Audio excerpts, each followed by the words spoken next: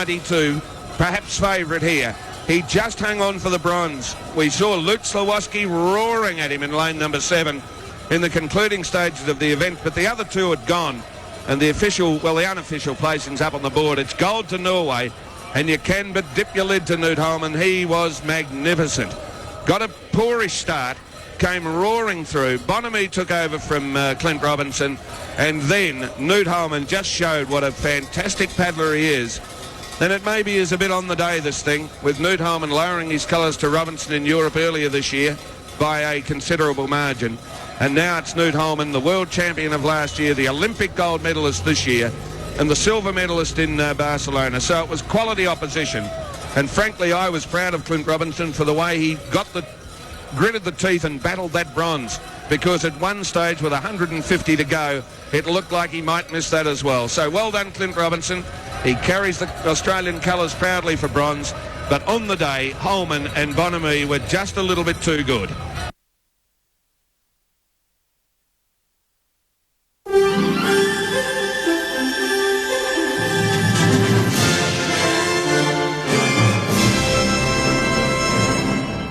ABC News with Mary McDonald. Good afternoon.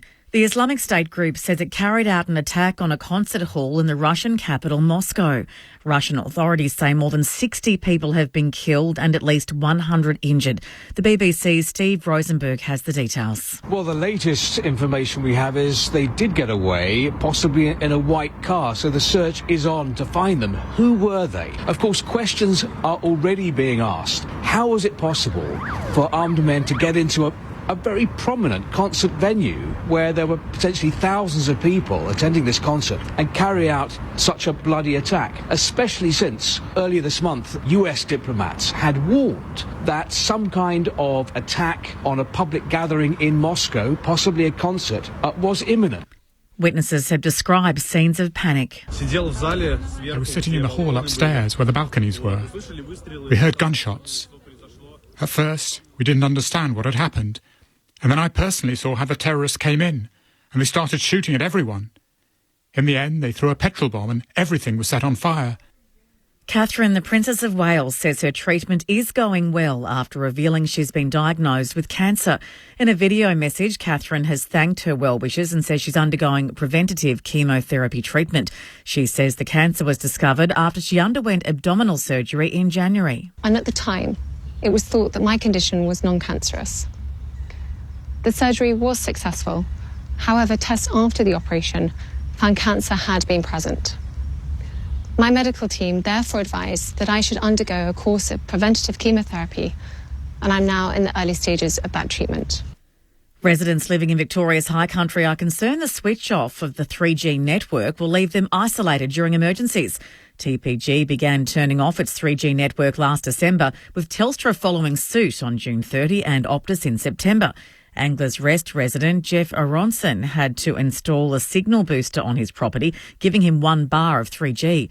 Mr Aronson says a phone signal was particularly critical during the Black Summer bushfires, which tore through his region, and when road accidents occur. There's always the risk of somebody having a heart attack or a stroke or the truck going off the road. And so we want to be able to call up and get an ambulance or get the police or get somebody to go put out a fire. It's really critical.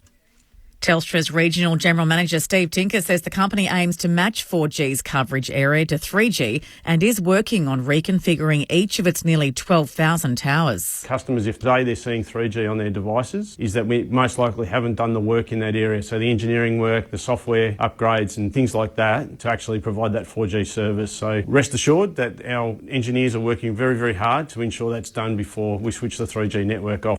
Candidates in today's Tasmanian state election continue to cast their votes, with both major parties confident of winning a majority, despite the pundits saying otherwise. Eliza Closer reports. There are 167 candidates in this year's state election, a Tasmanian record. Labor leader Rebecca White was the first major party leader to cast a vote this morning in her sprawling electorate of Lyons.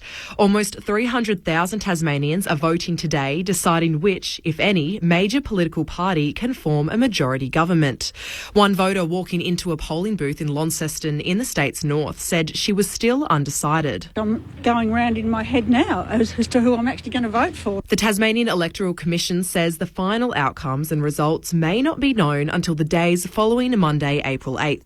To sport, and a record crowd is expected to funnel into Melbourne's Albert Park as the starting grid for Sunday's Formula One Grand Prix will be decided this afternoon. Fraser Fife reports. Drivers and their teams will have one final hour-long practice session to fine-tune their setups ahead of this afternoon's qualifying. The cars will then be at their quickest, reaching speeds in excess of 300 kilometres per hour along the 5.3 kilometre Albert Park circuit as the order is finalised for Sunday's race. While Australian fans cheer for local hopefuls Oscar Piastri and Daniel Ricciardo, the grid will be one short for the rest of the race weekend. Williams' Logan Sargent giving up his car to teammate Alex Albon after a crash yesterday left the team with just one working vehicle.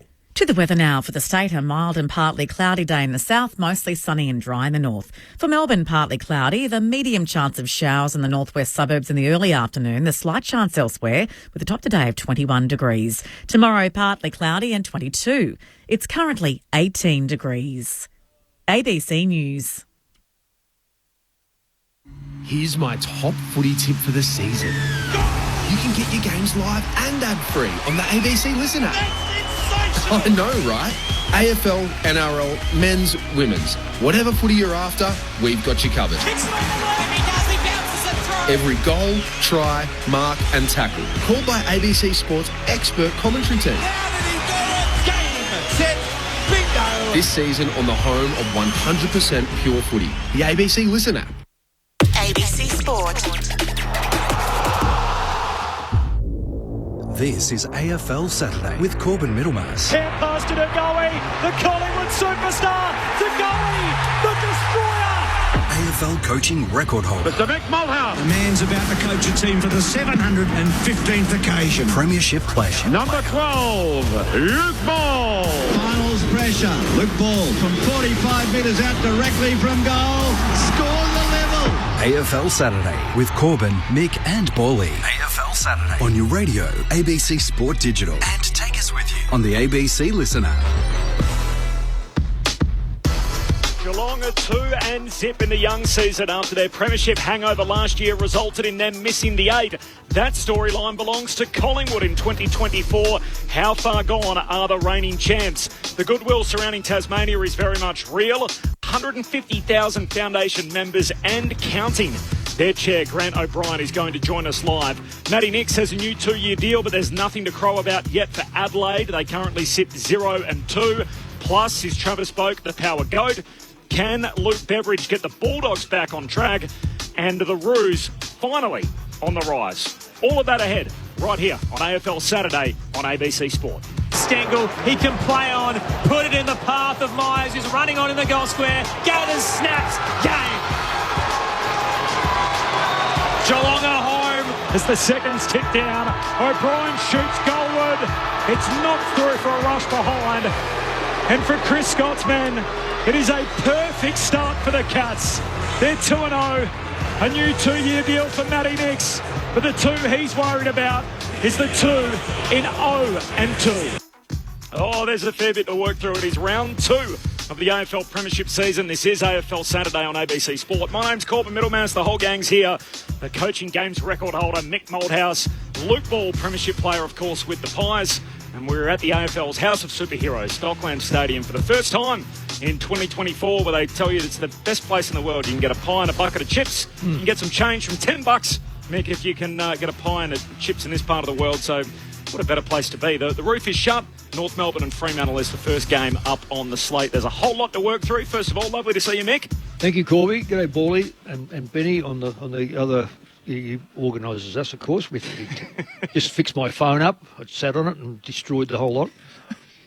I remember, Corby, coming in here many, many years ago, and it was just the oval and nothing else around it. Now, when I'm walking here, I can't see it. Yep. It's hidden behind these massive big buildings. I think the stadium's fantastic. I really do. When things start up, there's always this negativity. And they said, walk across the ground and you'll feel the cement under your feet. And if you keep walking, you'll hear the engines of the cars that are parked underneath. Now, I did a Seinfeld. First time I parked here, did the game, went downstairs, an hour later I found my car. I was on the wrong floor. I walked around and looked at every car and thought, well, of course I was in the bad books with Nanette and the rest of them because they were waiting and all this stuff. But this place, I still think it's a ripping place to see football. There's very few seats that you can't see the game. No interference from the weather. No, it's not the MCG. We all know that, but it's a ripping place. Damien Hardwick doesn't agree with you, and there's lots of other people that aren't big fans of this venue. So opened in the year 2000 or 2001, I think. 2001 was the first game played here between Essendon and Port Adelaide, and now all of a sudden it's 23 years old, but the first game of the new season here today between North and Fremantle. Luke Ball is with us as always. G'day, Bally. Bobby, I loved playing here, Mick. Yeah, I played a lot of footy, especially those early days at the Saints. We made this a bit of a fortress, and and there was all the talk around pulling up sore and all that sort of stuff. But I get this. It's more around the style of game that's played here because the elements are taken out. So you tend to get some really attractive, exciting footy here. So hopefully the supporters turn up. It's on round 2. North. Encouraging signs last week. Freo were terrific. We'll talk about them. So, I know there's some cars driving around the lake down the road there, Mick, but hopefully there's enough people that come along to Marvel today and watch a good game of footy. It's round 2, and yet there's already a couple of sides that have a bye. So no Brisbane, no Carlton this weekend. So 8 games. A little bit old school, like when we used to have a 16-team competition. We've already had 2 games done, so St Kilda by 15 points over Collingwood, and then it was Geelong by 19 points over Adelaide. Means there's 3 games today, so North Melbourne and Fremantle first up, then Hawthorn and Melbourne, and then Sydney and Essendon. So no crossover either Saturday or Sunday football on the last 3 games to be played tomorrow. This is AFL Saturday on ABC Sport. The text message number is 0437 774 774, but we want you to give us a call on 1300 558 222. It's the quickest way to chat to Mick Malthouse or Luke Ball. So 1300 558 222 is the talkback number. There's a heap to work through. Let's hop straight into it. The Cats, winners last night in the City of Churches. So they beat St Kilda. Now they take down the Crows. They start 2-0 on the season. How do they keep doing it, Luke Ball, and putting themselves into this kind of position that they can contend again? Well, Mick, I had them climbing back into the 8 a couple of weeks ago. Yeah, and Benny, the show that you hosted. I just look at them and look, last night, so they got out of the blocks really well, didn't they? They scored efficiently, which we know at their best they can do. They were good out of the centre bounce in that first quarter, and they got the jump on the Crows, and really that was the difference in the game. And other than that, the Crows had their opportunity, 66 inside 50. So for the remainder of the game, the Cats just did enough in moments to keep themselves clear. But I just looked at them. I mean, they've got the best defender in the comp, and he was just magnificent last night. Tom Stewart in his 150th game. Is there any tagging? Because as I said to you, Bully, look, I'd like to say I watched it, but for the there was. Yeah, people listening, I was at the basketball watching my granddaughter. Yeah, we'll talk about that in a sec. So they did. So they played someone on him, but it just didn't work. And again, that's as much about the player that Tom Stewart is, more so than Luke Pedlar, who's a young up-and-coming player for the Crows, and the role he played. But when Stewart's in that mood, it's really difficult to shut that down. You could tell he was really wound up for a good game last night. They've got a top, let's call it top 3, just to be conservative, forward at the other end, Jeremy Cameron, and good supporting casts around them at both ends. Jack Henry's who didn't play at all last year, so there were reasons behind their drop-off last year, and notwithstanding, it's hard to come back, as we're seeing with Collingwood early this season, defending your premiership. But your query was on the midfield, and that is still there. Yeah. And it sounds like Paddy Dangerfield leads that, obviously, and he's looked back to his explosive best, but went off late last night with what looks like a little hammy. So with Guthrie out, okay, they'll get Atkins back, hopefully, young Bruin. They are pretty young. Bowes, we haven't seen him yet. So that's the question mark. But at both ends of the ground, they're right up there in terms of the competition. I think that's the amazing part of it. So Atkins and Duncan fall out before the start of the game. They got a very young team. And yet I felt like Tom Stewart's night kind of epitomised this whole era for Geelong, where just the way that they're able to find players. And I mentioned as part of the broadcast last night, somebody should write a thesis on the list management construction of the Cats during this period. So Sean Manor debuts last week as a 26-year-old out of Werribee. Good last night, kicks his first goal. Yep. Tom Stewart didn't debut until he was 24, and now 5 of the last 6 years he's an All-Australian. So they had 16 premiership players in last night from 2022, and so the 7 new faces are the guys I'm interested in. So Sean Manners won. Mitch Nevitt didn't play a lot last night as the sub, but they've got Max Holmes, who's one of the hottest signatures in footy right now. Jai Clark's one of their few top picks. Ollie Dempsey, who won the Rising Star nom last week. Oisin Mullen, who they've got from Ireland. He was good last night. And Ollie Henry, who's a Geelong local that comes back home. So they have been able to get a number of new faces in while keeping that core in place. Well, there's no doubt the attraction is about we live in the bush, we live near the sea, we're not as big as Melbourne. I think it's a bit of a fallacy because the pressure goes on because you are... everything about your life is it's like living in Western Australia, probably in WA with more people. It was, and you know, Corby, what it was like when I was coaching the West Coast. So, but that's how Zach Tui goes down there. Zach gets offered, it's a country lifestyle. Come here, you're away from Melbourne. He goes. He's been an outstanding player for them, and then you get Cameron.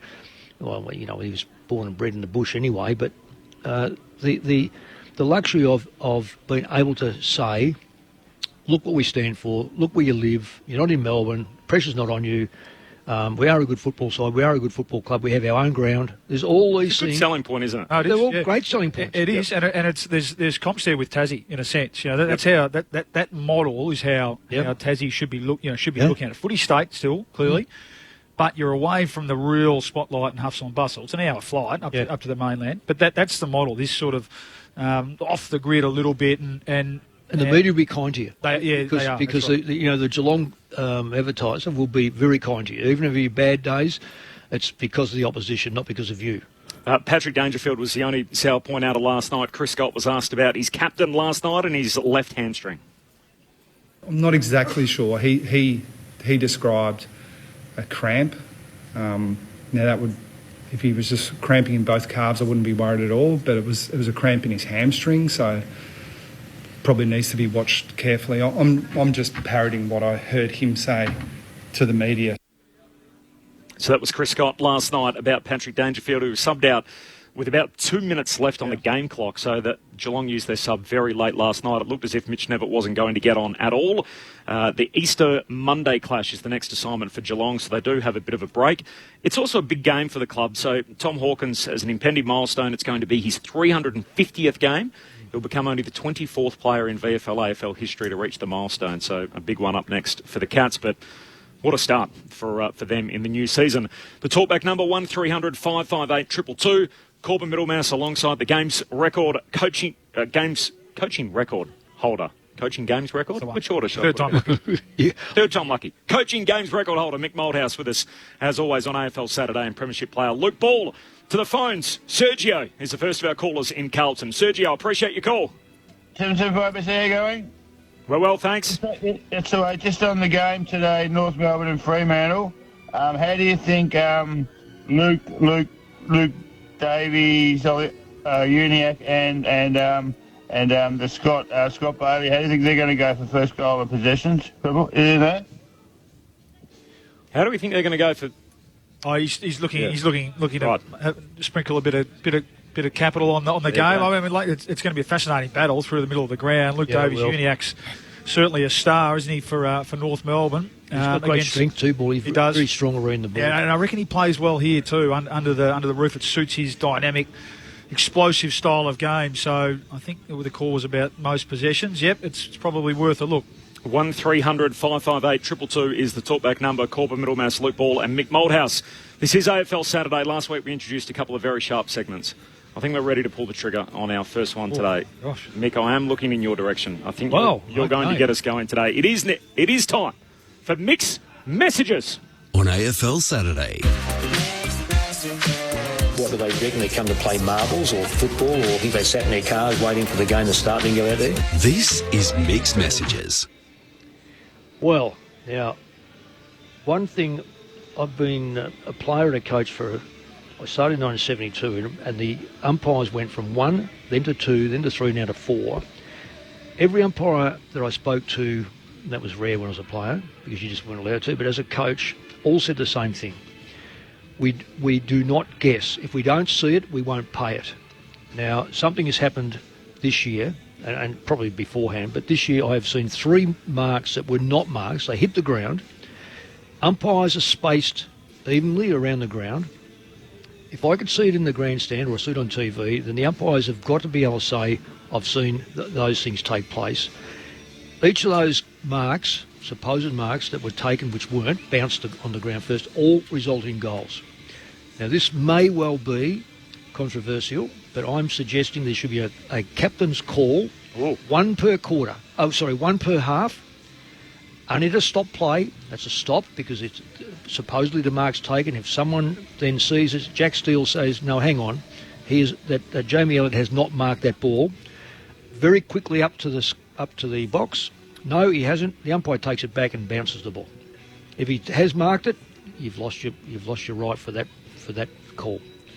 So very, very controversial, but I'm seeing too many guessworks, and I just don't like it. And the good umpires say, if I don't see it, I call play on because you've got to be sure on free kicks and marks. Year 2, isn't it, of the 4 umpire system, which I think was generally received very well last year. I think for all reports. It's interesting, Mick, because last night you didn't watch a bit, but how many goal reviews were there in the first quarter? And you can hear the crowd just getting restless, and a couple of them were line ball, and I mean you can't please everyone, can you? But I don't know, another stop in play to on the captain's call. It's very, very brief though, isn't it? I mean, so you're saying with the captain's call, the only time you would be able to use it is if there's a pause in play. That's right. Yep, and you get 1 each half. 1 each half. Right. 1300 558 222. Let us know what you think. That's a. You think about let's say the Collingwood game. Yep. Jack Steele gets an indicator from, let's say it's Wilkie. Says, Captain, have a look at this. Yep. That's not a mark because Jamie Elliott is going back on his mark. So we're going to use 30 seconds up. So let's in that 30 seconds go. No. That's hit the ground. Umpire takes it. Says right. Ball up. Here we go. And add on 2 seconds or 3 seconds to the clock. You haven't lost a lot of time ball in that because. What I also think what's happening is as far as the goal umpires goes, if it's a goal, you've got a 30-second delay anyway because of the fact that there's an ad on TV, and of course we know it goes back. So in that time, they've got to reduce the time involved. It's like you, Corby, going when you come back from New Zealand and all those things about the controversy with the umpire thing. If you throw the snicko for a start off, that tells you whether it's been nicked behind instead of going through the whole rigmarole about. And that seems to be the last thing done. So why would we do the last thing that's the most obvious? Why don't you do it first? So I'm saying do the obvious things first here in football. So Mick Moldhouse wants a captain's call in the competition. That's a hot mixed messages. 1300 558 222 is the talkback number. This is AFL Saturday on ABC Sport. Corbin Middlemass, Mick Moldhouse and Luke Ball. What do you reckon, Bally? Captain's call? Oh, there's merit to it. Again, if we always talk about other sports, don't we? And generally they use it to good effect. So, would you like to lose a game because the ball bounces and the bloke takes a mark, goes back, snots a goal? Well, I've lost a big game because the ball smashed into a goalpost before we had we had goal line technology. It's just where do you draw the line a bit, I guess, isn't it? But I think if you limit it to one per half, whatever it is, and again, you can't please everyone, can you? There'll be people who say, oh, no, there's enough stoppages and enough waiting around in the game and all that sort of stuff. But you're right, especially these tight games that it can be decided by less than a kick. That might be worth looking into. Jeff is the next of our callers on 1300 558 222. Hello, Jeff. How you doing, guys? We're well, thanks. Yeah, just a quick one on what you'd suggested, Mick. I don't have a problem with it, but I can see clubs exploiting it to, if it's a stop, they can get everyone back to flood and stop any momentum.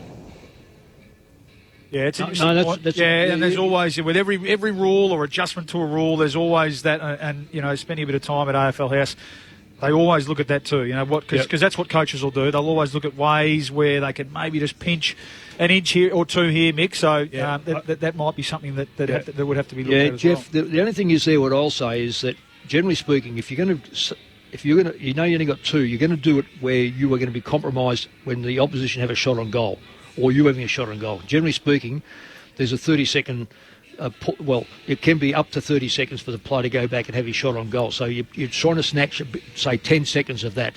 I wouldn't be wasting too much time as a captain. As a coach, I'd be saying to my captain, don't worry about stuff that's inside or outside the 50-metre penalty marks or 50-metre yard marks. Danny from Hillside, the next of our callers. Thanks, Jeff. Danny. Captain's call. I raised that last year with you guys that I thought it was good. That was backed onto the cricket and the way it works effectively there. But if anyone's too concerned about that, maybe make it in the last 10 minutes of a game. At least then they're the ones you remember. But last night, the score reviews worked really well in the Adelaide versus Geelong game, except for one where the ball crossed the behind line. Yeah. And it took multiple vision, replays of the vision, even though early it was clearly shown that the ball was over the line. And I know the commentators at the time actually mentioned on why are they still going on with it? It's clearly over the line. Why aren't they making the call? So it ruined a really good night of score reviews based on one that seemed to be quite lengthy. Thanks, Danny. I actually have a theory on this. I feel like, and I talk about it on the show that I do with Ben on Monday and Thursday on ABC Sport, I feel like the perfect's the enemy of the good.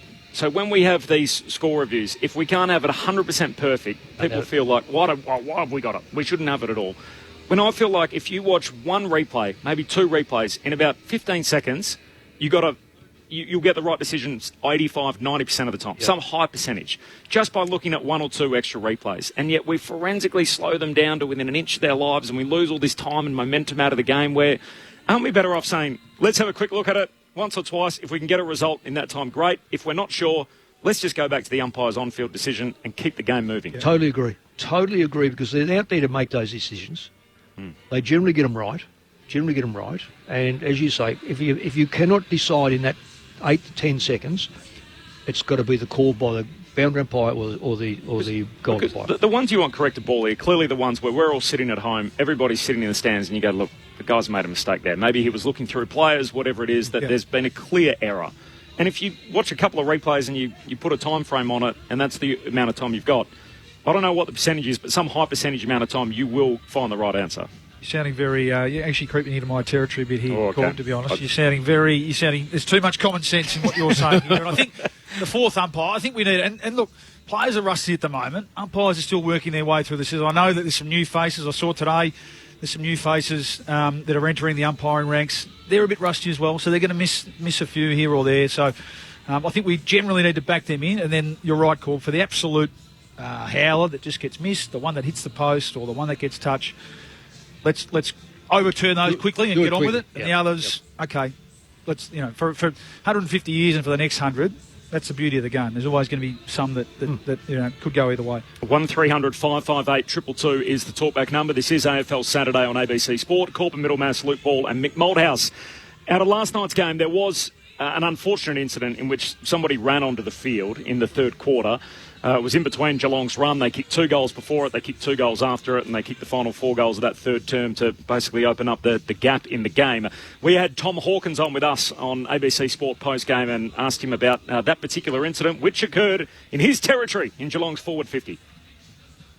I don't love seeing it. It's not a good look for the game. It slows it down, and I'd like everyone to hopefully find themselves enjoying the game enough that they stay in their seats. I think Ben Keys put him on his backside. Yeah, that was nice. I like that from Ben, actually. I forgot to tell him that. I was about to say, you didn't get a chance to put a body on him, and would you have if he came anywhere near you? Well, it frustrates me, so yeah, maybe.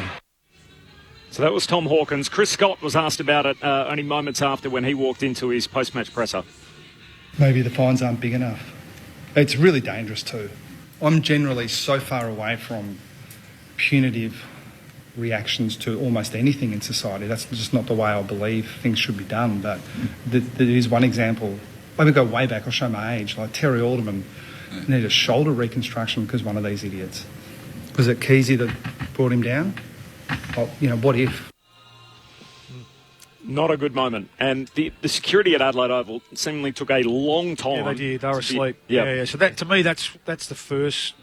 And I know that they'll hand out penalties as well. But that now I hear the danger piece. Are we to presume that if some idiot wants to do this, that they're not going to they're not going to be carrying any sort of weaponry of any sort or something like that. We can presume that. Heaven forbid. Yeah, correct. Heaven forbid. Yeah. Now I get that if they're going to involve themselves in the play. Now I think most players out there would back themselves in to be able to handle someone like that pretty comfortably. Again, the alderman, that's the extreme example, isn't it? And people like that. And I think this person's going to cop a whack, and as they should. Can I just but the Adelaide, the security piece was the one for me. Yeah. How long did it take them to react? Has it happened in Melbourne recently? I can't remember it happening in the last 10 years. Not as a game was going. It seems to be. But the other thing you've got to look at, and I know this is an extreme thing, but what if Keys decks him, hurts him, and hurts him? Yep. Well, remember when Andrew Simons hit the streaker, and then all of a sudden there were, I think a current affair was knocking on his door basically saying, hey, do you think he's going to press assault charges against you? And he was thinking, well, hang on, mate, he walked into my office place and I don't know what he's going to do out there. Yeah. No, I thought Keys handled it pretty well. I think he probably made the decision in his head. This guy's, more of a nuisance. We're not a danger. He didn't really deck him. Did he? He wasn't going to hurt him the way he acted. Did Samantha Kerr? Did she? She did. I think she wanted to put someone on the backside in the Super League, playing over it for Chelsea. But I mean, the alternative is, and this is where it's incumbent on all of us that go to the footy to do the right thing and make sure the people that we're going with are doing the right things.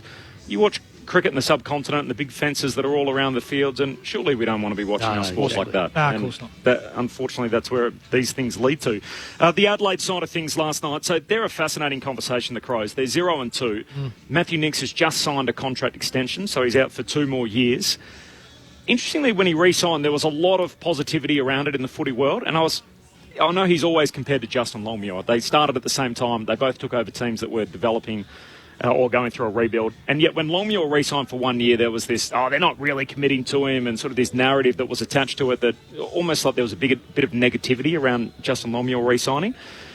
You look at their 2 records. Matthew Nicks is 27 games below 500, to use the American terminology. So he's lost 27 more games than he's won. Justin Longmuir is 42 wins, 42 losses and a draw. Plus Longmuir's played in a final series already. And Matthew Nicks has just signed a 2-year extension. His team's 0-2. And so fascinating comparison when you look at 2 guys that started in the same period of time where they find themselves. And I think given the backstory too of their entire summer, Adelaide, when you think about that they left last season and it felt like they were the pseudo-finalists, that they were only denied because of this goal technology that wasn't used, and as a result they had this shot that missed from Ben Keys that was ruled behind and was really a goal. And so it's almost like they walked away thinking, we're good enough to be there. But they weren't. And they start the new season playing 2 teams that didn't play finals the year before, so they were bottom 10 teams as well, just like the Crows, and they've dropped them both. So they haven't played a single finalist yet from last year, and they're already 2 games behind. So I think it's premature for both them, Collingwood. People are putting the boots in the Collingwood. Yeah, okay, they're zipping 3. I don't think there's any doubt that Collingwood will make the 8. I think Adelaide, I had Adelaide in, and I'm not convinced that they won't make it. I think when they get their side up and running. Now, Geelong are a fair side. We know they're a fair side. Who beat them in the first game again? Geelong beat St Kilda. Gold Coast beat Adelaide. Everyone expects Gold Coast to be thereabout. I know I got them in the 8. And they come home, and it was wet and no walkers. I don't think this is a lost cause at all with Adelaide. I think they're a very good football side that haven't quite. And by your admission, Bully, I think you said something like there were 60 odd inside 50s. That's a number that represents. I base the scoreline on a 50%. So if you have 30 shots on 30 scores from that 60, you generally can win. But if you're not, then you're getting it in there. There's something in front of you wrong. So maybe their structure's slightly skew. I'm not sure, but I certainly am not giving up on Adelaide making the 8. No, I think we both had them in that sort of middle six band with the Gold Coast and Geelong. That the asterisk being that things have to go right. And I'm with you.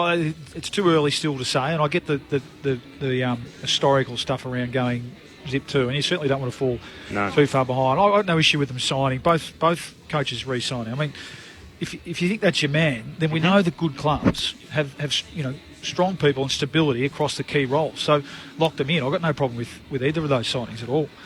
But yeah, Adelaide, you're looking for improvement, aren't you? So you've got to have there's nothing to say that just because they progressed last year that it's linear and they're going to keep going to the top four.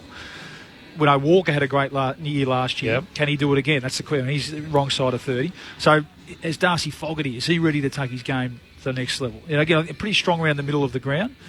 And we know they've got some real talent and match-winning ability at the fall of the ball up forward. The key posts at either end are still going to be the key, aren't they? Can Butts at one end hold up?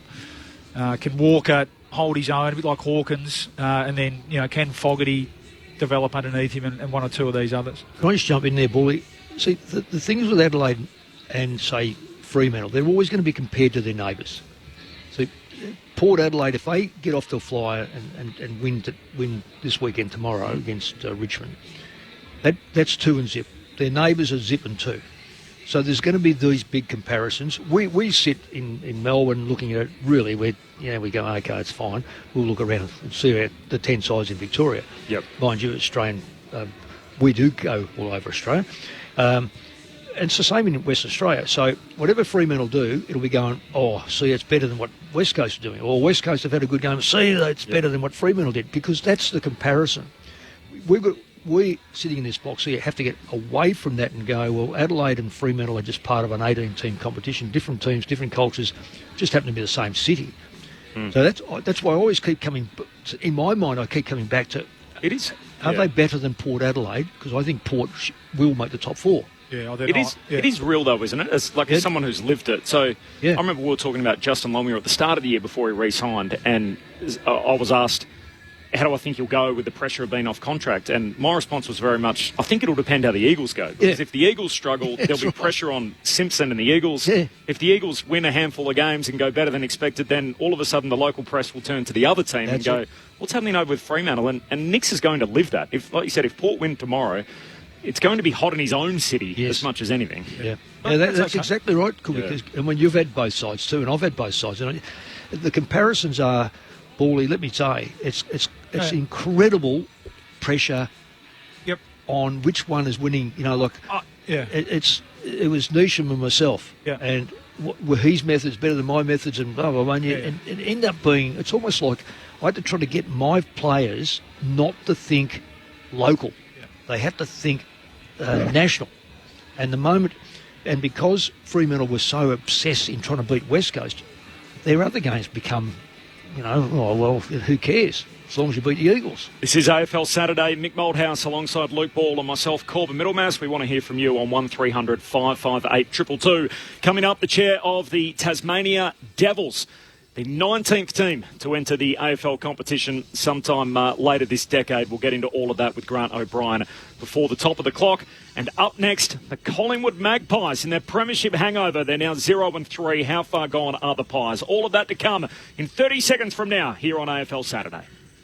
Time for the family road trip. 98. The big prawn. Yes. 99. The big mosquito. It's a real one. And 100. Easy. The big Listen app. Of course. The ABC Listen app has a big array of road trip ready podcasts, radio, audiobooks, music and sport. Something for everyone. I guess it has to be big to fit in all those podcasts. For a big selection of audio entertainment. Really, Dad? Listen big. Download the free ABC Listen app today. You're listening to AFL Saturday with Corbin Middlemass, Mick Malthouse and Luke Ball on your radio, ABC Sport Digital. And take us with you on the ABC Listen app. Just look for the AFL button. Moore loses it. Higgins from wide out. Flying shot on goal. This would be a miracle. Oh, it's gone. That's not a goal. That's a miracle.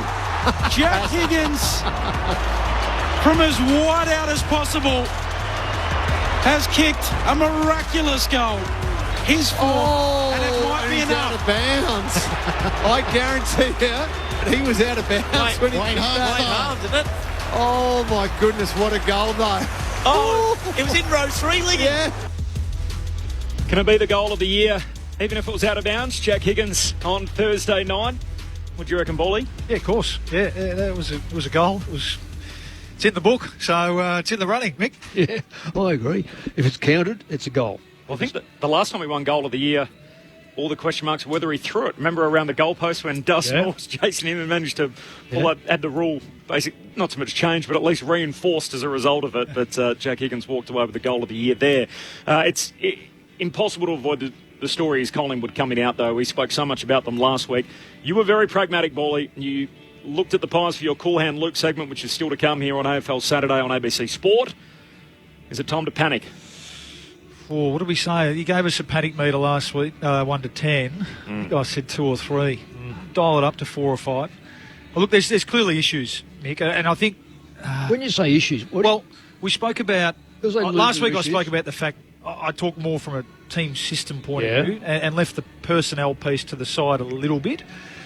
And just the fact that they were just 5 or 10% off. And, we know they're a system-based defence, right? So if the pressure up the field 5 or 10% off, the ball's coming in a lot easier. They were scored heavily against. Every team turns the ball over. Last year, Collingwood were able to stop the other team from scoring when they turned it over. This year, it's not the case at all. No. They're making horror errors. We heard McRae talk about it last night, and he stopped short of naming names, but we all saw it. Senior players making unforgivable horrible mistakes under pressure. They're directly leading to goals. So 12 goals the other night, directly from turnovers. Yeah. Now, last year, they were defending as such that they were able to stop a lot of those. This year, that's dropped off as well. So it's a bit of both. And you look at it and you go, who's jumping out of their skin from last year's team from an improvement point of view? So who's coming in? And we were talking a bit off air, and it's a long time ago now, but comparing to when we went from 10 to 11, we added some talent, some high-end talent. Now, they haven't done that. We think Lachie Schultz is going to be a really good soldier, good player. But he's sort of replaced Jack Ginnivan, hasn't he? So haven't done that yet. And then who's come in or who's taken their game to another level? Early days, small sample size, but no one's doing that yet. De Goey's down, their good players are down, Moore's down, Sidebottom down, and Nick Dacos down as well the other night. I've got to say, I was amazed that when the game was done and dusted last year, that they were such an old side. Because they were second holders, I think. I think you said, Corby. In the last 70 years to win a flag. Yeah, because we had such a young side. Yeah. So maybe that was our scope to go to 11, but I didn't look at them as an old side. But when I look now, some of the older players, I've got to say, and I'm going to name players who are really just wrapped in. I just love the blokes. And, Scotty Pendlebury's not as effective. Now, it's only 2 rounds. His first quarter against GWS, I think he had 2 possessions. He got 16 or 17 at the end. I didn't think he was overly... He was okay. Steele was making mistakes. I've never seen him. I saw him, Steele Cyberman, make mistakes 2 years ago and thought that could be the end. He had a great year last year, but he's gone. He's lost his speed and he's lost his accuracy with his disposal. Darcy Moore got goals kicked on him last year. Out the back. He's now not impacting the ball that comes in, which is, as a captain, you've got to make a statement. That's not happening. Cox just hasn't helped Myercheck one little bit. Myercheck is not kicking goals. So all over the ground when you analyse that, Nick Dacos,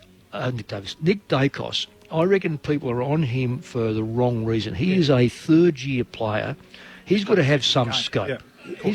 I just won't wear the fact that he's been given nothing from anyone. He's a young man. Yeah. So the conversation around them then, is it at 0 and 3, are we asking, can they still make the 8? Can they win the flag? Can they finish top 4? And I feel like some of those answers are going to be different.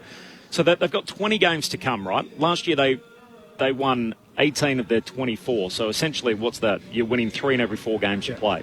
So if they win 3 in every 4 games from here, they finish 15 and 5. They've already lost 3. They end up being about a 15 and 8 team, which puts you about 5th or 6th in a 23-game league. Yeah, so a quirky season too. But that's if they recapture the form that they had last year. So there's a big rider on that. But there's still a way there for them to play finals and to feature in September. I think they would have taken... Sorry, Mick. They get a bye at, again, quirky season. From in previous seasons, they'd be playing their first game this weekend. Grand Prix. So they played 3 games. I reckon they would have taken 2 and 3 to their bye in round 6. Oh, yeah. Now they've got to win 2 in a row. They go Brisbane. It's going to be tough. And then they play Hawthorn in Adelaide.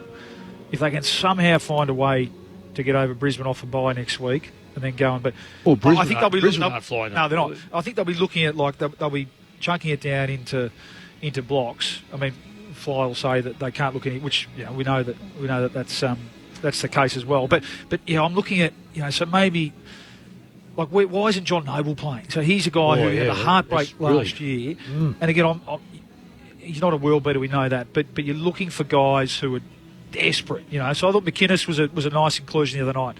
For me, Noble has to come into that side now. Just not for his kicking or anything, but just for his desperation. He's a guy who didn't get a medal, so you need 2 or 3 guys like that, Mick, to really drive the group forward. Yeah, sure. We can come back to the Pies, but very quick answers in a word. Yes, no, or too soon to say. Can they make the top 4? Yes.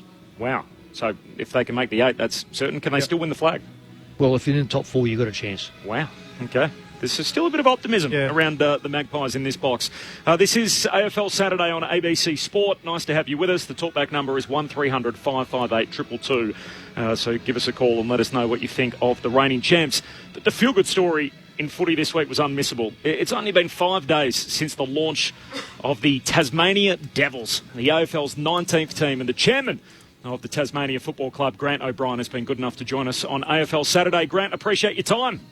G'day, Corbin. How are you? I'm very well. Congratulations on the week that's been. Have you got a tally for us? What's the number out at the moment in terms of foundation members that you've got signed up?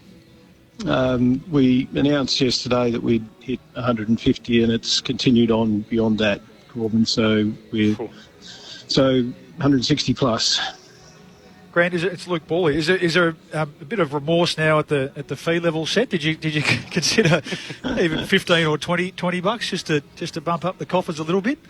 No, not at all. No, don't say that. I think the what we wanted to do is because of the position we're miles away from playing and having players and those sort of things. And what's been really evident in Tasmania is a high level of keenness to be involved in the club, and we wanted to make it one price for everyone and make it simple to join. That's where we're at in our evolution, and what it does is it provides us a terrific platform and database, if you like, to engage these people and take them on the journey with us.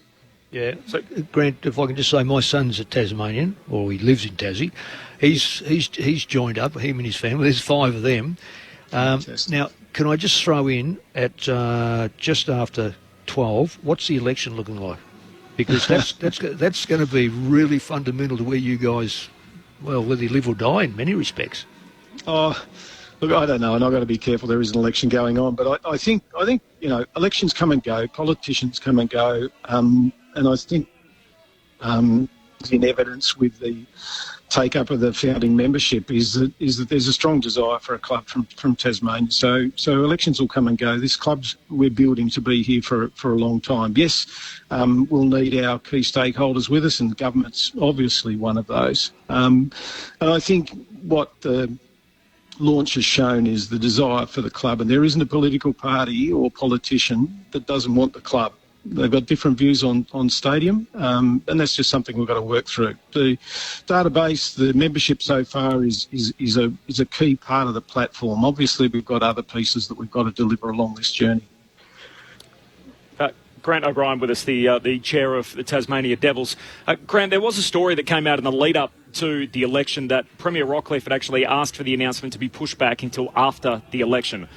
Why was it decided that it was going to happen on Monday, and the club really insisted on it happening before the election?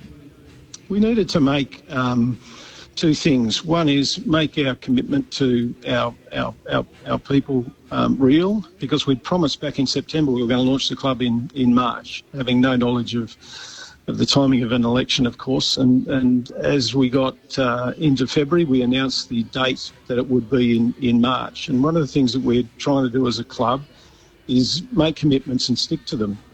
We're not a political party. We've been very clear, and I think we've shown it in our behaviour during the election, that we're not about favouring or being involved in politics. We're providing something that the people of Tassie and beyond want, and that is their club to advance. And so we looked at it and thought about it. Of course, that was the responsible thing to do, but it was clear to us that we needed to crack on, and I think the result from Monday proves that was the right decision. It is an unmissable part of the story, though, is the stadium at Macquarie Point and the deal with the AFL for a 23,000-seat stadium with a roof. Do you see a way that this team can play in the national competition, regardless of what happens with the election today, without there being a stadium built at Macquarie Point? We're looking for a number of things. We're looking for a stadium that'll hold the number of people that we want and the visiting fans as well. And if you look at the seating capacity of Blunston Arena in Hobart, it's just over 12,000. If you look at the seating capacity of UTAS in Launceston, it's around 14,000.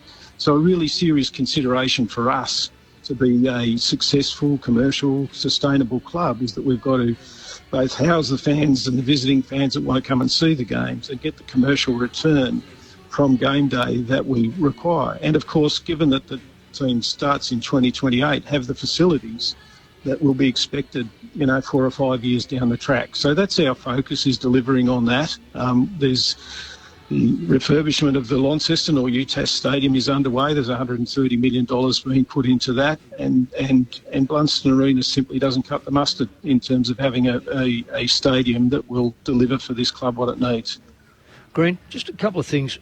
Without the AFL assistance, Gold Coast, GWS, St Kilda, North Melbourne, Melbourne, some of these clubs would not be in existence, because they just simply can't cut it as far as the funds coming in, their big allowances they get from the AFL, keep them alive. Are you going to be one of them, or are you going to be a club that can actually, and it's only a small state, we all understand that, and we know it's an ageing state, we know that there's a drop-off with people coming from Tasmania to Victoria or mainland Australia for education, etc. How are you going to support yourselves? Yeah, I think one of the things, again, that referencing Monday again, Mick, is we studied Green Bay Packers pretty hard, and I know you would know quite a bit about them as well. And to us, that's a population, in the immediate vicinity of about 100,000, but they punch above their weight in terms of revenue, supporter base and the like. And what's come out of Monday is a supporter base that we think will get pretty close to 200, or not, founding members. It's how we use those sorts of things to build the commercial. I've been questioned quite a bit about, why didn't you come up with a bigger number at launch? Why'd you go with the $10? How many are you going to convert, and all those sort of things? I'm going to be really happy, to continue to have 200,000 people that are paying a minimum of $10. It's about involvement in a club. The Tassie population extends beyond Tasmania. There are 100,000 expats in Melbourne alone. So, and many around the world that we've seen take up membership. So the challenge for us is to create a different sort of club, Nick, and that's what we tried to do with the founding member, to engage and ignite not just those that are absolute footy followers, but those that think it's time for Tassie to be part of the AFL and to make the AFL whole. Oh, I think generally most people are very, very aware. When you analyse just the Hall of Famers or even the legends alone speak. I think you got 4 out of 20. So I mean, that's the big difference between Gold Coast, GWS, and yourselves. You are a football state. The biggest thing that I have an issue with is will the AFL start to look at grassroots, because you've lost a lot of grassroots people. As have the traditional states, South Australia, West Australia, Victoria, merging, sides folding, and that sort of stuff. That's where it's got to be built underneath. So that I think everyone would love a Tasmanian side. It's how you're going to be there in 10 years down the track, and in what sort of shape you're going to be in 10 years with your own players coming through. Anyway, I'll leave it. I know Bully's got some questions. No, I was just going to turn my attention to the footy. I know you said that the footy's a fair way off. Grant, but early board meetings, without giving any secrets away, how high up is what's going to happen on the field on the agenda of those? Yeah, it's been underway, Luke, as you would expect, and I think it touches on Mick's question around talent. Tassie was left to wither a bit on the vine in terms of its footy, and particularly grassroots footy. I grew up there and played local footy, and footy's a real purpose for people in Tassie. Tassie's got more footy followers per head of population than any other state, including Victoria. If you look at Google search, Tasmania has a higher proportion of Google searches connected to footy than any other state. It's a footy state, but it's required a new purpose, and the new team provides that, and the talent. If we're able to get local talent to the levels that it's been historically, or back to what it's been historically, that'll provide a new level of engagement for the team. If you look at the state, we need the whole state, and that's why we've kind of stuck with the map on the jumper to send a really strong message about inclusion. When I looked at the kind of draft picks in the last decade, they've been about equal north versus south in the state as to where the players have come from. Those in the north have played about 3 times as many games as those in the south. So there's talent there, and if you look, there's 24 or 25 Tassie boys running around in the AFL at the moment.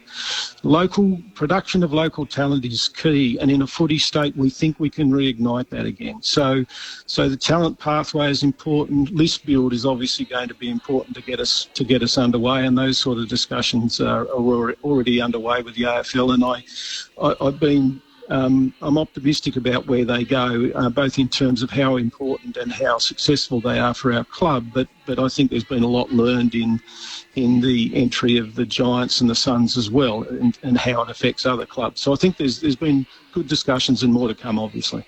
If you are listening throughout Sport Digital in Perth and Hobart, you're off to Day 3 coverage of the Sheffield Shield final coming up in just a moment between WA and Tasmania. So Day 3 action there. If you want to keep listening, you can find us through the ABC Listen app. Just look out for the AFL button.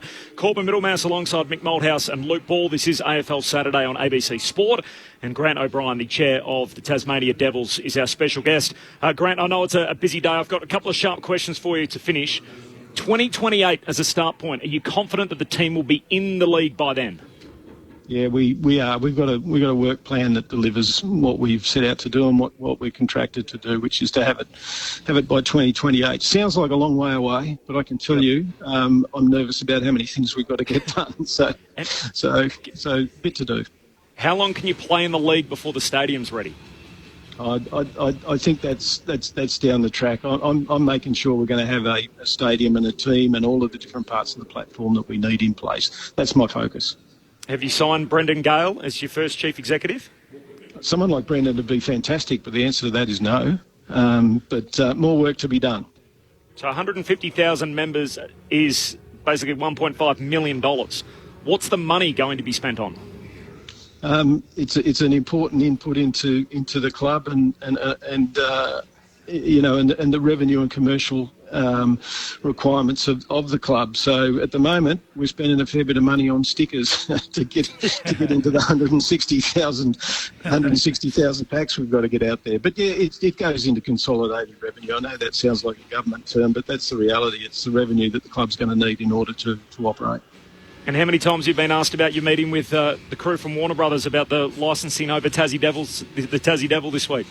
Well, someone sent me a nice one today. They said it's not the first time that this has happened.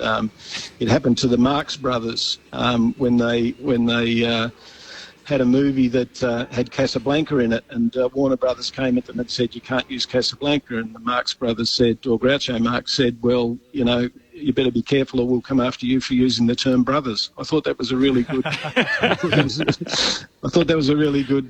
really good angle on it. But no, they've been terrific. It came down to the wire, of course, as these things normally do, but they've been really good. Congratulations on one hell of a launch, Grant. I'm sure we'll chat again in the years ahead before the team enters the competition, hopefully in 2028. Appreciate your time on ABC Sport. Yeah, thanks for your interest and support, Corbin. Thanks, guys. Grant O'Brien with us, the chair of the Tassie Devils. So that was the story, if you didn't catch up on it. Basically, they went to Warner Brothers, said, we want to use Tassie Devils as the name for our sporting team.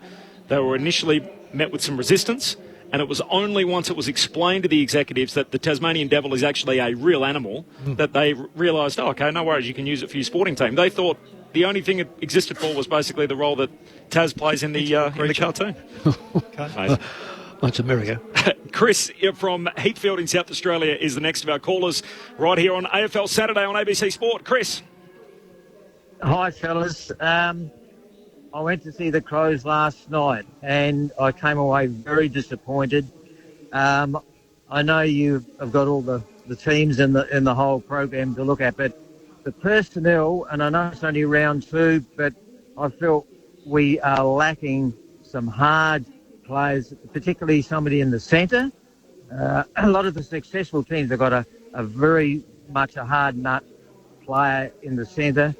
Our ball movement coming out of the back lines, we just held the ball up, and I just feel that it's going to be a long, hard season for the Crows with the draw. I think we've got a pretty hard draw, but I think if you watched any of the replay, and I was there, but the successful sides in Geelong found openings, and they were cleaner than the Crows. We fumbled, and I think there was marks we could have held, but I don't know when you have time to look at every replay, but I think what your opinions might be on the future of the Crows. Yeah, good observations. I thought they were safe at times and played. We spoke about how good Tom Stewart and his supporting cast were last night. To play into Geelong's hands, going up and down the line. I know Adelaide Oval can be a bit tight too. Going up and down the line, very much does that. Last year, I thought the Crows set the season alight with their kicking through the middle of the ground. We haven't seen a lot of that in the first couple of weeks. So, good observations. There's some huge areas for improvement. Thanks, Chris. More of your calls coming up on 1300 558 222. Mick is still glass half full with the Crows. I'm probably more glass half empty. Where are you, Paulie? Well, I'll be in the middle. I'll take the fence. Oh, look, it's Coolham. He's going to sit there. He's not going to upset people. He needs to come stronger for Coolham Luke, which is coming up after the latest from the ABC Newsroom. If you are in South Australia, you are off to the footy, the first of 3 today, North Melbourne and Fremantle. For everybody else, stick around. AFL Saturday, Corbin Middlemass, Mick Moldhouse and Luke Ball continues after the latest from the news. After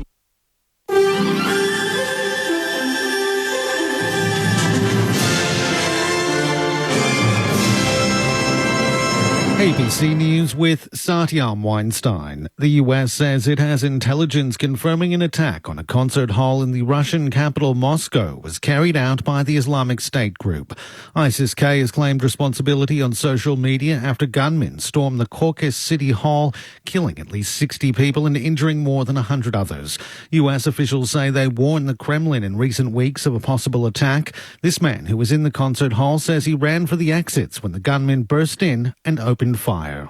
We were led to the exit. It turned out the exit was locked. We ran all over the Crocus City trying to find an exit, but to no avail. We went into the basement of the Crocus City Hall and waited for the emergency services and got out. Catherine, the Princess of Wales, has thanked the public for their support after revealing she's been diagnosed with cancer and is undergoing preventative chemotherapy treatment. The Princess of Wales broke the news to the world in an emotional video message released by Kensington Palace. The cancer was found after she underwent abdominal surgery in January. It was first thought her condition was benign, but follow-up tests discovered the unspecified form of cancer. Catherine says the diagnosis has come as a huge shock, but she's recovering thanks to the support of her husband William and their children. We hope that you'll understand that as a family, we now need some time, space and privacy while I complete my treatment. My work has always brought me a deep sense of joy, and I look forward to being back when I'm able. But for now, I must focus on making a full recovery.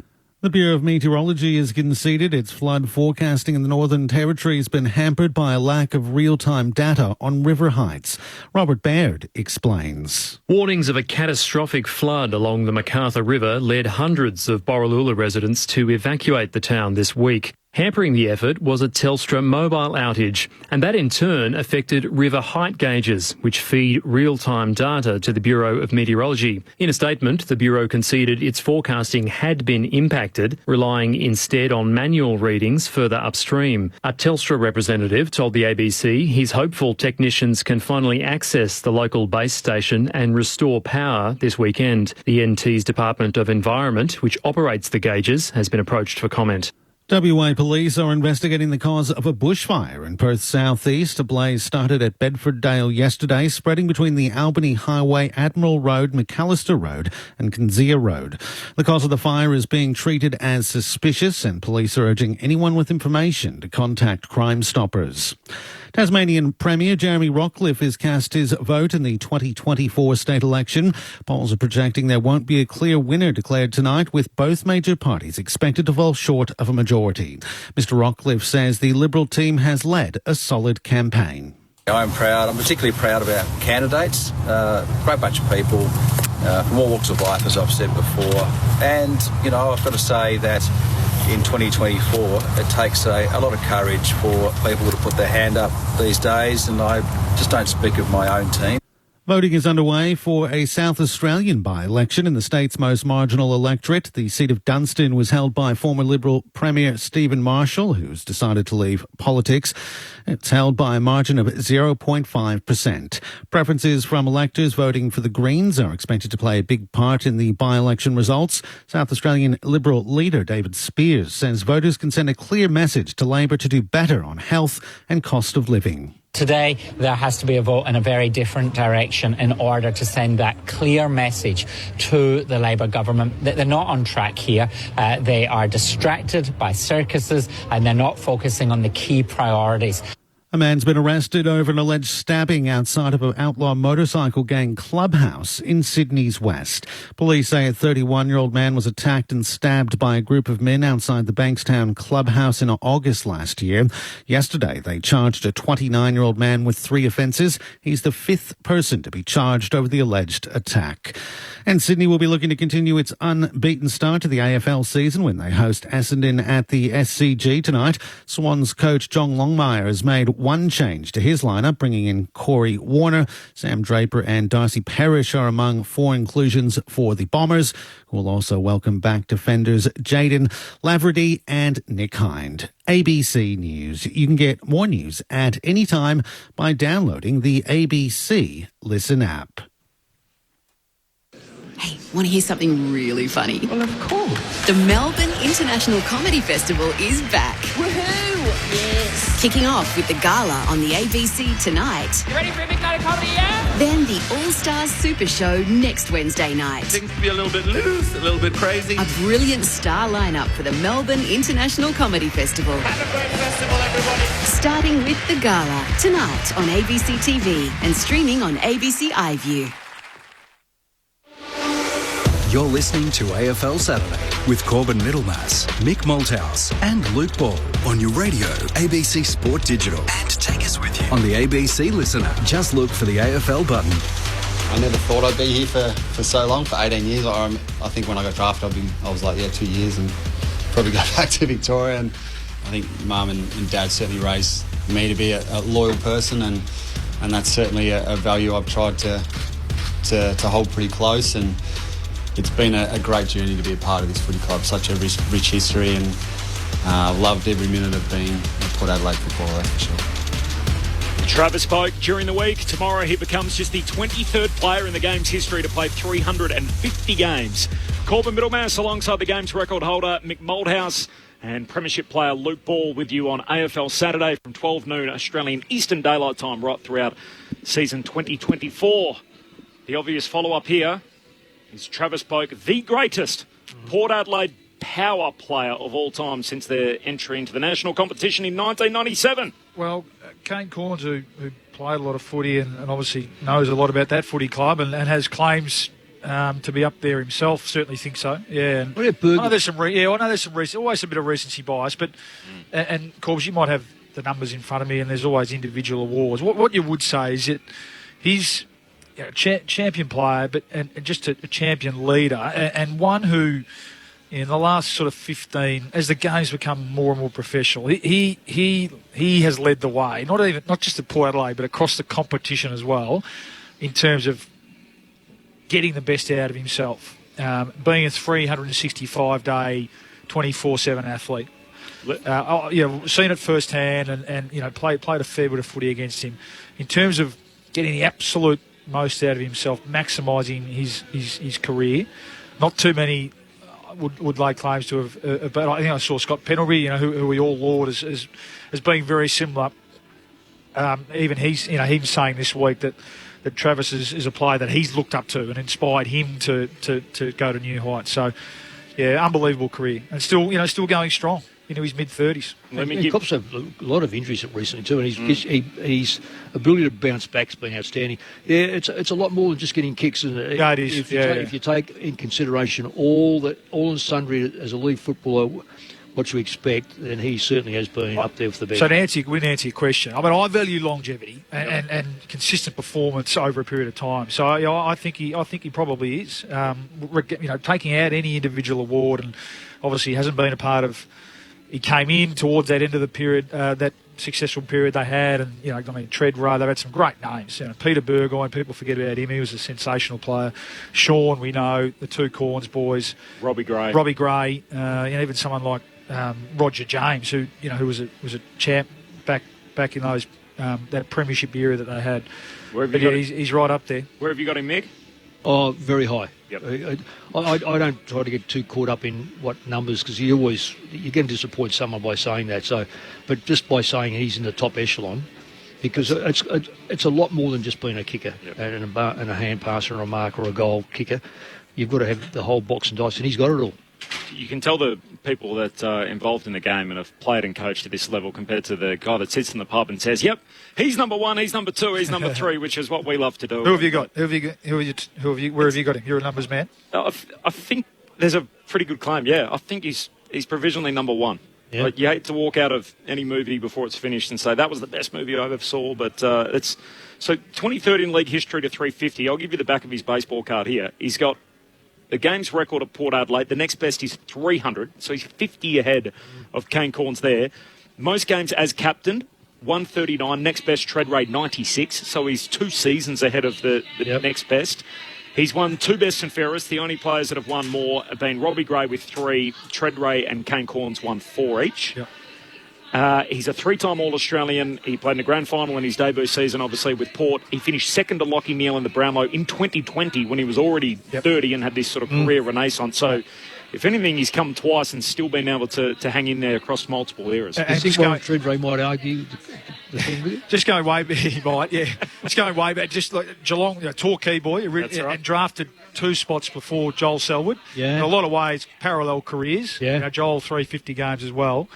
Joel obviously had the team success that Travis didn't, but a lot of ways, those two, just both absolute champions of the game. Cool Hand Luke's coming up. We're very excited about that right here on AFL Saturday on ABC Sport. Corbin Middlemass, Luke Ball and Mick Malthouse. All right, lightning round of SMS contributions. So 0437 774 774. G'day, Corby. Grant here in Hobart, enjoying the show. 150,000 Tassie Devils members. Can't wait for the first game in 2028. Wally says... We spoke to Grant, didn't we? He texted in. Different Grant. Different Grant. York Park, or Utah Stadium as its commercial name, could hold 21,000 officially, so plus the proposed addition would make it big enough for the AFL. That's from Wally. An anonymous one here. Proud Magpie supporter here and now official Tassie Devil member. I've been saying for the last 50 years they've been ripped off by the AFL, so at last a state that is a true AFL state gets a gig. Who cares if they initially propped up financially? Nothing new there with Sydney, the Lions, Gold Coast Giants, etc. And they've been gifted to essentially rugby states who absolutely have not deserved them. So that's from... They will be a lot of people's second team. Yeah. Oh, absolutely. A lot of people, even starting from now. We're seeing it already. Yeah. Chaps, there's advertising on the goal review result. It's compromised. That's from Nick. So it doesn't like the fact that there's a sponsor now for the goal review. I'm not sure if that's the AFL. I think that might be the television broadcaster, so that would be 7 or Fox, for example, that would be selling that off. Brendan from Hobart, hi guys, Pendlebury and Sidebottom deserve to go around again this year, but the fall-off has been alarming, as well as Mitchell. Would you tap them on the shoulder and say, thanks, but that's enough, boys? It's really interesting. When you get over the other side of 30, if the team's not going well, you're in the gun. You're the one. You're the one. You're the reason. Last year, and these guys helped drive the team's success last year. To me, I'm not looking at them at the moment. There are other guys in that team that need to lift their rating over the next month to get them going. I'm not looking at them. It's amazing how much winning masks all sense. I even heard some of the reports this week, and some really good journalism around about movement in the footy departments, and Graham Wright having his sabbatical, and Claire Pettiford left to go to Melbourne. If the team was 3-0, it would be a completely different narrative in the way those stories are sold. You would think, what a great club. They're able to get people to go on long service leave and still be able to prop it up. And yet because they're struggling on field, all of a sudden it looks like, there's cracks appearing and everything's falling apart. So and strong clubs don't make knee-jerk reactions, Mick, to things no, they that don't. happen They day don't. in, day out. But you made a statement before this the show started to me, and you said how many of the younger players have actually got better. Yeah. And quite frankly, they're the ones that have got to, because you're not going to get more out of penalty or side bottom or Howe or these sort of play. If they plateau, that's fine, because that was already a good standard. But where's Johnson? Johnson offered so much last year, he can't get near the football. And there's others. Lee from South Australia has given us a call on the talkback line. That's 1300 558 222. Hello, Lee. G'day, how are you? Well, just with all the technology and camera reviews and stuff like that, why isn't there a camera that goes directly down the goalpost? As in shoots inward or shoots down the ground? Yeah, straight down, so actual goalpost himself, goalpost and point post, so then you can see if there's gaps and all that kind of stuff. Instead of trying to get ground angles, if you had one from above from where the goalposts are, you'd see it straight away. I think it's technology like that. Yeah. One, cost. Two, is it worth it? You guys are on the money, and I'm talking about Corby and Borley, that if you can't see it in 10 seconds, it's got to be umpire's call and move on. Clearly the technology is not there. Superb, and the AFL feels like out of all the things we can spend money on right now, that's not a thing that they believe that is worth immediate attention. So it could be better, and cameras like that. Well, there's going to be some chips going to the ball and all that sort of stuff. Trialling that this weekend. Yeah, they can be better spent elsewhere. So there's chips going in the balls, which are going to track all kinds of things. We'll see that this weekend in the VFL. So electronic sensors in the football. And Eddie Maguire was speaking about this during the week. He said the chief technical operator is an ex-NASA deep space nuclear physicist, well versed in solving. Well, Corby, let's get 9 of them each week. So the chip's going to go in the ball. They've been using it throughout the summer at practice. They've noticed no difference in the footies with the sensors compared to the ones without. It's going to provide data on how far the ball travels and at what speeds, but not for scoring at this weekend. But the hope is long-term that if it is proven to be effective, that is something that can be used down the pike. This is AFL Saturday on ABC Sport. We've had a couple of very sharp segments introduced into this time slot this year. We've already heard from mixed messages. It is now time for Cool Hand. Luke. On AFL Saturday. What we've got here is the champion bloke. Failure to communicate. This is Cool Hand Luke. Oh, I love listening to Taylor all year, aren't we, Corb? I'm going to make this one punchy because we've sort of touched on it a little bit, and it's round 2. I know it's third game, but round 2. But I'm just going to pour a bit of cold water on the overall official umpiring and MRO bashing, Mick, and I can declare my not allegiance, that's the wrong word, but I had the opportunity to work in both. So I spent a couple of years on the MRO and then had an opportunity one year when Wayne Campbell left to work with the umpires. And just this idea that, and we've already spoken about technology and the Higgins thing, and I was with a Collingwood supporter this morning who basically wanted the 2 points because Jack Higgins' goal was outside the boundary, which I'm not so sure it definitely was either. But just this idea that there's no accountability and that the umpires aren't held accountable and the MRO. I can categorically say that that's not the case. Having worked in both, the umpires, and let's not forget they're not full-time, they spend a lot of time on their craft. And there is a lot at stake. So the way they get marked and graded week in, week out affects their ability to umpire games at the end of the year that they want to umpire, which, there's obviously a financial impact to that as well. So I just wanted to, round 2, and I promise I won't do it again, Mick, and, it sound like I'm sticking up for the umpires, and maybe I am. Which usually raises your eyebrows. No, I stick up for them. Yeah, no, but just this idea, and again, and I'm not, and there's 4 umpires, and I'm not abdicating their responsibility or this idea that they can't get better and better. And again, we've touched on it a bit, and maybe perfect is the enemy of good, Corb, and I think we've come a long way. But I think they do a good job, and the Jack Higgins ones of the world take the outcome out of it. We're always going to have those. We just are. We're always going to have those. Well, that was doesn't matter how many anyway. umpires The ball could have been on the line. Well, it possibly was, depending on your angle and your point of view. So, well, Waterman's. No one's ever been gifted back 2 points for a bad umpiring decision. And I was part of a team that was horribly on the wrong side of one in the biggest game of the year, it swings and roundabouts. Yeah, I think you both have had a similar experience there when with goal umpiring in big time finals. We have. Well, I'm just talking about the Waterman one. He was in a different suburb when he kicked his last week. Yep. In Adelaide? In Adelaide. I mean, fair dinkum. He was in whatever the suburb is next door. That's where he took that from. It is interesting, though. People probably spit out their cornflakes or whatever they're eating. It's probably lunchtime now. Maybe on the West Coast they'll still be having breakfast. When they hear you say things like, that Higgins incident, so people getting a camera angle at home would be thinking, that's definitive. It's absolutely out of play. And yet, you don't believe that. Well, no, and that was my first reaction too. Yep. Yeah, and I think from the camera angles that we saw, it was probably out of bounds, isn't it? But when you look at, now I'm just looking down at the forward pocket here, Mick. Now that boundary line doesn't even look. It's not perfectly round to me, does it? So there's a few angles on that. What I'm saying is, in the speed of the game, that happened. It all happened pretty quick, and I'm not necessarily just because you kick the goal is a fantastic goal, but there's always going to be one or two of those, isn't there? I'll ask you this question, Borley. You'll know the answer without a doubt. I'll go to the Waterman one. There was a central umpire. Now, it's not his job to call out, is it? Oh, well, I'm asking you the question. So, the boundary umpire didn't say it was out. The central umpire just let it go and watched the result.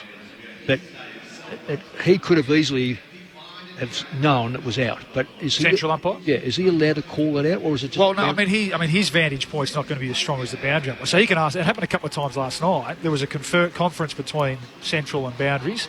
Are you sure? Are you sure? Are you sure? No, we're not sure. Throw it in. Or yes, we are sure. Free kick paid. That might have been on the back of that other one though, because this central umpire had a great view of Waterman being out. Okay. Anyway, let's get back to talking footy. This is AFL Saturday on ABC Sport. Corbin Middlemass alongside Mick Malthouse and Luke Ball off the SMS. Stan in Victoria. Hi guys, enjoying the segment this year. I am not the smartest tool in the shed. However, I just realised Mick and Luke, past coach and past player, dissecting games. Who would have thought? Did Baldy have much input when you were coaching Mick? Did Plenty. He pipe up at team meetings and say, hey, what are we doing this way? No, Baldy was... I made sure my players had some input into stoppages, absolutely. And from Kerry in Launceston, hi guys, I'm thinking my new grandson might be the youngest Tassie Devils Foundation member. Riley Noel Smith became a member at the Launceston General Hospital when he was 2 hours old. So he'd be the youngest. 2 hours old, Riley Noel Smith. Welcome to the world and a Tasmanian member. Nice to hear from you, Kerry. Appreciate that off the SMS. Time to head downstairs. It is a big day for North Melbourne. It is their first home fixture of the 2024 season, and the General Manager of Football at the North Melbourne Football Club, Todd Viney, has got the cans on. He's been good enough to join us. Todd, appreciate your time. Cool. You there? You got us, Todd? Yeah, I'm hearing you. Congratulations on the gig. Firstly, in the summer, you're ready to go for the new season. A first-up loss last week to GWS. What does today represent your first home fixture? Well, hopefully we get away to a win. A home game for us. We need to start building some momentum. There were some signs last week against a really good team. We managed to get on the scoreboard reasonably well, but we just couldn't slow them up. But we know they're a very good team. So I think we took some positives out of that, but some learnings. And now we're up against a slightly different team with Freo. They moved the ball a little bit differently, so we're just going to have to try and take away some of those uncontested marks and hopefully get some chances to attack them with our offence. Yeah, Toddy, I thought last week against a very, very good football side, you guys, as you said, showed some real flashes of what we would like to think from North Melbourne. But just looking at this Fremantle side, they seem to dominate the corridor last week with their midfield for a start off and then their key forwards. Outside of that, around the flanks, they probably gave up as much ball as their opposition. So can you get them through the middle on this ground? Well, we think, we've probably, like most clubs, to be fair, we've done a fair bit of work on our offence coming through the midfield. So we'll be trying to get through there, and they can try and spread you wide with some of their counter attack, but Sarong had 46 possessions, and a lot of those balls were coming back short 45s through the middle of the ground. So the stuff that we've spoken about, and hopefully we can take away some of those opportunities. And tagging through the middle, I mean, it just seems to be a lost art, but those that do it, St Kilda did it pretty well against Collingwood. Have you got any thoughts about an actual physically hard tag on one of those midfielders, just to take him out of the game? Yeah, no, we've spoken about the what ifs, but foolishly sometimes. So let's just see how we attack the game, both from an offence and defence point of view. And if opposition is starting to tear us apart, well, then we'll go to plan B, and that's obviously hard. So it's not a starting point? Not a starting point, no. Okay. Great to see you. You skip it back to Todd. How's he been? I guess after that big hit a couple of weeks ago. How have you observed his couple of weeks since then? He's obviously fit and raring to go today. Yeah, no, he's in really good shape. It's so important that we have our senior players out there. We get both Jai, from that concussion, and Luke McDonald, who had a bad hamstring injury late last year. So both those guys, co-captains back into our team, means a lot for us, both from the way they play, but also their leadership. But Jai, big hit. He's had 3 concussions in 12 months, so we weren't going to take any risks there. But he's really been cherry ripe for about a week now, and we're hoping he gets through the game unscathed. Just looking down at the ground, great to see you're honouring the old premiership coach Dennis Pagans. He hasn't wandered his way down to Arden Street this week to offer a few words of advice to the boys, a few old Dennis Paganisms. No, but I did. We did a bit of a launch here on Thursday, I reckon, and saw him for a bit of a chat. And he's amazing character. So important for the North Melbourne Footy Club. He's had such success. It's something we're striving towards, trying to get back to those years where I think they played 7 prelims in a row. And they played in 3 grand finals and got 2. So, that's how consistent you've got to be to try and win them. You just got to keep knocking on the door. In Dennis's era, amazing consistency. Got the absolute best out of his players. And that's what we're trying to do. But, we've got plenty of work to do before we start getting those type of results. The GM of footy at North Melbourne, Todd Viney, our special guest on AFL Saturday on ABC Sport. Corbin Middlemass alongside Mick Malthouse and Luke Ball. Todd, in the pre-season we heard George Wardlaw mention North Ball after one of your practice matches, and we thought, is this some kind of Bazball revolution that North have been working with behind the scenes? Can you let us inside as to what happened there and how the messaging got released to be North Ball? Well, George is a special character, but really there's nothing in it apart from that. When we doing training was okay. North Ball's when we've got the ball in offense. It's just North Ball. But George sort of made it sound out to be something, like Bazball or something special. But no, purely when we get the footy, what are we doing with it? Let's call it North Ball. That's no good for us as media people. We're looking for some kind of sexy hawk, and we thought North Ball might have been it. I noticed, Todd, you're in a moon boot on your left foot. Is everything okay there? Well, not really. I'm a bit like Josh Goda. Josh Goda ruptured his Achilles tendon last week, and unfortunately I did mine late January, so I've been in a moon boot now for about 8 weeks. Got 4 to go, but it's been pretty slow and painful. It's something you can put up with. I think if you're a player, you can understand and go through that, but when you're behind the desk and pushing the pen, it's pretty frustrating that you'd have an injury like this. Godspeed on that front. Hopefully it heals fast for you. Alistair Clarkson, obviously in the headlines again during the off-season, and there was documented incident, obviously, in which he was sanctioned for. Has the club had to put extra resources around Alistair to try and support him in those areas?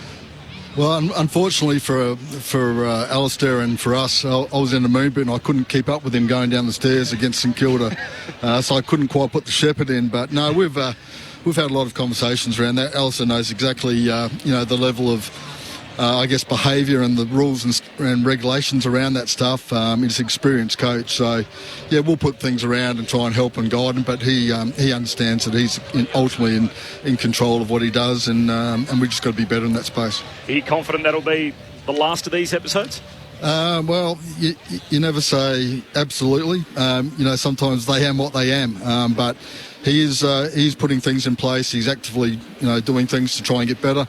I'm confident that we can control that, and he's keen to do so also. And just one last one involving Alistair Clarkson and also Chris Fagan. Obviously, the meeting with the Human Rights Commission, the reconciliation, which is slated for Tuesday and Wednesday this week. Obviously, that's one issue to one side, but in a football sense, you have a game on Friday. I think Chris Fagan and the Lions have a game on Thursday. What does the week look like, knowing that your senior coach is really going to be out of action for 2 days at least this week? Yeah, no, well, it's from a football preparation point of view, it's not ideal, but we've got a really good staff of people that can make sure that we get prepared and as best we can. So, as I said, it's not ideal, but we've got a good team around him, and the bigger picture is hopefully that can get put to bed, and they can sit down all together and get a resolution to a long running saga. All the best today, Todd. Appreciate your time. Thank you. Todd Viney with us, the General Manager of Football at the North Melbourne Football Club up against the Dockers. So watch this space this week with Alistair Clarkson and Chris Fagan at the Human Rights Commission on Tuesday and Wednesday. We've got a fast 2 minutes before we're out of here. Mick, one of your old teams, one of your old pupils, Luke Beveridge and the Western Bulldogs. Yep. Should we be worried about the Doggies early in the young season? I do think so. They are. I haven't didn't have them in the 8. It's more now. I don't think they. That's just more reinforced. I can't quite get how the side is functioning. I also know one thing is if your key forward on a regular basis has not been a goal kicker, then you might have to change it up. Norton, to me, this might be just a throwaway from a bloke sits up here now. Just looks. He's a perfect centre half back. Get his confidence, put him back there, he can take a mark, he hasn't got the pressure on him. Find someone else that plays full forward, because at the moment, I watched last week, bang, first mark, first goal, I'm thinking, well, he's away. Hardly touched the ball for the rest of the game. Coaches can be stubborn, though. Can you be too stubborn in the sense that everyone in the footy world seems like they're saying, hey, why don't you put Norton to centre half back? Yeah. And Luke Beveridge seems to be the one guy saying, no, he's out forward. Well, that's sometimes you've got to suck it and see. Look, there's no sin in changing the side around or giving. Leon Davis went from a forward pocket, All-Australian forward pocket, and he was lost to it. Put him in the back pocket, All-Australian back pocket. I'm not saying that Norton's going to do the same thing, but you've got to experiment, and some things work out for you. Mick, great to work with you again. I'm with you tomorrow at the G. Yes, indeed. So we'll hear from you then. Look forward to it. Absolutely. Mick Moldhouse with us on AFL Saturday. Thanks to Luke Ball. Solid hit out from him. He's sticking around to call the game with us. North Melbourne and Fremantle on the way. If you missed any part of the episode, you can catch up anytime in the podcast store. Just search the best of ABC Sport folder. This has been AFL Saturday on ABC Sport. G'day, this is Becky Cole inviting you to join me each week for Saturday Night Country. For more than 30 years, we've been playing the best in Australian country music, as well as the overseas artists that you know and love. So whether it's the classic tunes that you grew up with, the best new releases, or the interviews of your favourite acts, you'll find it all on Saturday Night Country. Saturday Night Country. Hear it anytime on the ABC Listen app. ABC Sport. We begin this broadcast by acknowledging the traditional custodians of the land on which this match will be played today and pay our respects to their elders past, present and emerging. We extend that respect to Aboriginal and Torres Strait Islander peoples listening. The moment of truth has arrived. If you think you have anything other than a split second in this game right now, you're kidding yourself. He's all to play for. Every single bloke has stood up. They are leaving nothing out there. I wouldn't want to be anywhere else on earth. Welcome to ABC Sports coverage of the 2024 AFL Premiership season. From 55, side-bottom, launches, goal! The Crows Magpies are on top of the AFL world. They win a spellbinding game of footy. Cool, what a practice! This is ABC Sport. The umpire holds the footy up. You want your very best players having the ball in the moments that matter. Take your moment. This is that moment. Something's in the air. Listen to the roar. Feel a different energy. The pressure's certainly gone up. Feel it on your skin. Punches the air with the right hand. Feel the electricity. That's why we love football. Brilliant to watch. Stand by. The arms are outstretched as he pumps his chest out. Fill your lungs, fill your lungs. Are you ready for it? Wherever you are, do not move. We're going the full journey. 'Cause here it comes, here it comes. This is the 2024 AFL Premiership season. From outside 50, goes bang with everything he's got. Former bad boy looking to redeem himself with kicks like that. Something big's coming, something big's coming. One step nonchalant banana finish. Wow. Charlie Cameron snaps, goal. Something big's coming. Hey Siri, play John Denver. AFL. From deep in the pocket. Oh, that is amazing. Fill your lungs, are you ready for it? This Sky looks at home on the biggest stage. And Gordon can finish from 35. Oh, Errol. It's there. Superb finish. What a hanger. He joins the party. Walks through the goal. Oh, what a moment. Brilliant, wasn't it? There's nothing this man can't do. Rioli with some magic. The check side finish.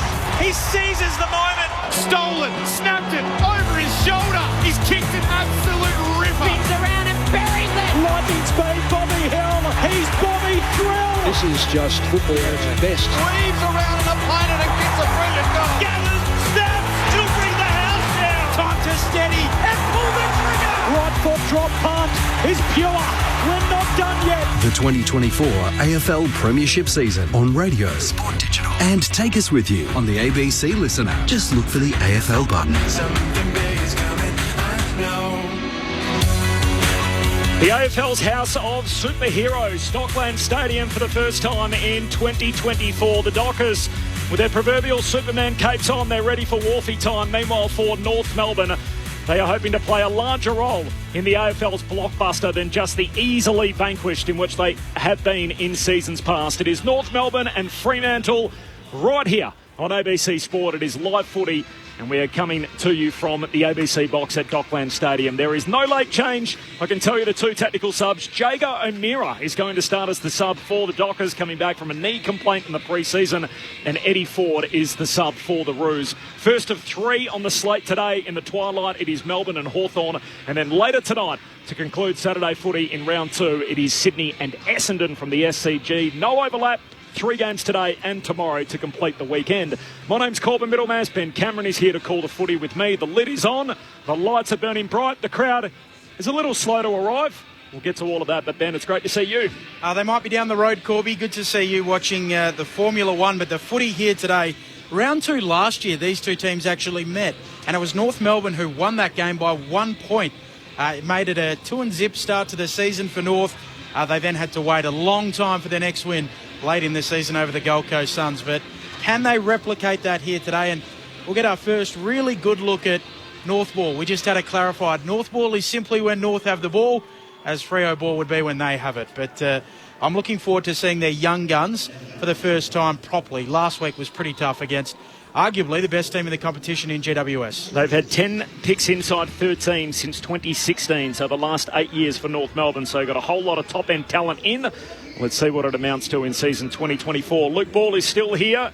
Our premiership players in the back row. Hello, Bally. Hi, Corb. Yeah, I agree, Ben. Looking forward to watching some of this young, precocious talent from North Melbourne, and hopefully they're starting to really build a connection within each other, amongst each other, particularly in the middle of the ground. I think that's where they can really get. That's where the battle's going to be today, isn't it? We thought we saw Freo be so impressive last week, led by Caleb Sarong, who might just be ready to take the jump towards becoming a real top 5 player in the competition if he wasn't heading that way anyway last year. So looking forward to this one.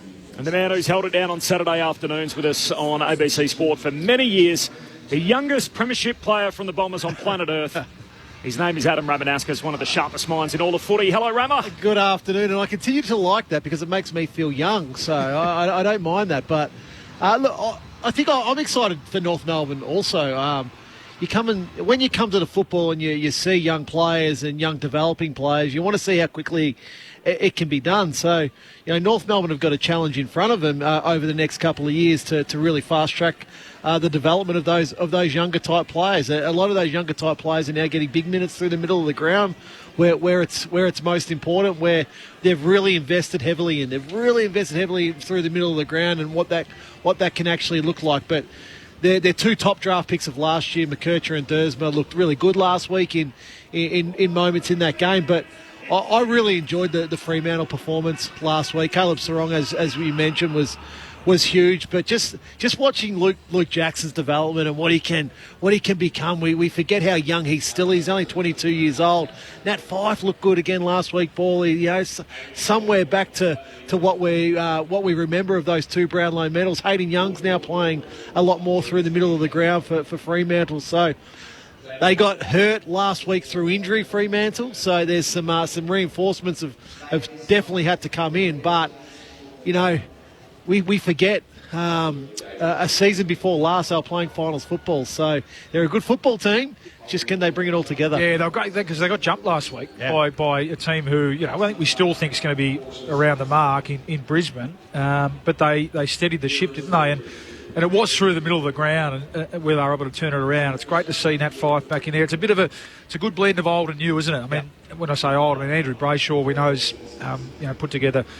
It's a couple of really good seasons in a row, and we've spoken about Sarong. Young's got in there, so they're building some real strength and depth and versatility through the middle of the ground. You're right. I mean, Brennan Cox, it was such a shame to see him go down, along with Oscar McDonald. So potentially there's an opening there for Norths. Ahead of the ball, we know Nick Larkey, what he can do on a good day, and especially here under the roof. So there's an opportunity there if they're able to get enough supply out of the middle of the ground. But I think what Freo did, what we saw last week, thinking back to last year and where they would probably, or where they needed to improve from it was last year. We know Justin Longmuir was very much a coach who likes to control the footy, and last year they probably overplayed it a bit. They were too safe with their ball use. They were too slow. It was too kick mark, whereas last week there was some really good signs of overlap runs, some real speed on the ball, out of the back half, through the middle of the ground, and it created those forward opportunities in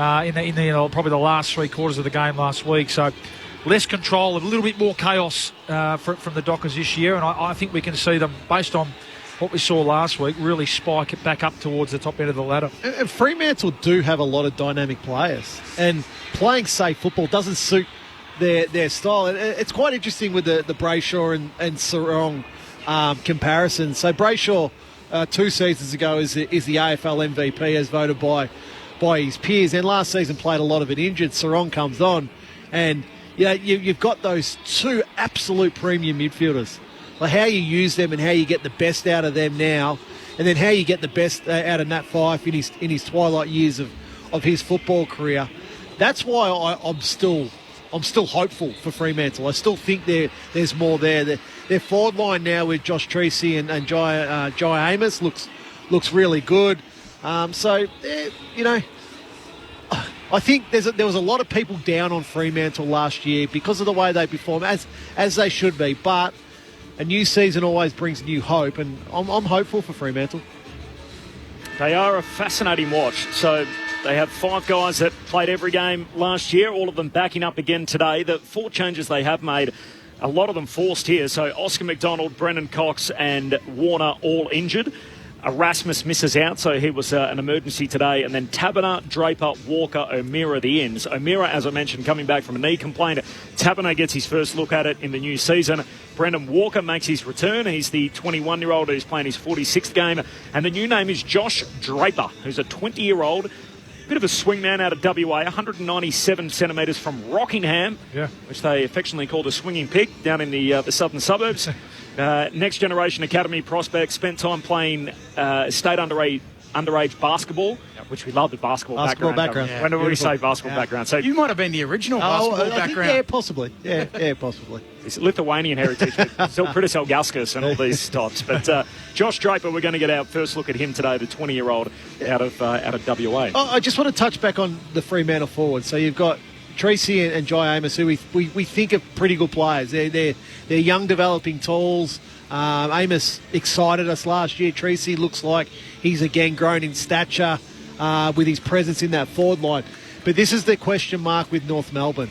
You've got Aidan Corr and Toby Pink, basically, that will have to control those 2 big players, and that's going to be a challenge for North Melbourne all year, I think, Paulie. Well, you haven't even mentioned Taberner too coming up. I mean, he's perennial sort of teaser, isn't he, for Freo fans? It's a real shame that his body's let him down, because at his best, we've seen him kick. In fact, I can recall him kicking a bag of 7 here in the not-too-distant future. Corb, you'll find that one for me. But at his best, I mean, he's 200 centimetres, elite tank, and, a beautiful set of hands as well. So you can tell the method here, under the roof, with North down at the key defensive post. Let's really see if we can stretch them, and Taberner's going to be an issue for them as well. But just looking at young Draper, number 37, he looks a lot like Michael Johnson. Remember the old Michael Johnson? The same number as well, so I'm sure that's probably why they've given it to him. But he looks like a rangy type, and Just in these little small warm-up games, you can see the basketball background. Correct. You can see the agility. You can see the spatial awareness. Just wonder whether he'll hold the ball right at the top like Michael Johnson used to. He's a very good player. Very good player. All Australian. Yeah. Yep. I've been trying to erase that Matt Taberner performance from my memory. It was against the Bombers, wasn't it? Against Of course the it was. Bombers. On a Sunday here, and they ran up a cricket score. What a surprise. Someone played well against the Bombers. North Melbourne. Key forward. North Melbourne Rama, they're fascinating because they're in development mode, but surely at a certain point there's got to be a level of expectation when it comes to these games. They get an interstate team who didn't play finals last year at home early in the new season. Well, I'm pretty big on that. Like, how long do you stay in development mode? It feels like all we've spoken about with North Melbourne is development mode over the last probably 3 seasons. When does it turn to performance mode? So now you're right, Corbs. They come an interstate club that's lost 3 players through injury, another one who was omitted. Yeah, they should be. Their mindset should be to win this game of football today. On their home deck at the Docklands, a nice crowd. I think starting to build. It's fair to say I'm hopeful of a few more coming in, Corb, for the North Melbourne supporters. But yeah, it can't be like, okay, let's develop today. Let's win. Like, the best development is winning. Like, if you're not in the game in the last quarter, you don't develop your players. Simple as that. It just becomes circle work. And it showed a bit last week. I mean, that second quarter, hopefully they reviewed, I mean, of course they review the whole game, but reviewed what really worked for them in that second quarter against, again, the team that we think's the best team in the competition at the moment. They're able to kick 6 goals. Their midfield, we know that they're really strong around clearance. Davies Uniacke started to get going, so let's hope that they can build on that for today. Jess Webster is on the boundary again for us this afternoon. Good afternoon, Jess. Afternoon, Corby, from what is a very empty-looking Docklands Stadium at the moment. The forecast for the crowd is around 18,000 today. North Melbourne has told me they're hoping to get that above 20,000. I did notice an unusual spectator a couple of moments ago wander down to the back of the Fremantle bench wearing a West Coast Eagles scarf. So I don't know if that's if he's lost or a bit of trolling going on there, but certainly something unusual. And of course, this venue isn't traditionally a happy hunting ground for either side. Dockers have only won 34% of their matches here. And North Melbourne, of course, only won 1 game from their 10 appearances last year. But available, 4 points up for grabs this afternoon, Corby. Looking forward to this one. Thanks, Jess. All right, Corby, I know this roof's opening shortly, isn't it? It's going to be the big unveiling of the sky. I think you're losing this campaign, Rama. Unbelievable. It's just a nice overcast day outside. It would have been perfect for the roof to be open. Do you reckon we need the white shorts on the Dockers today? I'm not sure about that Too either. much white? Or? So Freo in their purple with the white chevrons and the white shorts, and North Melbourne home game. So a white-based jumper with the blue stripes and the blue shorts. Round 2 footy. North Melbourne and Fremantle. You can hear it all here on ABC Sport. You're with Ben Cameron. So off and running on Saturday afternoon, Luke Jackson and Tristan Sherry. They stand across from one another. The bounce slightly crooked. Both rucks with hands on it. Sherry takes it out of the ruck. Gives it off to Davies Uniacke. The first clearance the way of North. Through hands out the back. Curtis gets out of a tackle. Handball forward. Onto it. Clark loses it. Stevenson right there. Dersma picks it up. Handball to Simpkin. Hot footy inside 50 for North. Rucked up. Curtis taken high. Free kick. And he'll have the opening shot of the game. I love the play from Tristan Cherry. Now, the bounce favoured him a little bit, but so often we'll see ruckman try a little dinky tap backwards. Early in the game, I loved how he grabbed it, got the handball to Davies Uniacke, the clearance specialist, and get the ball forward, put the travelling team under pressure. So Paul Curtis with an early heat check for North. Their set shot from 40 is drilled through the middle. North Melbourne land a first blow. They're 1 straight 6. Fremantle yet to score. We've played less than a minute. Live footy on ABC Sport. Yeah, it's always difficult, those first moments when you're involved in the game. You do want to make a statement here. We're just watching the replay. Look, it is, wasn't it though? Yeah, lovely first involvement. Yeah, and it's just that little handball there, and the tackle was high. Simple as that. So you are trying to make a statement in terms of your aggression at your opponent, but you know Hughes was just a little bit overzealous there. Gave away a really simple free kick, and a heat check is usually after 4 or 5, but Paul Curtis had a heat check after 1. Yeah, Only 6 disposals in the game, and already North Melbourne have a goal. Fremantle haven't touched the footy. Yeah, they're a watch here, the Dockers. Only 10:45 Perth time. Their body clock's called. I reckon there's something in that. That's what time they train, Bally. That's a good theory. Here's Jackson, wins the hit out down to Sarong. Hurried kick forward. Gee, hands to it early, and Tracy, Velcro for hands, takes the mark at centre half forward. He's a big lad now, Josh Tracy. He's got a presence about him, and I just think he can be the forward for Fremantle. That big, powerful one. I think Jai Amos will be that taller forward that moves around and is a bit more agile, but Tracy looks a real competitor. I'm fine with this, by the way. The centre clearance and set shot immediately to follow.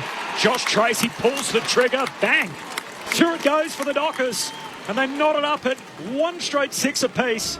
2 disposals, 1 goal. And already we've started the game with 7 touches in the match and a goal for each team. 2.5 minutes in. Adam Ramanauskas and Luke Ball, live footy on ABC Sport. We spoke briefly about this battle in the centre. It's tantalising, really. 2 of the best clearance players in the competition. Luke Davies-Uniacke gets the first for North, results in a goal, and Caleb Sarong says, anything you can do, I can do better. Lovely clearance, the centre bounce clearance, and they are big, aren't they? It's a big forward 50. When you look down, it's Taberner, it's Tracy. There's clearly an intent to stretch this North defence, undersized defence, and the Crummers at the fore of the ball. But for me, this centre bounce battle is going to be tantalising all day, Remmer. They call Josh Tracy the big kahuna down at Fremantle, and kicked an equal career high 3 goals last week. Jackson wins the tap. Straight down to Young. Fremantle out of the middle again. High border full forward. Punched away. Comes down at ground level. Walters circling. Applies the tackle on McDonald. Umpire will say ball it up. 30 out from the attacking goal. That was Hayden Young with the centre clearance. Hayden Young's played across half-back a lot. The back half of last year for Fremantle went into the middle of the ground. Looks like it's a permanent move for this season, though. Sherry hooks it down. Clearance for North. From Stevens up towards the wing. Larkey brings it to ground, goes again at ground level. Hughes wins it for the Dockers, holding free kick. It'll go the way of North and Larkey to have it. What a year he had last year, 71 goals in a team that finished 17th. Pokes his drop punt down to Dersmer at half forward. Hughes spoils it away once, gets a second play at it, can't trap it. Dersmer for the Roos, hand pass away to Simpkin. The skipper puts his head over it, he's taken high. Well, his opposing captain and Alex Pearce. Jai Simpkin, hopefully he can get a run at it. That crude hit from Webster in the pre-season, his 3rd concussion in 9 months. Should be looking for Larkey here. Pearce stuck on the mark. Here is Larkey, floats across the front of the pack, no mark, falls down towards Lazaro, hand pass over to Scott for the Roos, bombs are high up and under. Stevenson flies for it, got hands to it, no mark. 15 out from the Roos goal. Clark attacks it for Fremantle, hand pass to 5. Has it in the back pocket, can exit defensive 50. Looking for Taverner right there with him, Cause. Diving punch, he knocks it out of play and a throw in at right half forward here for North. Hayden Core, the former Giant, out the Roos. Matt Taverner back in the side after missing out last week for Fremantle. 1 straight 6 apiece. 5 minutes played. Jackson to the front. Brings it down for 5. Going after it. Scott for North. Simpkin onto it. Loses it. Hughes there to pick it up for Freo. Handball to Jackson. To Aish. All of this at halfback. Sarong. He'll run through the traffic and kick out towards the wing. In the direction out there of Emmett. He goes up and marks on the city wing. Emmett swings his kick down the wing. Good fist in there from Pink. Finds the safety of the boundary line. Toby Pink will have the boundary throw in right on halfway, city wing. Do we mention there's no late change? Eddie Ford is the sub for North Melbourne and Jager O'Meara for Freo. Standalone footy Saturday afternoon. It's all live footy on ABC Sport. Corbin Middlemass, Ben Cameron, Jess Webster on the boundary. Adam Ramanauskas and Luke Ball from the boundary throw in. Young works his way through the stoppage and then coughs it up. Hand pass to Lazaro. Flares it back inboard, finds Sheasel, kicks to half forward for the Roos. Curtis leaps up, no mark, hits the deck. Zerhar hunting out after it. Nice work from Clark, trapped it on his knees. Hand pass, coughs it up, straight to Curtis. Tumbles a kick to the top of the goal square. Here's Pearce, he's hassled out of it. Picked up by Stevenson and tackled out of play. We'll have a boundary throw in. Left forward pocket for the Roos. Scores level after 6 minutes, 1 straight 6 apiece. Ward 50 stoppage coming up for North. Umpire brings it back in. Jackson and Larkey. Jackson hands to it, brings it down boundary side. Knocked back that way by Stevenson. Out of play it goes, and we'll do it again. 25 around from the attacking goal. Corbin Middlemass Myself, Ben Cameron, our premiership players, Luke Ball and Adam Ramanaskas, here on Live Footy on ABC Sport. 6.5 into the first. One straight 6 apiece. Umpire brings it back in. Jackson again. Straight down to Draper, the debutant. Early touch. Kicks out towards the wing. Bouncing ball. Out of play it goes. And a throw in on the City wing. Still scores level. Sorry, Benny. They conceded the early goal to Tracy, didn't they? But Alistair Clark's to be pleased with the efforts of young Pink. And it was Aiden Core, wasn't it? Right up the backside of their opponents there. No easy outlets. It's allowed them to trap the ball in their front half here, the North. Boundary throw in, both rucks miss it. In the end, it comes down to Powell. Hand pass away to Duursma. Hurried kick inside forward 50. One bounce out of play. And a throw in 25 out from the Roos goal. They are kicking to the Pagan end of the ground. So the Roos have renamed the end. So the southern end is the Pagan end. And the northern end remains the Arden Street end for obvious reasons. Right. We're on the dockside wing, obviously, as we're used to on the broadcast side, and the far side is the City wing, where Sarong is headed here from the boundary throw-in, kicks out of the defensive arc, flying through Stevenson, no mark, high up and under in the same spot, and then taken out of play by Clark, and we'll have a boundary throw-in. What were they? They were the Coventry end and the Lockett end. Yep. Wonder why the AFL allow clubs to change it. Well, Gillen McLaughlin told us the signs got taken down with the new sexy screens got put in, and the names would go back up. He's now left. Gone. The names I haven't know returned. Essendon, they've got the Fletcher end and the Lloyd end, which I don't. No, I don't agree with it. It should be just the Coventry end and the Lockett end. Yep. Fremantle wouldn't want to name their ends after their champions. Peter Bell and Matthew Pavlich as a clearing kick coming out towards the wing for the Dockers. Out after it is Tracy, unable to pick it up. Soccering it on is Walters. There to mop up. Scott for North. He'll clear around this dockside wing up towards Pearce. Off hands, out of play it goes, and we'll get a throw in right beneath us. And this is going to be an issue for North Melbourne as the year progresses. They want Larky deep, but they also want him up around that half-forward line. So he's working extremely hard with Alex Pearce as his direct opponent at the moment. But North need to find another taller forward. Now, who that is in their squad, I'm not too sure, but it's just asking a lot of Nick Larky.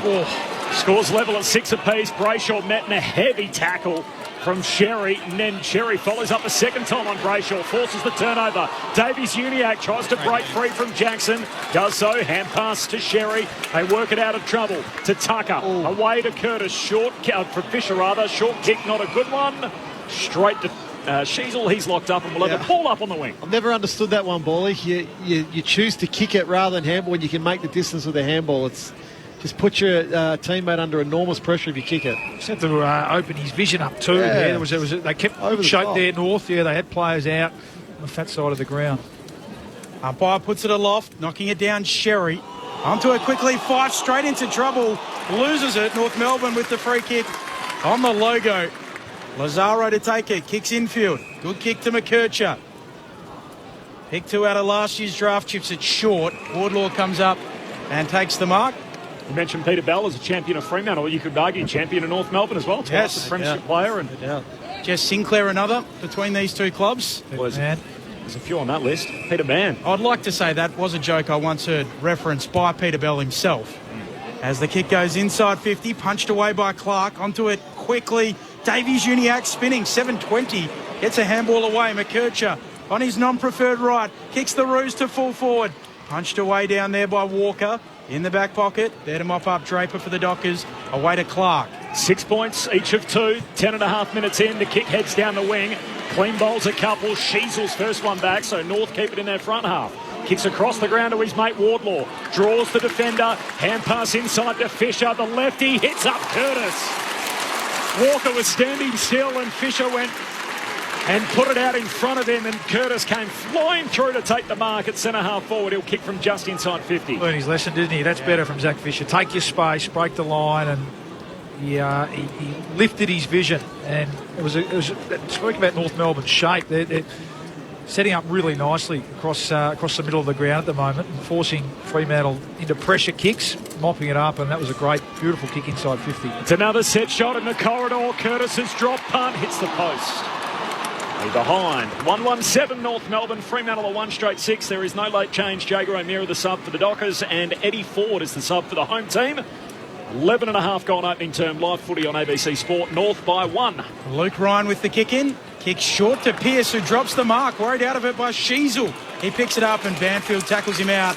Strong tackle. Throw in right on the elbow of 50 in the boundary line. Right half forward for North. Darcy Tucker, another one playing against his old team. I've got a long list ready to go as well, Bally.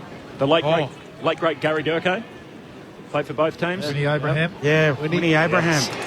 Free kick given away by Jackson from the throw-in. Sherry will have it. Mark's at 48 metres out. Fascinating battle, the ruck one, isn't it? Yeah. Tristan Cherry, more the old school type of ruckman. We've seen him really exert himself. Yeah, up against Luke Jackson, who's really the jump. And then the follow-up of Jackson will really test him as well. So, good start from Cherry. So the mark, 48 metres out. 30-degree angle to the right-hand side. Sherry from right on 50. We'll tug it away. It'll go right to the line. Yes. Jackson, massive fly from 3D. There's the athleticism. Action, Jackson right over the top to take the mark on the last line of defence for Freo. Oh, how about that? Their weapon, Luke Jackson, kicks out towards half-back for the Dockers, but it's coming back. Fisher jams it on the boot into the pocket. Coleman Jones hands to it, no mark, hits the deck. He follows up again, the big man. He's tackled by Draper on debut. That's holding the ball. And that's a win for the first gamer, Joshua Draper. And he moves it on quickly to his schoolmate in Walker, who's got it on the last line of defence, and now his AFL teammate, he kicks out of the defensive 50, sits up here for Young, taps it down cleverly to Johnson. Fremantle still with possession on the City wing, and Brayshaw goes wide, finds Sharp, hemmed up against the boundary line, short kick back to Johnson, still defensive side of the wing, North by a point. Feeds a handball forward to Sharp, to Young, who will go back, give it back to Johnson off his step. Kicks Fremantle towards their attacking arc. Amos can't mark. Sheasel mops up for North. Shares it with Drury. Off to Stevens. Handball to Wardlaw. North working it down the City wing. Kick misses Stevenson. Bouncing ball for Coleman Jones. Gathers back to Stevenson. Runs to the arc. Eyes the goals and finishes. Jaden Stevenson on the fly. And North are out by 7 points. 2-1-13 plays one straight 6, 14 minutes gone in this opening term. Live footy on ABC Sport. Our premiership players, Luke Ball and Adam Ramanauskas. And Bally's referenced it a couple of times about North Melbourne's shape, but if you look, they give a handball, but then it's the kick of Wardlaw that sort of comes back inboard. So it forces Fremantle's defenders to try and get back to the other side, to the attacking side. Stevenson there just kept working and working from the kick went over his head, but he worked into that forward line and then was able to kick the goal. But I like the aggression from North Melbourne early, 10 inside 50s to 2 in their favour. So they are trying to take the ball forward as much as they possibly can rather than that chip stop start. As we mentioned, they've got an exciting young team. They need to use the ball at speed. Adam Ramanauskas, live footy on ABC Sport, North by 7. 15 minutes into the opening term, 2-1 to 1 straight. Back in the middle of the ground, good body work from Sarong. Edged his player out of the way, gives it to his mate Brayshaw, kicks a helicopter inside the forward 50. Pink hits up, gets it at fullback for North. Hand pass to McDonald, away to McKercher. Deep in defence, sweeping hand pass away to Dawson.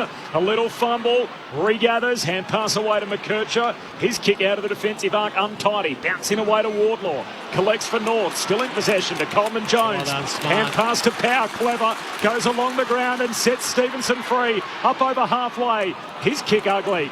Good chase on the tackle, affected the kick. And now Freo back out into space. Aish hits up Walters on the wing. Walters in a heap of space. Silamble, take a bounce, look long inside 50. Taverner loses his man and gets on the end of it. Marks 45 out, 45-degree angle to the left. Well, his man was Zach Fisher, and that's what happens when you turn the ball over like that in the middle of the ground. It's virtually impossible at AFL level to defend that. They were scrambling North from that point on. I don't know what happened to Jaden Stevenson here. He just kicked the ground? Or I think it was Tracy who was chasing him. It was a good chase. It was a tap. It was like a hip tap. Yeah, just took him off balance. He muffed the kick, and it just kills you, doesn't it? It was such a good passage of play up until that point. And results in a shot of goal at the other end. Back in the team this week, a tough chance. Left footer hard up against the boundary. The drop punt across the face and knocked through. A minor score.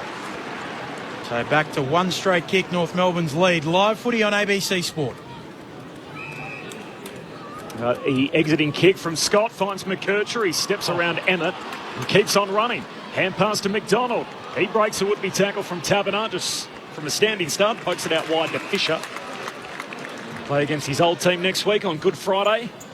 The former Blue now with the Rouge. Short kick to McKercher. Another possession for him. Hand pass back to Fisher. Wants to get on his left boot. Sold that to Sarong. And kicks down towards half forward. Zerha flying from the back. No mark. Hits the deck. A hand pass out from Fife close to the boundary line. Zerha wants to keep it alive. Shoots a hand pass to Simpkin. Tracy, big tackle. Forces the ball out. Stevens kicks along the boundary line and finds Larkey, who takes the mark. High half forward for North Melbourne. Bruised by 6 points, 17 minutes in. Oh, Larkey steps his man on the mark. Hughes kicks into the pocket. Too wide, out of bounds on the full. Some candy being sold out there today by the North players, isn't it? Went through all the tackling coach at Freo. Yeah, but you know, I love it. Take the game on. Showcase your skills. They might not say it, but we'll say it. That's North ball. Yes. Pearce kicking beyond the defensive arc. Coleman Jones goes up at the front of the pack. Brings down the mark. Let's get it back in. Put the pressure back on the Fremantle defence. Subbed out of the game last week. Maybe with a point to prove today. Kicks towards full forward. Zerha launching. And he's got it. 25 out. 30-degree angle to the right-hand side. Well, that's 12 inside 50s to 4 now, Bally. So just really putting Fremantle's defence under pressure. So Coleman Jones takes a terrific mark, contested mark from the Pearce kick. Just get it back in. Keep applying pressure to Fremantle's defenders. Tire them out. Out of contract at the end of the year. Looking to give North an early buffer. Bull Zerha comes in and slides it through. North have kicked 3 of the first 4 goals. They lead by 2. 3-1-19 plays 1-1-7. Live footy on ABC Sport. Luke Ball and Adam Ramanauskas alongside Corbin Middlemass and Ben Cameron. Yeah, just controlling the field position, aren't they? I really like what I'm seeing so far from North. And he mentioned Coleman Jones. I mean, he's a player that needs to, this year, really start to establish this and assert himself. Can he be that forward? We know he spent a bit of time in the ruck, but can he be that second forward to give Nick Larkey a chop out? And when you're taking marks like that, that's certainly a good start. And he didn't get it in quick, did he? But you're right. He got it in to the point where he was kicking to one-on-ones, and Zerha was clever enough there to get around. I think it was James Aish who just lost track of his opponent, lost the body, and in the end it was an uncontested mark and good finish. So all over them here, North. Absolutely. 3 of the first 4 goals, North Melbourne. An early break in the game. Jackson wins the hit out down to 5. Hand pass back to Jackson and now away to Young. He'll get the centre break. Kicks to true centre half forward. Late to arrive. Tracy hands to it. Dawson, no mark. Spills to Banfield. Tackled by Sheasel. Got a hand pass away. Walters flying through the stoppage. Can't collect. And then picked up by Core. He can just bang it out of defence. And there's Dersma. Takes the mark at half back. North with the footy off half back. They lead by 12 points. Approaching time on in the first. Dersma's kick. Nearly a turnover. Young brings it down. Sarong onto it. Fremantle in the middle. Aish and Fife share it. Aish kicks to full forward. Getting back. Drury takes the nice mark, or Pink rather, at fullback there for North. Gives it off to Sheasel. Now to Scott. Kick. Beautiful kick for Simpkin. Attacking edge of the square. He'll look inside 50. Nothing he likes. He chips it over the top. And Larkey marks in the right forward pocket, 20 metres out. Yeah, it's a kick of Sheasel. And you take it all the way back to inside Fremantle's forward 50. Sheasel wins that ball. And then, it didn't go directly to Jai Simpkin, but it was the right kick. It was right at the edge of the centre square. Fremantle defenders were coming to boundary side with their North Melbourne opponents. Sheasel was just able to pull that kick back inboards. So Nick Larkey, All-Australian last year, runner-up in the best and fairest, won the goal-kicking award. And North are sizzling. They've got 4-1-25 plays 1-1-7. Fremantle may be half asleep. Still in the morning out west. Luke Ball and Adam Ramanauskas, live footy on ABC Sport. It's really interesting, Bally, watching the opening rounds of the season. Speed off half-back or speed of ball movement off half-back now is one wood. That's what teams are really going to. It's a non-negotiable, isn't it? And I think There's no slowing down now. About Northport, they've got such good users, and they get Fisher and they put him back there, we know, on his left foot. Dylan Stevens has been involved. It was actually Powell who chiselled that ball back inside, and you can see what they're trying to do. I mean, at the moment, the corridor's open for business. Fremantle's team defence is a bit lacklustre, and North, Dursman's kick before that, okay, it was a bit risky, but they're really putting them to the test through the middle of the ground. It's creating great scoring opportunities. So, again, really love what I'm seeing here with North. Freo, the leaders just need to stand up here. This could get out of hand.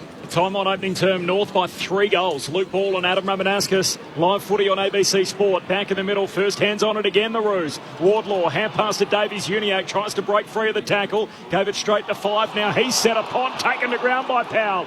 Crowd screams for holding the ball, not forthcoming. The umpire will toss it up in the middle of Docklands. So they're getting a lot of time today, players, aren't they, to stand up in a tackle. And the modern players so good at it, but a couple of whistles needed to blow earlier there. First game here for the new season at Docklands Stadium as Sherry grabs it and immediately is tackled. And the one thing that's noticeable is how fast the footy is here, which we always talk about, and that's certainly been noticeable in the first 22 minutes of this. North by 18. When the whistle takes too long, Bally, sometimes we can then see the dump tackles, which we want to avoid. Davies Uniac out of the middle for a leading target there in Coleman. Jones over the back it goes. Pearce for Freo. Gathers the footy. Chips beyond the defensive arc, and Young marks, or does he? Called to play on, says the umpire. Davies Uniac picks it up. Off to Stevenson. Johnson's got him. Great rundown tackle. Holding the ball, a goal-saving tackle perhaps. That's first give. Stevenson there. Awareness. I think it was Wardlaw who was running into space there. Just give that handball. First give. Simple. And his eyes lit up, didn't they? Yep. Kicked one goal already. Yeah. Yep. Johnson, plenty of hang time in the kick up to the wing. 2 North players spoil each other. Dawson and Sherry. Sherry mops it up. Still with North. Hand pass away to Scott. Now to Stevens. Sells some candy around 5. Kicks North Melbourne inside 50. They come from all directions. Zerhard trying to rip it down. Can't. Falls to Johnson. He's tackled. And the ball up, 40 out from the North goal. Corbin, Middlemaz, Ben Cameron, Chess Webster on the boundary. Luke Ball and Adam Ramanauskas, our premiership players. This is live footy on ABC Sport. North by 18 points, 23 minutes in. Forward 50 stoppage for North as well. Jackson paddles it out, gets it to Ryan. He'll stop and kick up to the wing for Freo. Pink able to bring it down. Sheasel arriving. Gathers for North, back on the logo. Handball away to a teammate Dawson running through. Handball to Stevens. Handball to Lazaro. He'll chip a kick out to half forward. Scott marks. Looks inside 50. Overshoots the kick. Turnover. Mark taken for Fremantle by Draper at fullback. 20-year-old on debut. 16 inside 50s to 6. They're not landing enough killer blows at the moment here, North. Josh Draper goes short to 5. Short to Sarong at centre half back.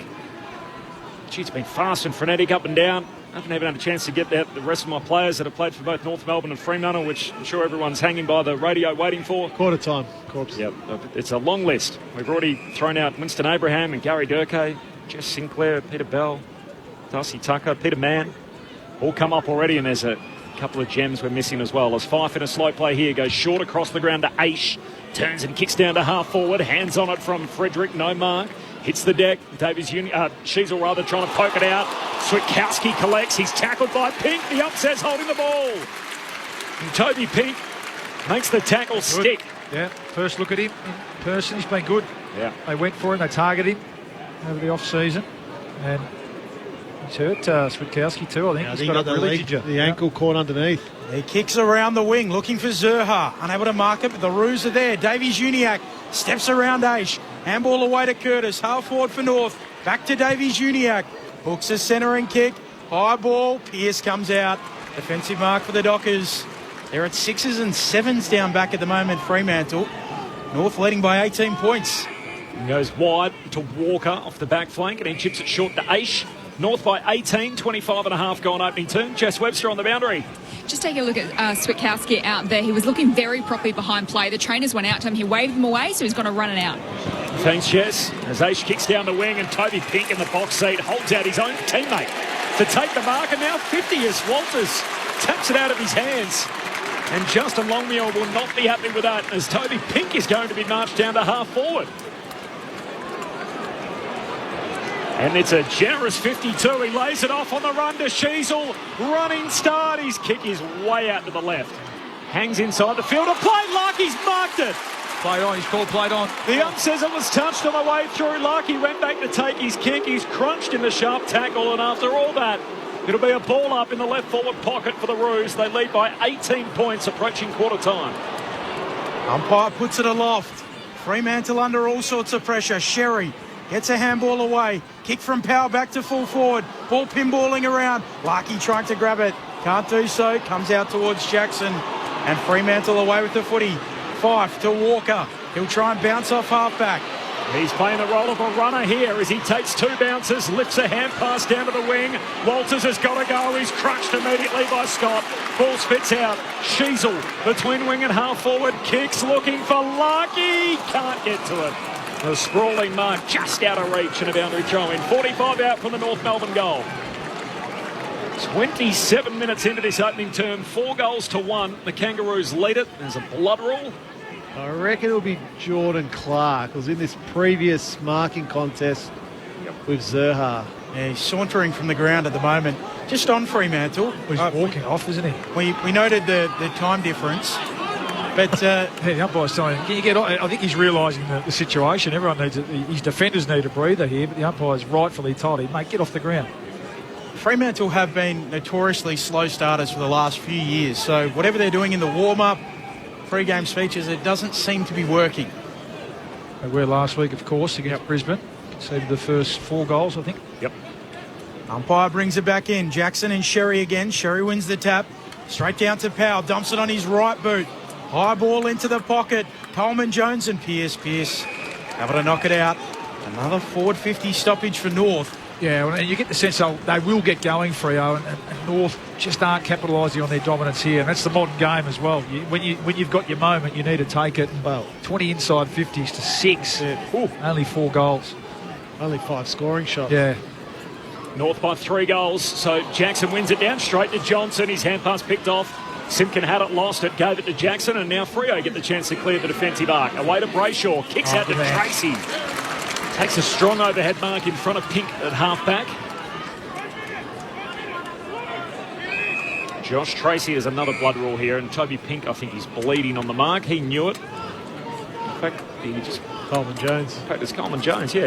Toby Pink went to grab his jumper and try to wipe some of the sweat off his face. And now Coleman Jones off for the blood rule with Jordan Clark already on the bench. 0437 774 774 is the SMS. Let us know where you're listening, what you're up to. Driving around, listening to us on ABC Radio, or perhaps in the garden or out and about. ABC Radio and ABC Sport. This is live footy. North by 18 points. Tracy with the contest kick down the wing. In the end, Tabernar forced to spoil, but straight to Jackson. Works out okay for the Dockers. Lifts it to Fife. Back to Jackson. Away to Walters. Fife again. Hand pass inboard to Young. Links up with Sarong. Dumps a kick inside 50. Good spoil from McDonald. Straight into the path to Switkowski for Freo. Hand pass to Walters. Ducks into contact. The ump says he was taken high. And he was. Free kick for Sonny Walters in the corridor. He'll kick from 30 out.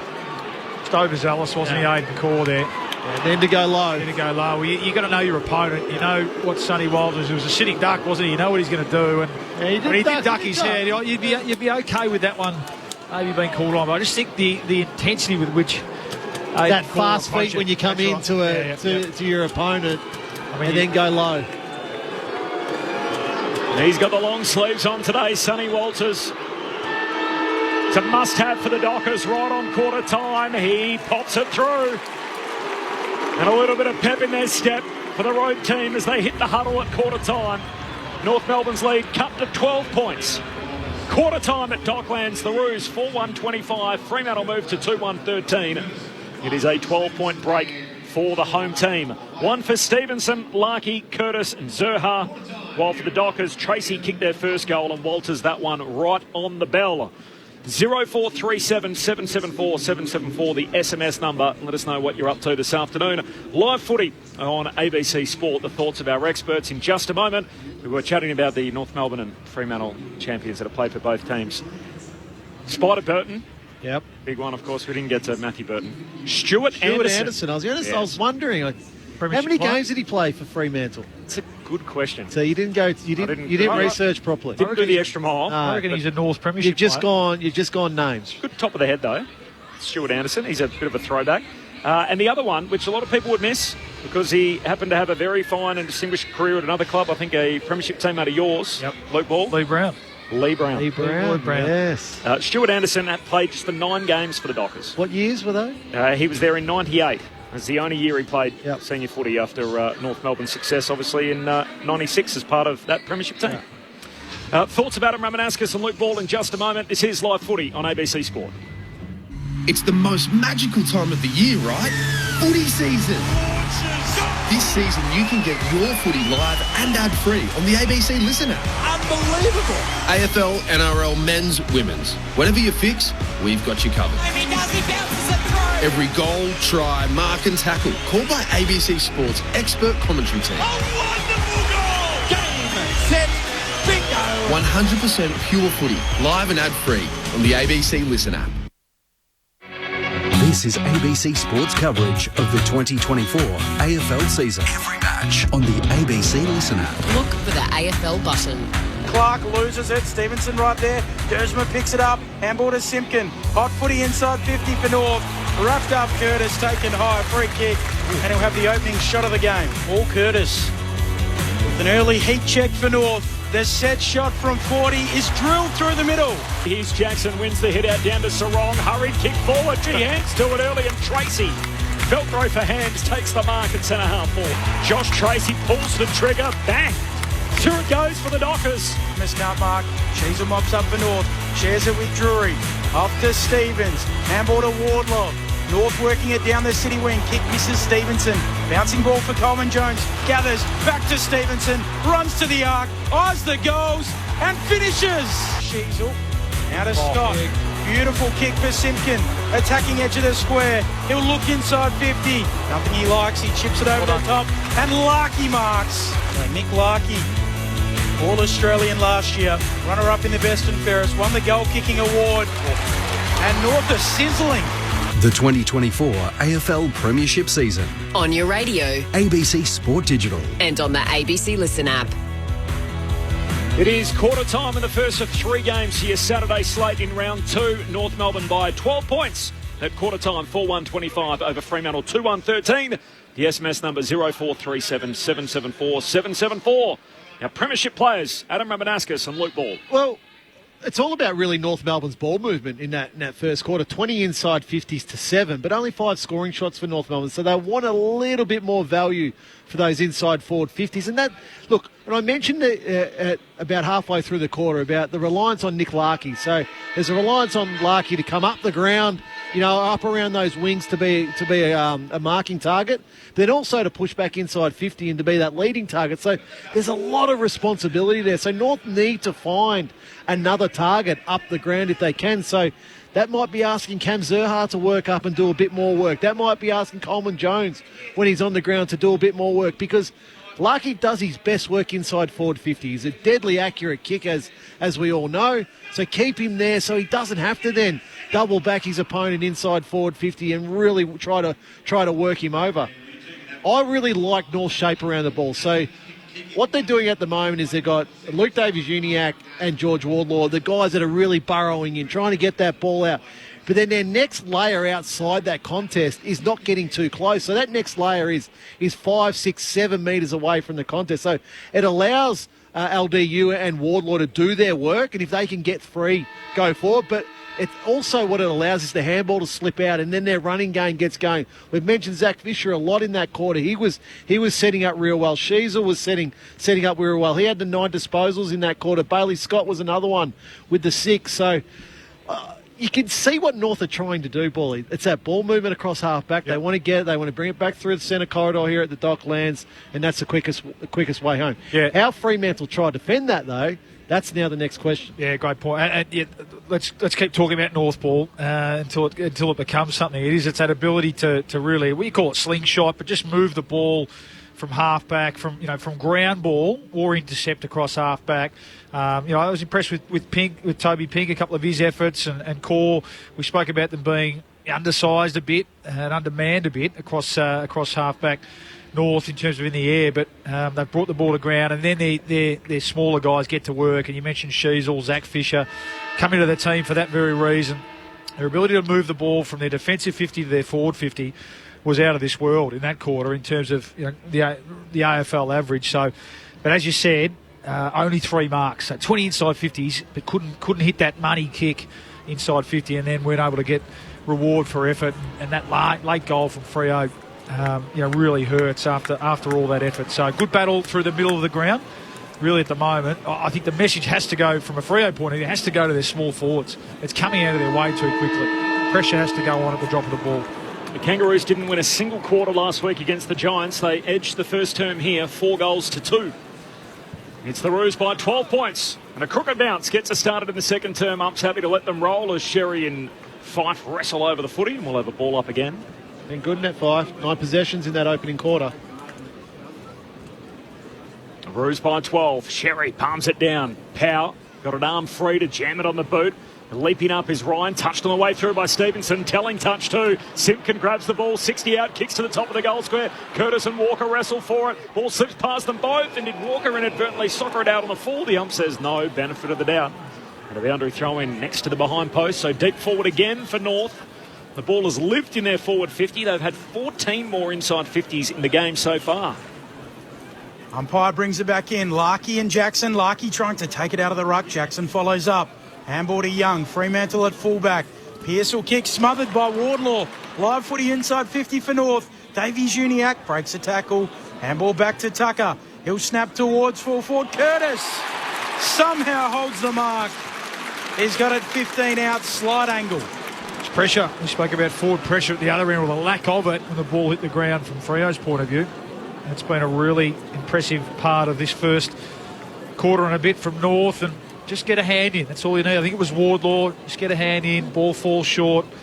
They're able to clean it up, and he's got some tricks, this guy, hasn't he? Yeah, you got Walker and Pearce in that contest. They must spoil. Yeah, they had to bring it to ground. Curtis kicked the first goal of the first quarter. He's got the first of the second now. And North are out by 18. 5-1-31 plays 2-1-13. Live footy on ABC Sport. Our premiership experts, Luke Ball and Adam Ramanaskas. What's been really evident, Bally, is the way Luke Davies-Uniacke can stand up in a tackle. So here, he wins the football, and there's two Fremantle players there, but he's just strong enough through the hips to stand up. Goes into the 180 to find the target of Tucker, and Tucker on the wrong side, so he knew he couldn't kick the goal, so he just sat it up. And Curtis was too good, so both Walker and Pearce were in that contest, who should have spoiled, but Curtis was able to take a nice strong mark. Geez, a hot start for him. For Paul Curtis, he's been involved in everything so far, kicked a couple of goals. 2-1 last week. He's got that return already today, seconds into the second stanza. 5-1-2-1. Restart back in the middle, flying through Davies-Uniacke. Hand pass away to Power, gets the centre break, and Ryan takes the intercept mark. Half back for the purple.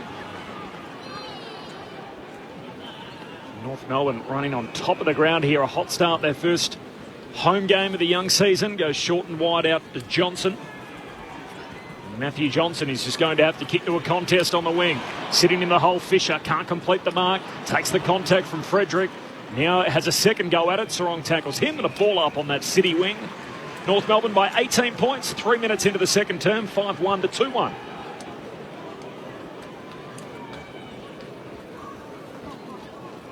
Umpire puts it up. Jackson again winning the tap, straight to Sarong. Bumped off his kick though, picking it up, Sherry. Handball to Wardlaw, gets a handball out. Frederick coming through, leaves it behind. Davies-Uniacke there for North. Handball releases Wardlaw. Here they go North. Down the city wing, Powell. Handball out to Stevenson. In space. Feeds it on again. Wardlaw looking inside 50. A laser-like pass. Simpkin on the end of it. 30 out. Slide angle to the right-hand side. Well, there's some North ball right there. Again, winning it at the coalface, at the contested footy, and then just taking off and running in waves and overlap. And they're just working harder at the moment. It's really standing out, isn't it, Rama? There's just more North jumpers around the ball than there is Freo. And that's a concern. Yeah, concern looking Justin Longmuir. Great passage of play. Back from concussion. Jai Simpkin. The set shot drop punt is good. Welcome to the new North. 6-1-37. Fremantle Bog 2-1-13. 24 points the advantage Premiership experts, Luke Ball, Adam Ramanauskas. Oh, I think the simple fact is Fremantle can't keep up with them.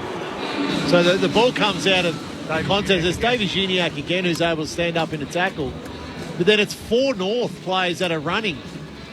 Yeah, it's a great little handball over the head by Powell, but Wardlaw follows up. He was involved in the contest where Davies Uniacke was able to stand up in a tackle, but the Fremantle players are just trailing at the moment, a long way behind their direct North opponents. So Fremantle simply have to work harder in defensive transition.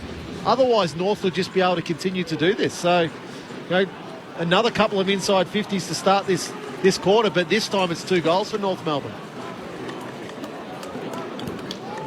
All of a sudden, 24 points, biggest lead of the day, and North again with their hands on it first. Sherry to Davies Uniacke, the 1-2 with Powell. LDU kicks inside 50 for North. Coming up to beat it, Walker drilled in a heavy tackle, and the umpire crosses his chest and says, I'll have it. Ball up centre half forward for North Melbourne. Well, it's a time to go and put a harder body on Luke Davies Uniacke from a Freo point of view. He's absolutely destroying them around the clearances. The top Brownlow votes the last time they met, round 2 last year. From the stoppage, a rare win for the Dockers. Banfield, hand pass to Aish, kicks down the wing. In the end, forced to spoil Amos, who's been really sided so far, and in the end, the boundary line beats him. The boundary throwing between wing and half forward for Freo. And the reality of that comment, Bally, is that Sarong or Andrew Brayshaw. Your leaders need to go and stand next to him. At the moment, it's Hayden Young, and he just gets too close to the contest for Hayden Young. Sherry out of the ruck, trying to feed Davies Uniacke. Arriving Lazaro, picks it up for North. At halfback to Tucker. Back to Lazaro, nowhere to go. Handball to Sheasel. Dockers close in on him. Aaron handball, McKercher tries to pick it up. Tackled by Young, gets a handball away. Tucker will dribble a kick to the wing. Banfield there for Freo. He knocks it towards the boundary and out it goes. A throw in inside the interchange gates, right beneath us on the dockside wing. Well, he might be the one, Bailey Banfield. We've seen him play run with roles in the past. We spoke to Todd Viney about that, that balance between backing your A-graders in, and then at times you've just got to actually shut someone down, and they might be approaching that point. Sherry palms it down to Tucker. Ball comes out in the tackle. In the end, Sarong got it to Young. Kicks down to half forward. Clean bowls a couple, both Amos and Walters. In the end, mopped up by McDonald. Hands it away to McKercher, and short kick to LDU. Davies Uniacke. Possession number 14 coming up here. What a start he's had after 30 disposals the last time they met in that North Melbourne win. Kicks down the wing. Coleman Jones. Hand pass away to Tucker. Back to Sherry, kicks across the ground, and here's Sheasel. Marks on the logo, dockside. Usually uses it well, spots up Dersma. Has it 60 from home, men on inside 50. He'll chip it short. McKercher, his fellow draftee, chisels it into the pocket. A good kick for the leading target in Zurha. He marks 20 out, tight angle, left forward pocket. It's exciting, isn't it? Sheasel to McKercher. Dersma to McKercher. He's just decision-making, McKercher. Watching him all, already in this first quarter and a half. He'll run around and curl it home. And North are dominating beneath the roof. 7-1-43 plays 2-1-13. Bull Zurha's second. We've played 8 minutes in this second term. Live footy on ABC Sport. Luke Ball, Adam Ramanauskas. Yeah, you talk about McKercher, Paul. He's up to 9 possessions now, 5 kicks, 4 handballs. But 100%. Watching him as an under 18, he's probably one of the more ready under 18 players that I've seen in my time of doing what I do. Just the way he's a midfield. He's going to play in the midfield eventually for North Melbourne. So at the moment, he's going to get his start as a halfback because he's able to use the ball so well. But he was ready to play A football last year. So North are going to get a lot of years of really, really good football out of Colby McKercher. 100% disposal efficiency, and the touches he's had have been hot footies as well. In dispute and in tight confines, and yet such a calm, composed head in just his second game. North are all over Fremantle. Sarong in the middle of the ground. Hand pass away to Johnson. Centre break here for the Dockers. Kicks looking for Frederick. No mark. Spills down towards Fisher. Little 1-2 with Scott, and Fisher across the half-back line finds Tucker. Lays a hand pass away to Dawson. Goes on a bit of a run. Kicks down the wing. Lazaro slips past him. Aish collects. Tackled straight away. Simpkin and Dawson crash into each other as teammates. And the free kick goes to Aish for the front-on contact, which was high from Dawson. So Aish just forward of the wing, sends it inside 50. Frederick at the drop takes the mark. And Michael Frederick has it, 45 out, just right of centre. Well, first possession for the day too. We spoke about it's been a pretty lean afternoon to this point for the Fremantle forwards in general, let alone small forwards. And I'm sure the kick was intended to go there, but small forwards play in front. And he gets his opportunity here to impact the game, and obviously need this one, the Dockers. Shout out to Dale off the SMS, listening to ABC Radio, driving from Northern to Narrogin for a scratch match. Go Freo. Thanks, Dale. You'll want this one to go straight. It is. Straight through. Off the boot of Michael Frederick. And Freo start the long climb back. North's lead cut to 4 goals. Fremantle have kicked only 3 for the day. 3-1-19. North Melbourne 7-1-43. 11 minutes played in the second term. North by 24. It's just a free kick there, so Simpkin a little bit aggressive in that tackle too, wasn't it? Yeah, just a little bit aggressive, but look, that was just a must. It was a much needed goal there for Fremantle. Frederick able to kick that goal, but Davies Uniac's just come off the ground, so he's had the 14 possessions, but he's had the 6 clearances. So that's where he's really doing his damage in this game at the moment. So it's Fremantle recalibrating, I think, in the midfield and what they do around the contest with him and who's responsible for him. Restart in the middle. Jackson streaming away with it. Free kick. They'll go the way of Sherry. No. Oh, that's the wrong call. That should have been against Cherry, and Jackson was away. So he'll have it in the middle. Sending North long inside 50, looking for Coleman Jones over his head. Dersmer at the fall of the ball, tackled quickly, taken to ground. And a ball up, 20 out from the attacking goal for North. So that goal from Fremantle ended a run of 3 consecutive majors for North. It's been the Kangaroos' day so far, their home opener for season 2024. Brayshaw left it behind Lazaro. Inside the forward 50, hand pass to Powell. Drills it off a step. North answers straight back. And the Kangaroos are in total control in this game. 8-1 to 3-1. It is a 30-point break for North Melbourne. 12 minutes played in the second term. Corbin Middlemass and Ben Cameron. Jess Webster on the boundary. And our premiership players, Luke Ball, Adam Ramanaskas. Oh, they get lucky there, Rama. Yeah, that was just a wrong call. I don't know whether he pointed the wrong way or he's completely missed that out of the centre bounce. Jackson, the ball should have been deep in Freo's forward line. But when it's your day, you make your own luck, don't you? And they get away with one. And Tom Powell's another youngster, isn't he, who can go through the middle of the ground. That's what's really standing out and being so impressive seeing him here live. You mentioned Davies Uniac, their gun clearance player comes off. In goes Powell, Wardlaw goes in, young Lazaro's in there. So they're starting to build a really deep midfield, North. Jackson wins the tap, but Wardlaw sharks it. North with the footy again. Here is Powell. Handball away to Coleman Jones. Handball to Scott. Lazaro. Back to Powell, the goal kicker. Chips inside 50. A good kick, and the mark is taken by Simpkin. Falling to ground. He's already got 1 in this term. And it is all blue and white under the roof here at Docklands. Well, North are doing an absolute number on Fremantle in both contested and uncontested possession. So plus 18 in the contest, then plus 34 in uncontested possession. So tougher and just faster at the moment. Just working harder than Fremantle. Jai Simpkin, drop punt. He is out to the left. A let off for Fremantle. 31 points, North Melbourne's advantage. 13 and a half into their second term. Once upon a time, the Dockers had a pretty nice record here at Docklands. They played only 2 games here last year, lost them both those. So in what was a down year for the club, it's St Kilda and the Bulldogs. As the exiting kick out comes wide to Pearce. Pearce at half-back for Fremantle. 31 points, a game high, North Melbourne's lead. Kick down the wing, bounced off the bonce of Taberner. Ricochets back inboard. Wardlaw for North. Hand pass away to Sheasel to Coleman Jones, trying to thread the needle, can't. Jackson chops it off for the Dockers. Banfield, hand pass to Brayshaw. Mowed down by Wardlaw. Holding the ball. Tried to push off one, didn't hear Wardlaw's footsteps, and he came and got him. And Brayshaw's still in the play, smothers it on the mark, wins it back for Freo. Hand pass to Emmett, kicks inside the forward 50, diving effort, Frederick. Mark not paid. Call knocks it away to Fisher, and North can rebound off half-back. He goes short to Sheasel, who just settles it down for a moment. Now we'll look for a kick to Coleman Jones on the wing. North by 31. Coleman Jones wheels and goes. Kick to half forward. Strong mark, Ethan Hughes. Takes a defensive grab for Freo. Nearly at the quarter hour mark in this second term. Waits a kick for Fife in the middle. Doesn't get there, drops it. Drags it in, knocks it out. Brayshaw away to Sarong.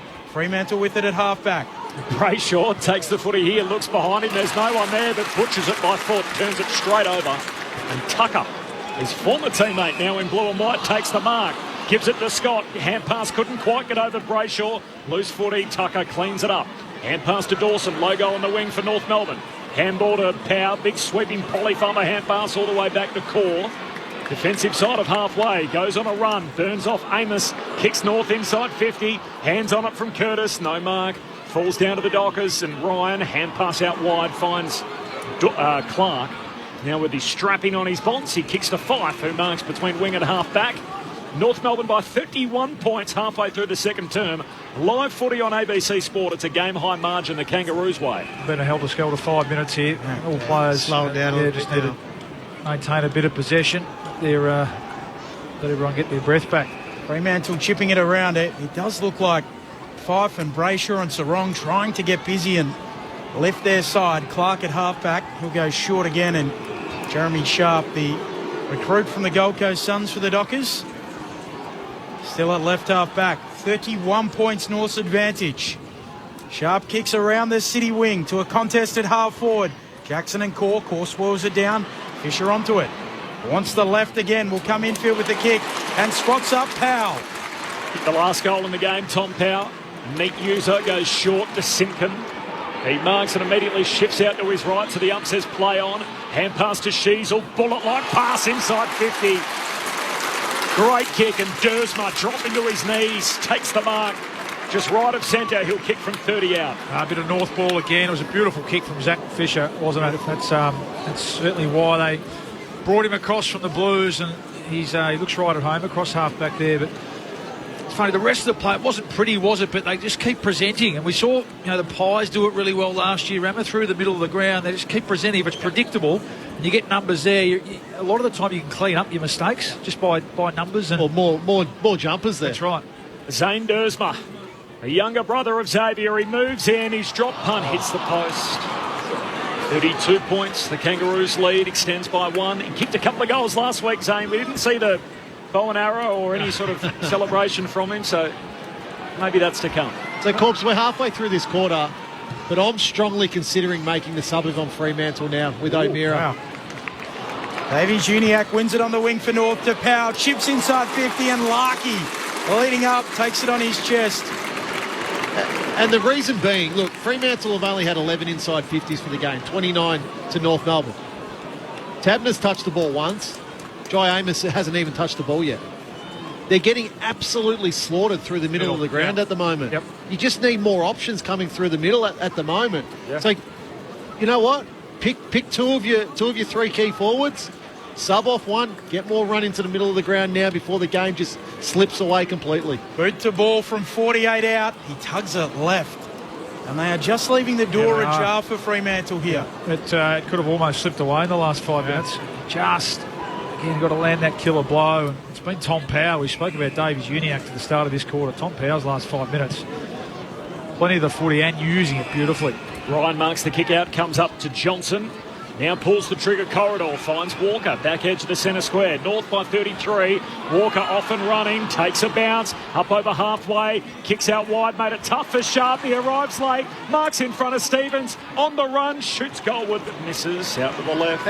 And just to back up what Bally and I are talking about, 50 more possessions to North Melbourne at the moment. 33 more handball receives to North Melbourne at the moment. They're simply outrunning Fremantle at the moment. North Melbourne by 32, 19 minutes played second term. Live footy on ABC Sport. Corbin Middlemass, Ben Cameron, Jess Webster on the boundary. Adam Ramanauskas and Luke Ball. Sheasel and McKercher waxing. We might see a lot of that over the next decade or so, short to Scott. What do you think of the theory about the early sub, Bally? I like it. Yeah. It might. I mean, this is where the strength and conditioning person gets involved too, doesn't it? We don't know. O'Meara's had a limited preparation, but yeah, I'd keep an eye on it. North working it down the dockside wing. Stevenson turns it over straight to Brayshaw. Fremantle the other way. Handball from Sarong to Taberner into a tackle. Handball out to Fife. Fights off Davies Uniac. Handball to Sarong. To Brayshaw. Under pressure, they're retreating Freo. And Clark will kick to the outer edge of the square. Sharp marks. Sharp immediately goes, pokes the pass out wide, and marking Banfield, 55 from home. He's a left footer. He pokes it into the pocket here. Backpedaling Switkowski takes the mark. Well, Wally, if the strength and conditioning coach got involved and you're the coach, what would you say to the strength and conditioning coach, Wally? Thanks for your input, but I'm the coach and I'll be making the decision. That's exactly right. But even there, I mean, the ball's in the hands of the smallest bloke in the forward line. You're right, they are just having real trouble getting involved in the game, the key forwards from the Dockers. Yes, a lot of it's been ball use and lack of supply, but maybe need to look at changing something up. Although this will be a timely goal if you kick this. Can it be a momentum shifter? Switkowski snaps. Truly. Through it goes, post high. And the Dockers peg one back. North Melbourne by 26 points. We tick into time on in the second term. North 8-4-52. Fremantle 4-2-26. The other part too is you've got Sheasel at 15 possessions. You've got McKercher at 11. And then the other one who's doing real damage is Zach Fisher. He's had 9. Tabner, Tracy or Amos, they're not chasing them out. So you didn't need more speed at the moment. North are clearly on top. What do we got? We've got still 5.5 minutes remaining in this quarter. You wouldn't want North to kick another goal before half-time here. Yep. I like it. I think it is a tactical sub. That's what it's there for. That's what it's there for. Yep. Go for it. Jen off the SMS, very exciting call, just making chocolate cakes covered in chocolate chips to sell at the Wye River CFA Easter Fete. Hope North Melbourne win. Thanks, Jen. Mind one of those at half-time. Just swing past Docklands. Yes. Haven't kicked back-to-back goals today, Fremantle. They'll need to get back into this game. Fighting after it at ground level. Wardlaw knocks it out. Brayshaw goes and gets it. Great pick-up. Releases Fife with a handball. Gives it back to Brayshaw. Runs to the attacking edge of the square. Long towards Jackson. Juggles, drops it. Soccers it. Misses it. At full-back, North rush it. Paul gets back and does well. Who was that? Was that Toby Pink? Yeah, Toby Pink halving the contest opposed to Jackson. Terrific play there by Pink. Nicknamed him Snapper at the club, I'm led to believe. Pink Snapper, obviously. It's not a great nickname, but that's what they've given him. A bit more thought could have went into that one. Oh, Sheasel trying to wax with his mate. Dersma leaps up, can't complete the mark. Spills to Larkey. Hand pass ended up with Pearce. He's tackled, lost it. Loose footy, city wing. Switkowski moves in. He's tackled. Immediately in a ball up. How about this for a shout out? G'day, Corbin. Chris Lewis from West Coast here. Listening to the call from Vietnam, having a cold beer. Say g'day to Rama and Bally. The Chris Lewis? I think so. If it is. From West Coast. What a super player he was. I've got a question about Chris Lewis. I've heard a story that on a camp he popped his bike tyre so that he didn't have to do the ride. Is that true, Chris? That is great if he did. Chris might be able to inform us on that. If it is the Chris Lewis, that's awesome to be able to hear from one of the all-timers.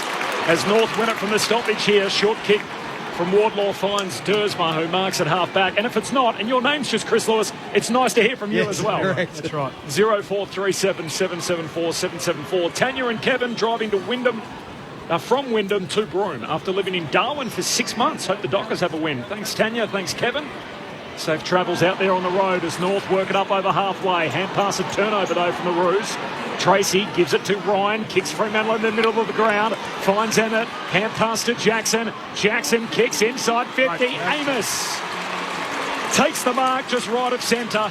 And Fremantle starting to have a few little wins across the ground. Yeah, and they are, but just sloppy there. And this is the challenge for a younger team who's been up and about and expended a lot of energy in the first 20 minutes of this quarter. Just getting sloppy, fatigue, kicking in late.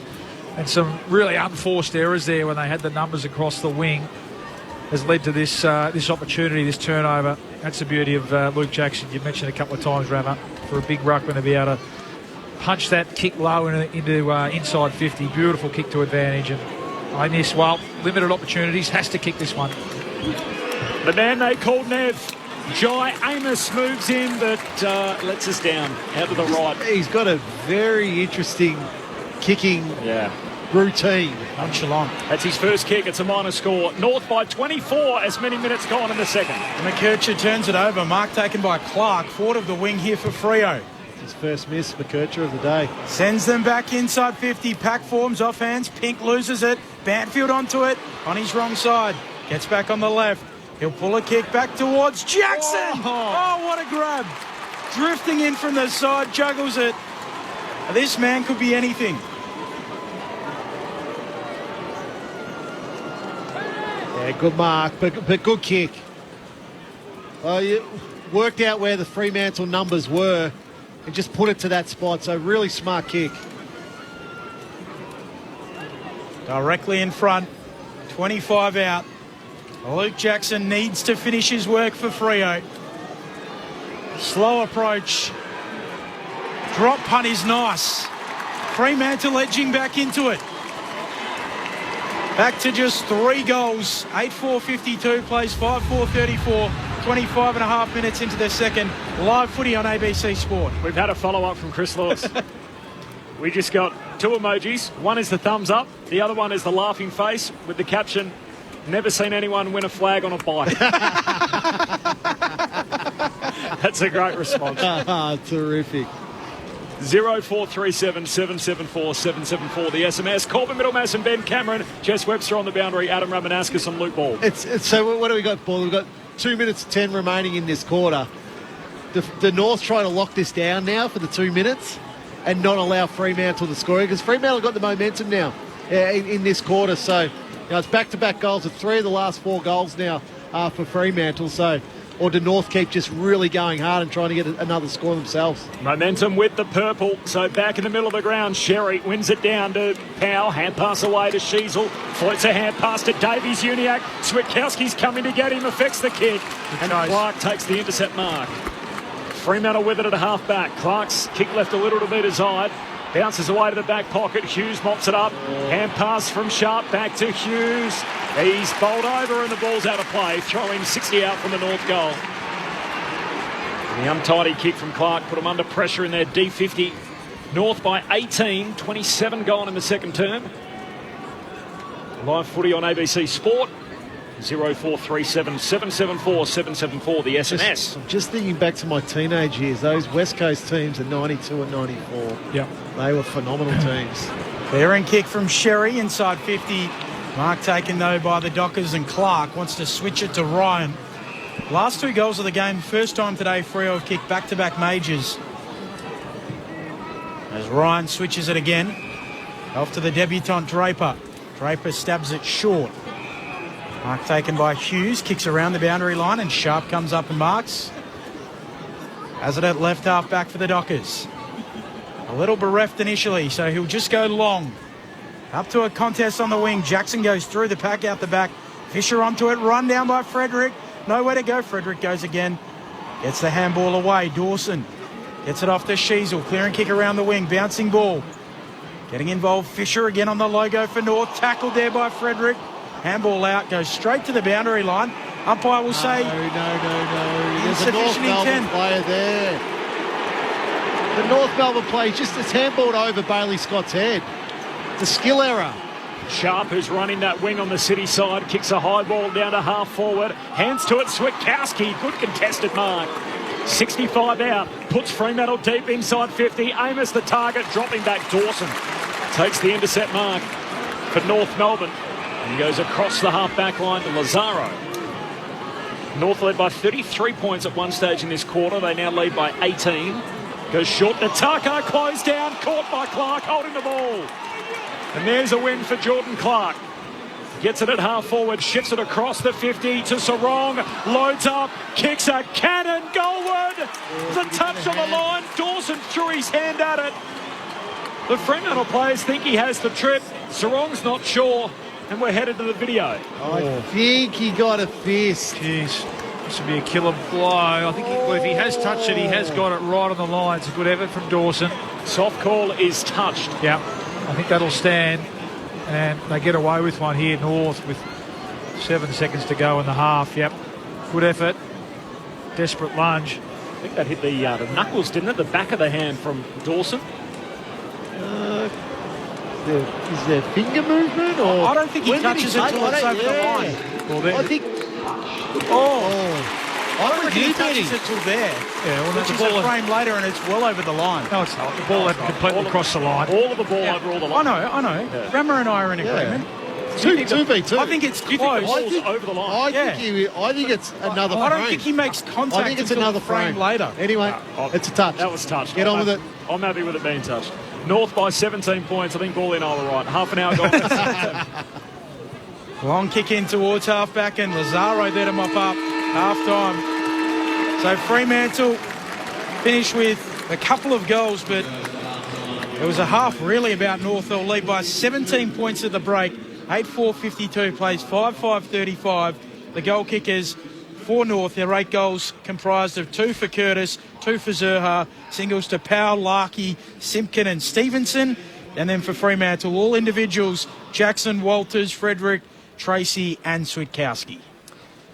The thoughts of Luke Ball and Adam Ramanauskas. Your thoughts off the SMS 0437 774 774. Lockie here in Kingsley, WA. It's the old Stormy ground for you, Ben. Yes, home suburb in Perth. Listening while mowing the lawn. Let's go, Freo need to lift. Shout out to Corbin and Ben. Give the boys a podcast style of their own. That's exactly what and we haven't arranged for that to come through. But, Rubbish. I don't know Lockie either. Rubbish. That's He's true. your brother. That's not Lockie true. Cameron. Monday. I wish I hadn't set it up, the familiarity with the suburb of Kingsley before reading that out. But Monday and Thursday, podcast store, best of ABC Sport folder. You can find Corbin and Ben. You're doing promos now. Yeah, Mark Murphy and Britt Delidio both feature every week. Driving from Williams to Ravensthorpe, great call as usual. I reckon North are a year or two ahead of West Coast. No name, no pack drill, but attach your names to them, keep them coming, we'll read them out. 0437 774 774. Fun game of footy in front of us. North playing from in front. They led by as many as 33 in that quarter. They lead by 17 at the half. Our premiership players on ABC Sport, Adam Ramanauskas, Luke Ball. Well, they led by 33, Ram, and it really should have been more. They absolutely dominated the first 20 minutes of that quarter, and similar to the first quarter as well. This is probably where they are at in their maturity a little bit. Some really exciting footy, and we've sort of tongue-in-cheek spoken about North Ball, but that ability to move the ball from defensive 50 or cross half-back, turn the ball over and then run in waves and numbers and give themselves an opportunity to score is really exciting, unfortunately. And they had a couple of opportunities that they just missed, didn't they? I mean, Larkey missed a shot he should have kicked there that really would have extended that gap and probably almost, if it's 7 or 8 goals, it almost shuts the door, doesn't it? And snuffs out any sort of real hope that Fremantle had, but they didn't take those opportunities and left the door a bit open. And then it was probably the gun players of Freo that got them going a bit. Luke Jackson, we've spoken about, had a couple of really good moments and kicked the goal himself. And that led them to dial the pressure up. Brayshaw got going a little bit. Sarong got a couple of involvements. And they were able to capitalise on some mistakes that North made, probably due to fatigue, late in that quarter. Not getting reward for effort. When you do that and you go so hard for 20 minutes, it's going to leave you exposed potentially to some mistakes later in the quarter. So some learnings there for this young North team. But they're the story, you're right. They were really exciting. Don't capitalise on your dominance and you leave the door open. And Freo just hung in there. They were able to hang in there enough. And, it's still very much game on here at half-time. Yeah, well, 31 scoring shots for 31 inside 50s for 12 scoring shots. Not enough for North Melbourne. Just not enough for their work. And if you look at the raw numbers of that first half, they're all in North Melbourne's favour. Plus 19 contested possessions, plus 30 uncontested possessions, plus 8 clearances, plus 13 inside 50s, and the overall possession count, they're plus 50. So it was a really dominant half of football, but for only a 17-point lead. So that's I think the maturity level of where North Melbourne's at, not to be able to capitalise that and have a 6 or 7 goal lead going into half time and really get value for your work. But there's really encouraging performances again, and a lot of it is their younger up and coming players. Sheasel was really good in that half. Luke Davies-Uniacke, Powell, McKercher, Wardlaw did some really good things. Lazaro did some really good things. Zach Fisher, the recruit from Carlton, looks like he's found his spot as an AFL player across half-back. So there's an enormous amount of positive play by North Melbourne. But you talk about North Ball, and it seems to me, looking at it, it's their run and where they started from. That's from half-back. So, using McKercher, Sheasel and Fisher, those three guys, get the ball in the hands of either of those, and it's off they go, Benny. Well, just on that, I mean, we often speak about modern footy being a front half game. Yeah. Teams want to win it, lock it in their front half. But you need to be able to score, or explode and score from your back half. So the last 4 years of the competition, the number one scoring team from their back half have been the eventual premiers. Yeah. So, I mean, when you get, the theory being that when you get to finals, and I'm largely repeating what I've heard from others here, both teams are very good at locking it in their forward 50 and playing a front half game. So you need to be able to score when you win it back across half-back. Yeah, but then that's what they train. If you look if you go to a lot of AFL teams training, they set up from basically half-back, back pocket, and they want to move the ball from one end of the ground to the other. So the very best teams can consistently do that week in, week out, and that's the whole evolution of North Melbourne at the moment and what they're trying to do. So clearly their coaches have gone to work over the pre-season and said, well, this is how we need to play the game. We think we've got our inside players in Wardlaw, LDU, Simpkin, those type of players, but what have we got on the outside? Yep. What's that next circle of player of when we do win the ball in the contest that we can flip the ball out to? And I think that is starting to evolve. Yeah, I agree. And I mentioned there a couple of times that ball movement, that real run and gun, reminded me of Collingwood at their best last year. So that's success leaves clues. Obviously, you model your game on certainly to your strengths and the players that they've brought in and added. And we mentioned Dylan Stevens as well. That is them playing to their strengths. So. Really, really impressed by what I've seen in this first half. Because football's really played in layers now. So you've got your inside. That's your core, and can you win it in that contest? So that's a massive tick. Plus 19 in the contest, plus 8 in clearance. But then it's the next layer. So the next layer is your running players. They're plus 30 in uncontested possession. So it's working. What their training is working in this game against Fremantle. Then your next layer is, well, who are you kicking to inside your forward 50? But if you lose that, are your defenders intercepting?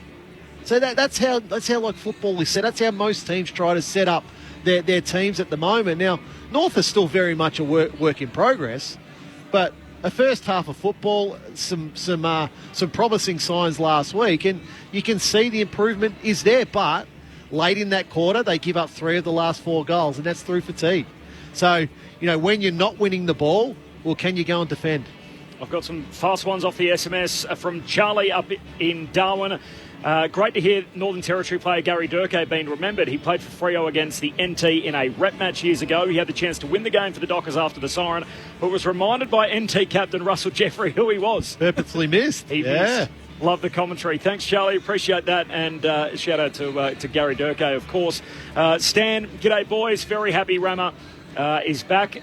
At least commentating with ABC Sport. Enjoy your work too, Luke. Hoping the Kangas do well. It's from Stan, so a bit of a shout out for you, Ram. Always nice for a tap on the back. From Ian in Gippsland, loving the commentary so far today. Cutting firewood. Looking forward to the Hawthorn game later today. Go the Hawks. That's a great job. I love that. That's just relaxing. Have a beer next to you. Just chop the wood. Radio on. There's not much better. Craig in Carlton. G'day, guys. Listening intently while doing my second Saturday job, delivering fruit and veggies in the northern suburbs. I have got Fremantle in a certain agreement he has with a certain agency, and so he's looking forward to hearing them get the lead and really looking forward to the game tomorrow in Ballarat with the Doggies and the Suns. Thanks, Craig. Nice to hear from you. From Peter and Joe, we are driving to Melbourne from Canberra to meet our new grandson, who was watching his first AFL game last night dressed in his Geelong gear. Lovely. Less lovely, the second part. Adrian from Geraldton, can you ask Rama what he thinks the Bombers' chances tonight? Go the Dons? Well, it might be a bridge too far tonight. A few injuries and suspensions, so might be tough. And I think Darcy Parish is he's been replaced in the team, so it might be a bit of a tough one tonight. This is the nature of radio. ED listening in Myree. Could your commentators please stop barracking for North Melbourne? You're all there to describe the game and should be unbiased in your commentary. While Liam says, great call, boys, best in the business. That's the game, isn't it? We're doing Got to balance things out. We're doing our very best. North Melbourne by 17 points, 0437 774 774, the SMS. We're going to take a spell. Second half action's coming up shortly. In the meantime, let's see what's going on in the ABC newsroom.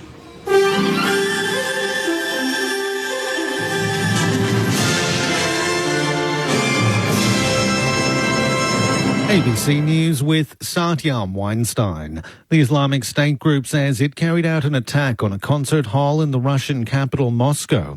Russian authorities say more than 60 people have been killed and over 100 injured. Here's the BBC's Steve Rosenberg. Well, the latest information we have is they did get away, possibly in a white car, so the search is on to find them. Who were they? Of course, questions are already being asked. How was it possible for armed men to get into a very prominent concert venue where there were potentially thousands of people attending this concert and carry out such a bloody attack, especially since earlier this month, US diplomats had warned that some kind of attack on a public gathering in Moscow, possibly a concert, was imminent. Meantime, Russia has launched a massive attack on Ukraine's east, leaving at least 5 people dead and 1 million without power. Here's our Europe correspondent, Catherine Diss. In a series of 49 revenge strikes, Russia has launched missiles and drones in multiple cities and towns across Ukraine's east, including Odessa on the coast and Kharkiv in the east. The attacks targeted power supplies, transport facilities and military factories. Russia's Belgorod region has come under heavy fire from Ukrainian forces, where local troops have clashed with Kyiv-backed armed groups, which have tried to storm and seize small Russian settlements. Catherine Diss, ABC News, London. The US military says it's launched fresh strikes on Houthi targets in Yemen. US Central Command says its forces conducted self-defense strikes against 3 underground storage facilities. It says Houthi militants fired 4 anti-ship ballistic missiles towards the Red Sea. The Houthi group has been attacking shipping in the Middle East in support of Palestinians in Gaza. A royal commentator says she's shocked by the Princess of Wales' cancer diagnosis. In a video message released by Kensington Palace, Princess Catherine says the cancer was found after abdominal surgery in January. The 42-year-old has been on leave from public duties, with her health becoming the subject of intense media and online speculation. Editor-at-large of the Australian Women's Weekly, Juliette Reedon, says the timing of the announcement would be largely to do with her children. I think that Catherine and William were taking time to process it. They wanted to talk to their children in an appropriate way about it. They wanted to wait for the Easter holidays, which start in the UK today, so as the children were at home with them when this news broke in the media. The Biden administration is urging the US Senate to quickly pass a massive spending bill to avoid a government shutdown. With just hours to go until a number of government agencies start running out of money, the House of Representatives has approved a more than $1.8 trillion package. White House Press Secretary Karine Jean-Pierre says the bill will keep the government running for another 6 months. There's no reason for it to not move forward. This is not about this president. It's not about the White House. It's about the American people. We've always said that. This is about programs that American families need. And so we should be able to avoid a partial shutdown. Homes have been inundated by up to chest deep at a village along the MacArthur River near the Gulf of Carpentaria.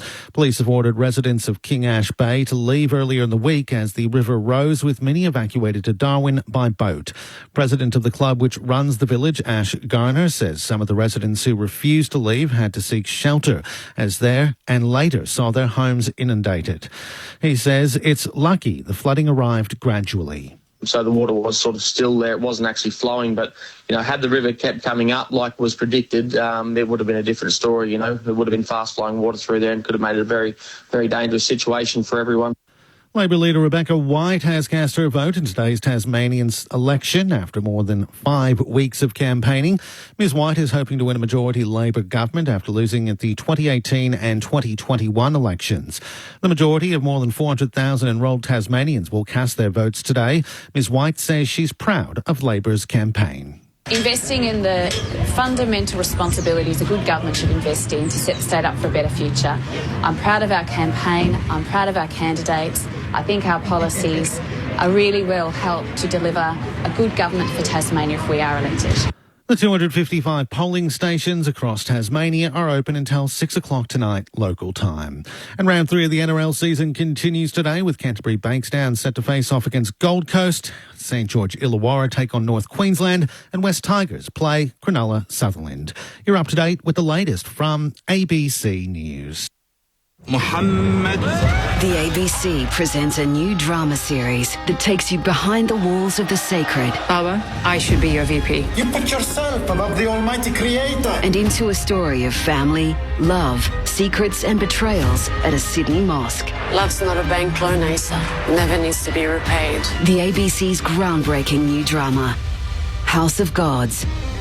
Sunday nights on ABC TV and streaming on ABC iView.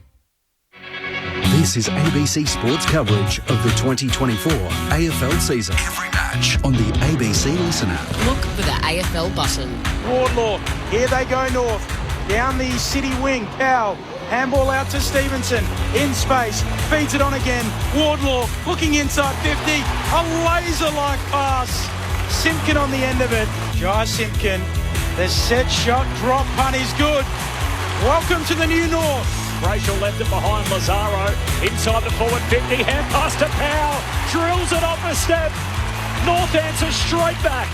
Sharp immediately goes. Pokes the pass out wide. And marking Banfield 55 from home. Here's a left footer. He pokes it into the pocket here. Backpedaling Switkowski. Takes the mark. Can it be a momentum shifter? Switkowski snaps. Truly. Through it goes. Post high. Pack forms off hands. Pink loses it. Banfield onto it on his wrong side. Gets back on the left. He'll pull a kick back towards Jackson. Oh, what a grab. Drifting in from the side, juggles it. This man could be anything. Luke Jackson needs to finish his work for Freo. Slow approach. Drop punt is nice.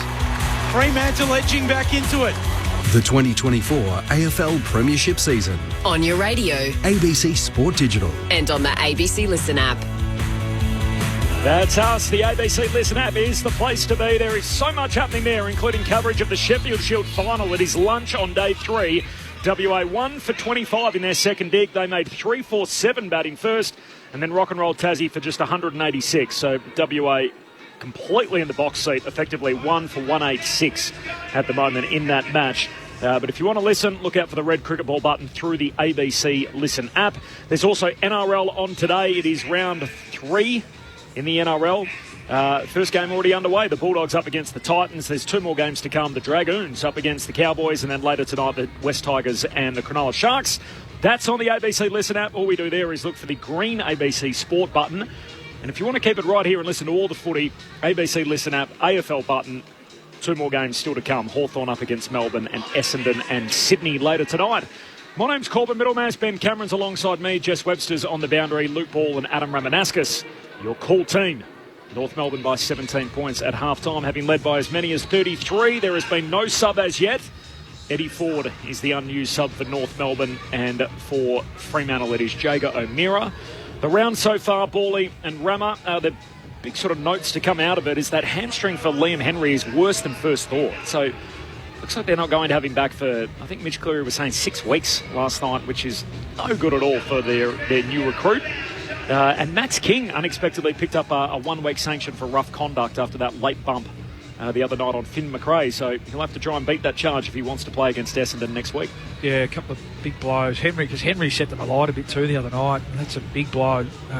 We asked Andrew Dillon last week, didn't we? And look, we don't have the data to back it up, so it's a bit of a moot conversation. But, you know, the extra, or the 2-week earlier start, the quirky sort of fixture with teams playing off shorter breaks and turnarounds and all that sort of stuff, or is it just something that happens at the start of every year? Well, I think he said, didn't he, with us? He said, look, the data usually shows us the first 3 weeks are high. Bit of a spike, yeah. So, well, the game's an unfortunate part of the game. Yeah, it is. Yeah, we can see it today. They're flying around, aren't they? When you're live, it's hard to describe in the call, isn't it? But gee, the ball's been pinging up and down. That last 5 minutes of that quarter, the players were running on empty, weren't they? So, and last night, Patrick Dangerfield, of course, with that left hamstring awareness coming off late in the piece. So They don't play until Easter Monday, so the footy finishes on Sunday, then starts again on Thursday. We've got a long round with a Monday. I love awareness. Yeah. It was like I'm aware of my whole body at the moment. It started in Adelaide. Hamstring awareness in 2017, I reckon. Like I get up in the morning, geez, I'm aware. I'm aware. I have to get in the shower to sort of get going and all that sort of stuff. But Emma and Ryan here driving to the D's and Hawks game from Geelong. Great call, team. Go the Roos and the D's. Thanks, Emma and Ryan. Nice to hear from you. Hi, gents. Fitzman from Highvale in Queensland.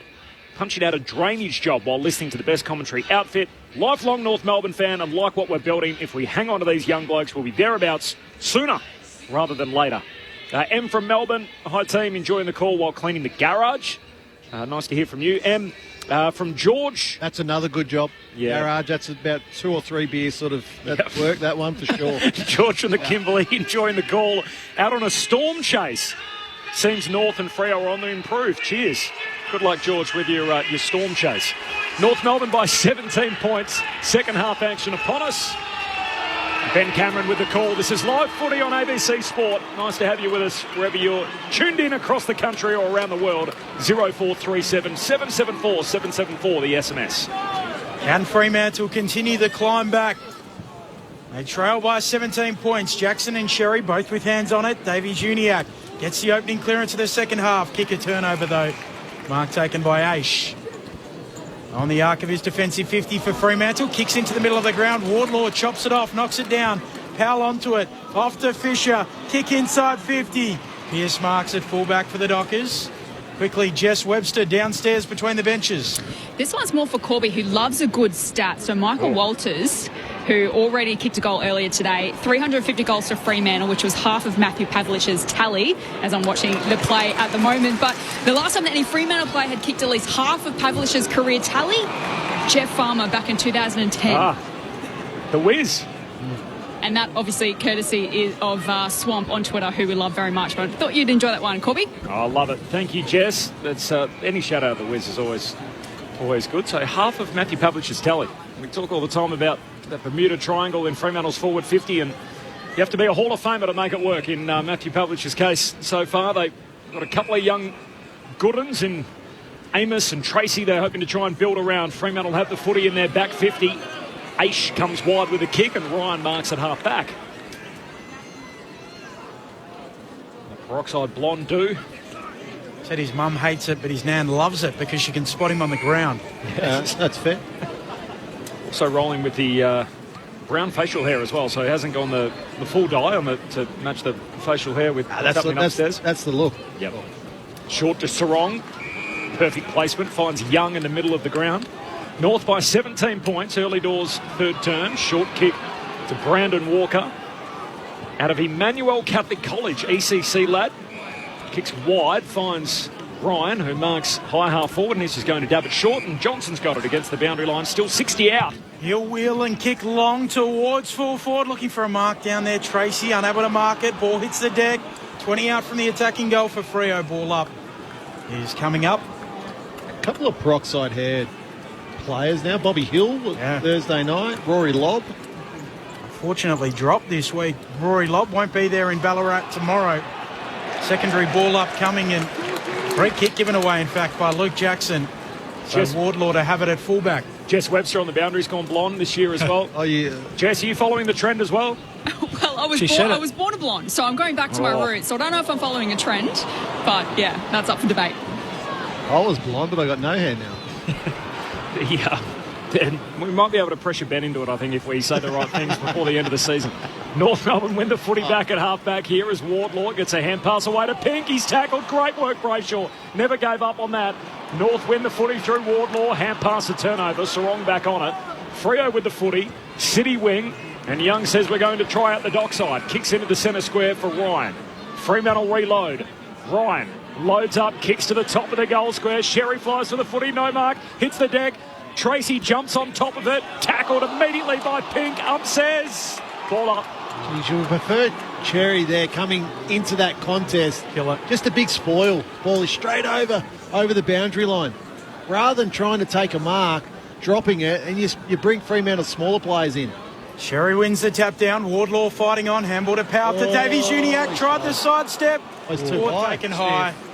He slipped over. His footing went out from underneath him, and he's a little sore here, Davies Uniacke. He got the good one. We were here nice and early today, and there were a few brown patches on their surface, recovering from the pink concert. Of course. Not to be confused with Toby Pink. Yeah. But they were putting some green sort of sawdust over the brown patches.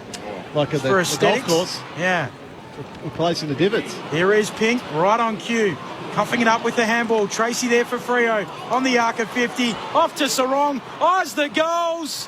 Misses. Oh, Fremantle. Their turn to be a little wasteful. North by 16. This is live footy on ABC Sport. Or like when the curator just rolls the pitch too much and then puts a little bit of grass clippings down and just go, it's just going to get more live grass on it. All of a sudden the wind picks up and looks completely straw coloured. As North along the boundary line here through Davies Uniacke can't link up with Stevenson, and Brandon Walker knocks it out of play. Standalone footy all day, so 3 games back to back to back. You can hear them all here on live footy on ABC Sport. North Melbourne by 16 points, 5 minutes into the third. Looking for our first goal of the second half for the boundary throw-in. Sherry pumps it down for North. Switkowski passing through. Knock on Sir John, keeps it in front of him. Davies Uniacke picks up, tackled immediately. Taken to ground and a ball up right on the forward 50 for Fremantle.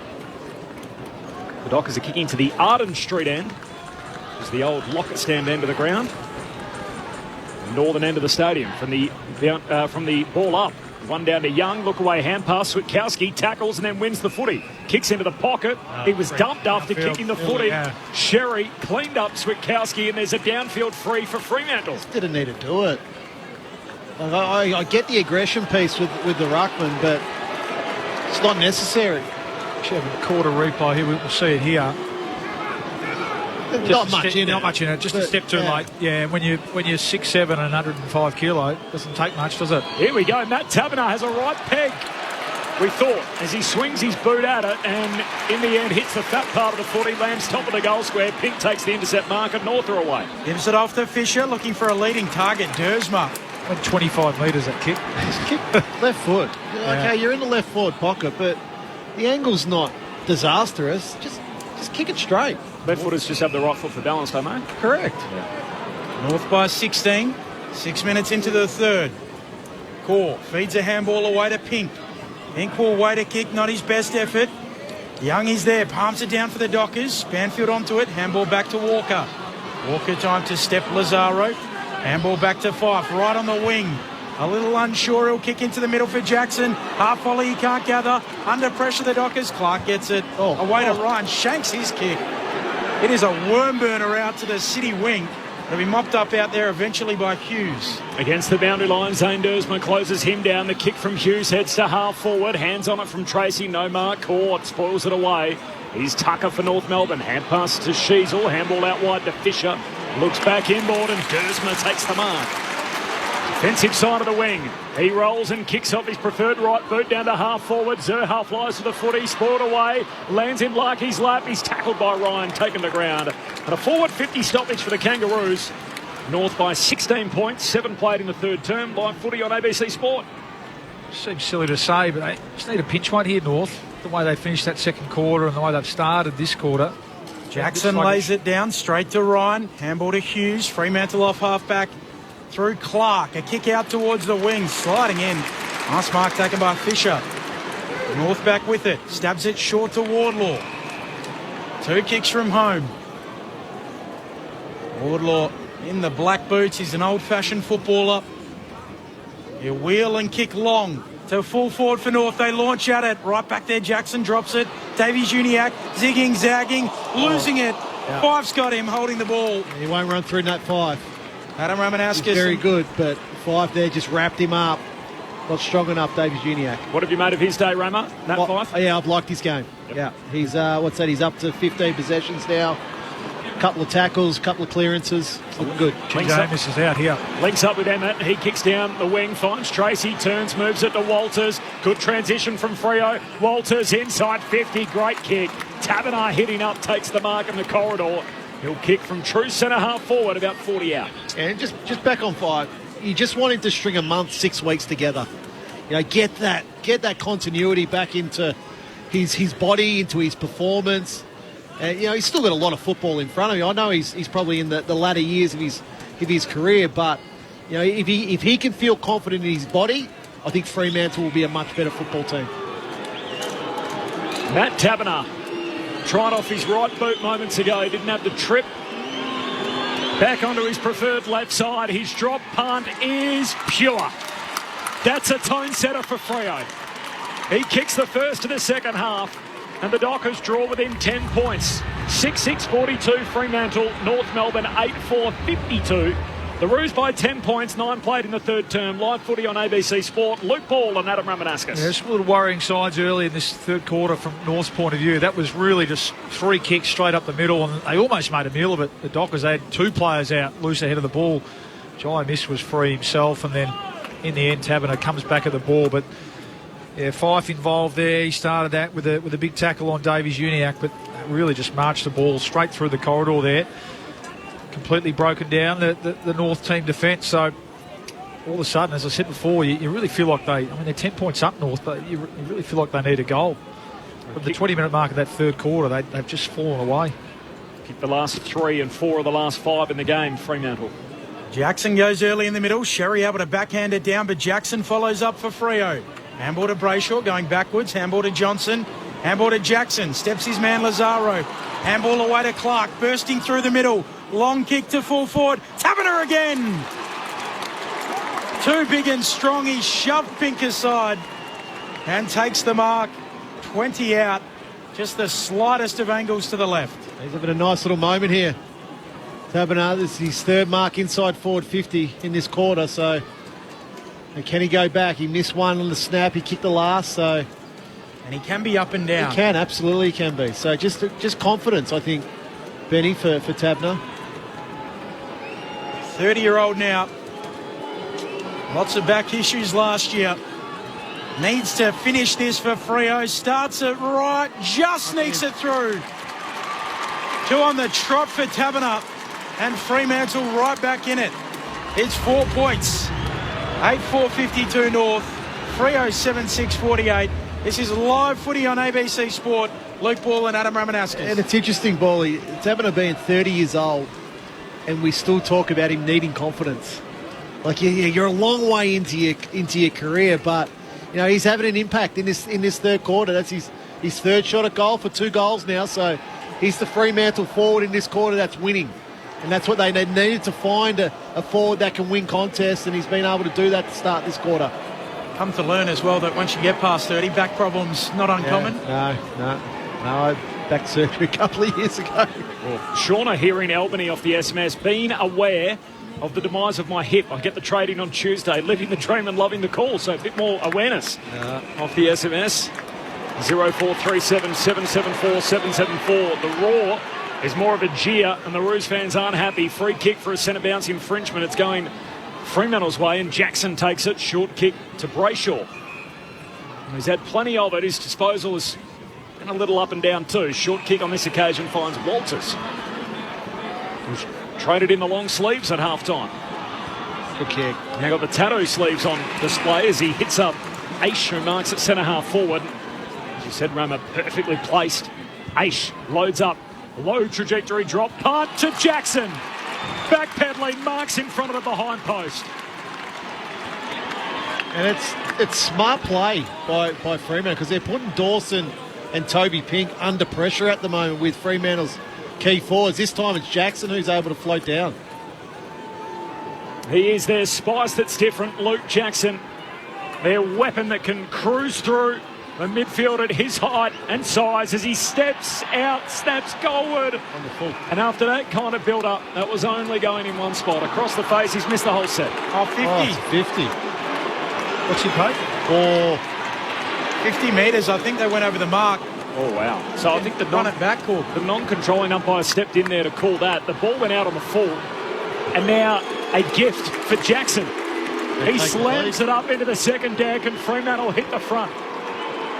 Jackson with his second of the day. The Dockers have kicked 5 on the bounce either side of half-time.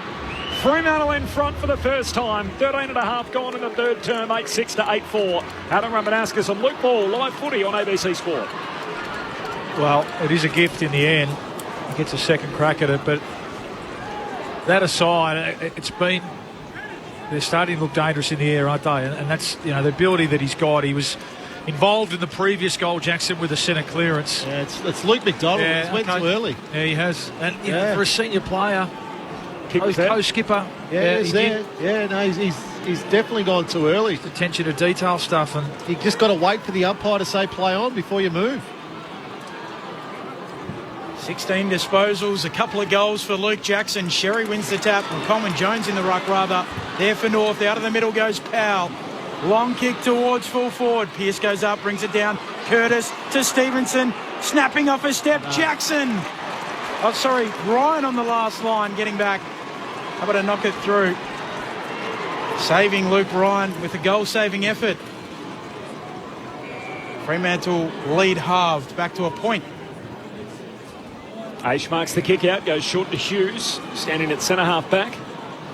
Lays a hand pass off to the run of Geordie Clark, so it doesn't break stride. Kicks hurriedly out towards the wing. Leaping up, Amos got his hands around it and takes the mark. Starting to become a factor aerially, aren't they? We spoke about it in the first half. There just wasn't enough supply for them to really test the North defenders, but all of a sudden, Tabernar, Jackson, Tracy, Amos starting to loom large ahead of the ball. Amos retreats with the kick back to Luke Ryan, the All-Australian from 2020. Looks into the middle of the ground for Hughes, who started the chain. Fremantle by a point. They've kicked the last 5 in the game. Hughes loads up, deep entry. Tabernar in the pack. He got hands to it, no mark. Spills down to Coleman Jones. Sweeping hand pass picked off. Banfield for the Dockers. Hand pass away to Amos. Hurried kick goalward, misses near side. The Dockers by a couple of points. 15.5 gone in the third term. Live footy on ABC Sport. Fremantle by 2. Fisher looking to chip it short. A good kick.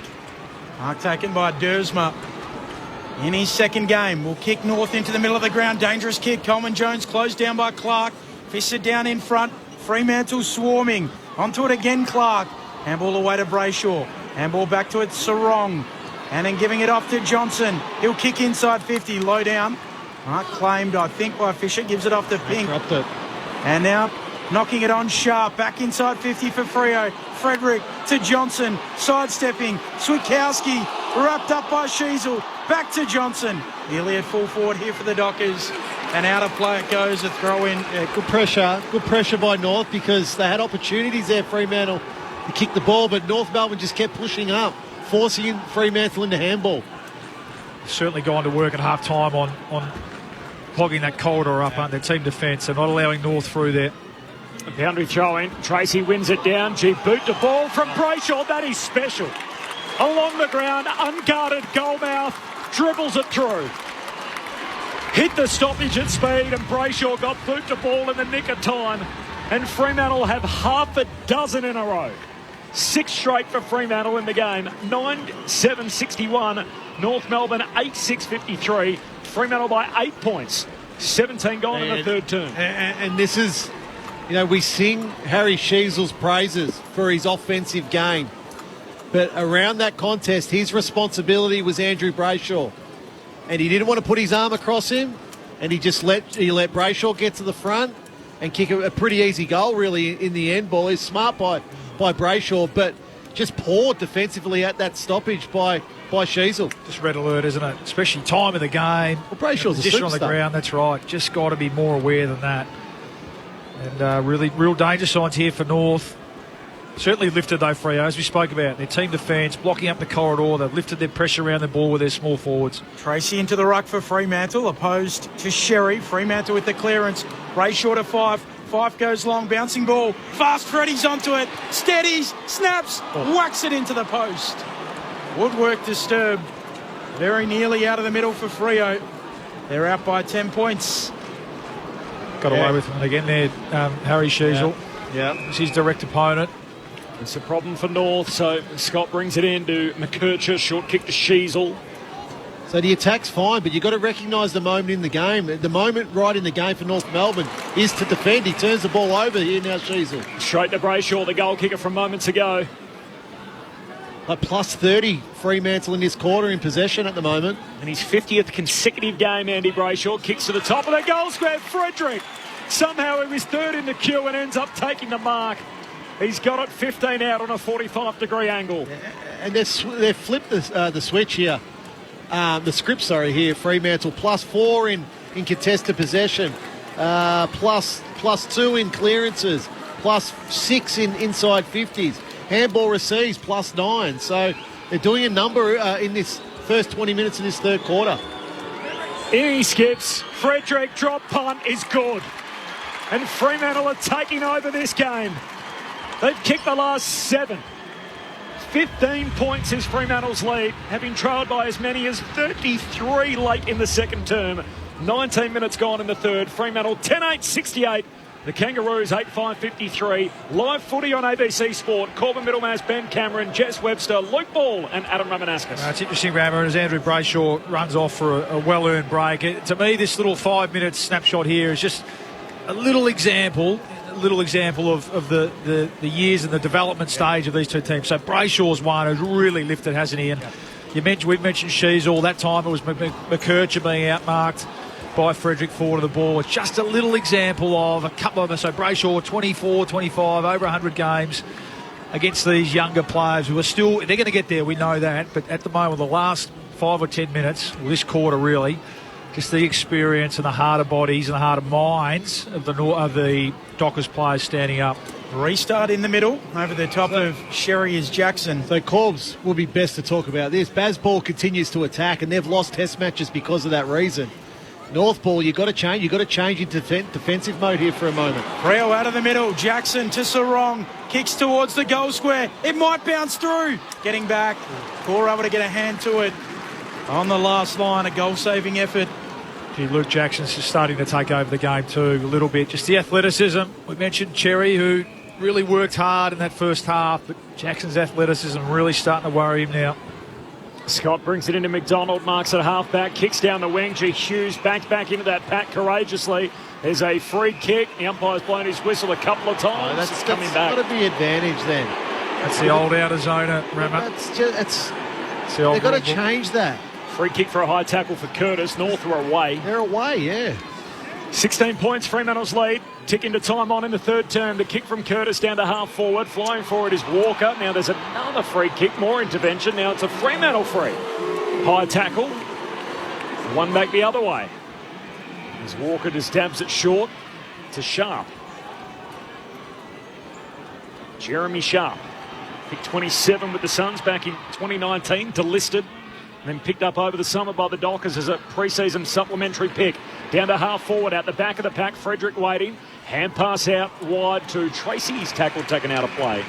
And a boundary throw in right on the forward 50 for Fremantle. They've kicked the last 7 in the game.